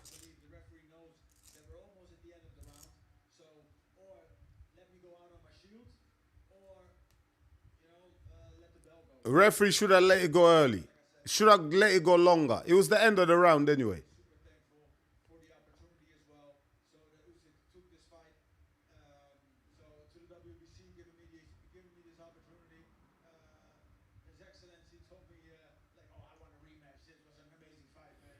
We might see the rematch between these two guys. We might see the rematch.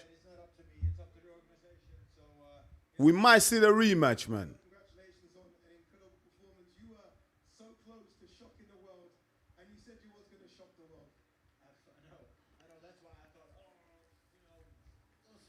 That was too close.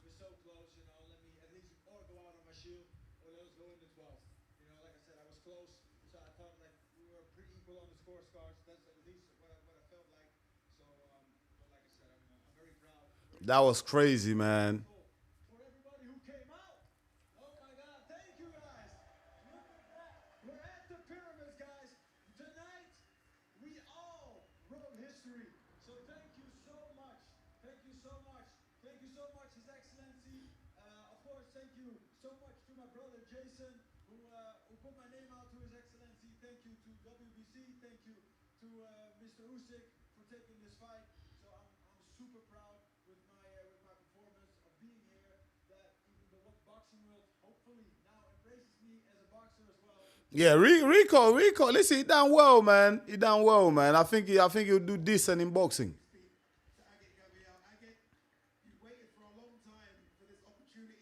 I get Caballero is in the ring, man. He wants that smoke with Usyk. First of all, congratulations, Oleksandr. You know, I've waited so long for the situation. I'm ready. I think Germany is ready for the fight. All the German fans wait. I know many French people live also in Germany. Let's do it in Germany in stadium. I think the fans want the fight. All the fans in boxing. Let's do it. Ah! Oi! Usyk accepts the call out from Caballero. That's next. They shake hands.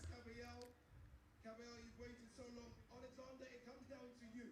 No, it comes down to you, Oleksandr. Oleksandr, what do you want? Usyk versus Caballero next.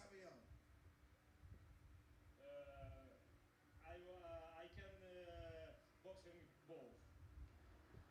You're special, but maybe even you can't do that. Bro, no problem.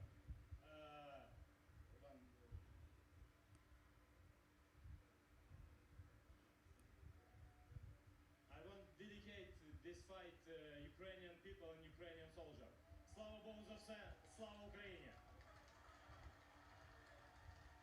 Finally, before I let everyone go here, congratulations on an incredible performance. If we see the rematch again, I know everyone. Caballero Usyk is gonna be interesting. We want to see you fight Oleksandr Usyk again. Yes. You're in the ring to make this fight. Spencer Brown, come in, Spencer. Spencer, surely we get this fight next. Caballero is next. It's going to be ordered. They're going to fight. That was an unbelievable performance. Unbelievable. I think Usyk might even vacate, mate. I think Usyk might vacate, man. Usyk slow down a bit. We've got a new challenger. It's in line, and there can only be one fight. Both agreed to it. Let's get it on. When? They're both ready. Whenever you want. Whenever they want.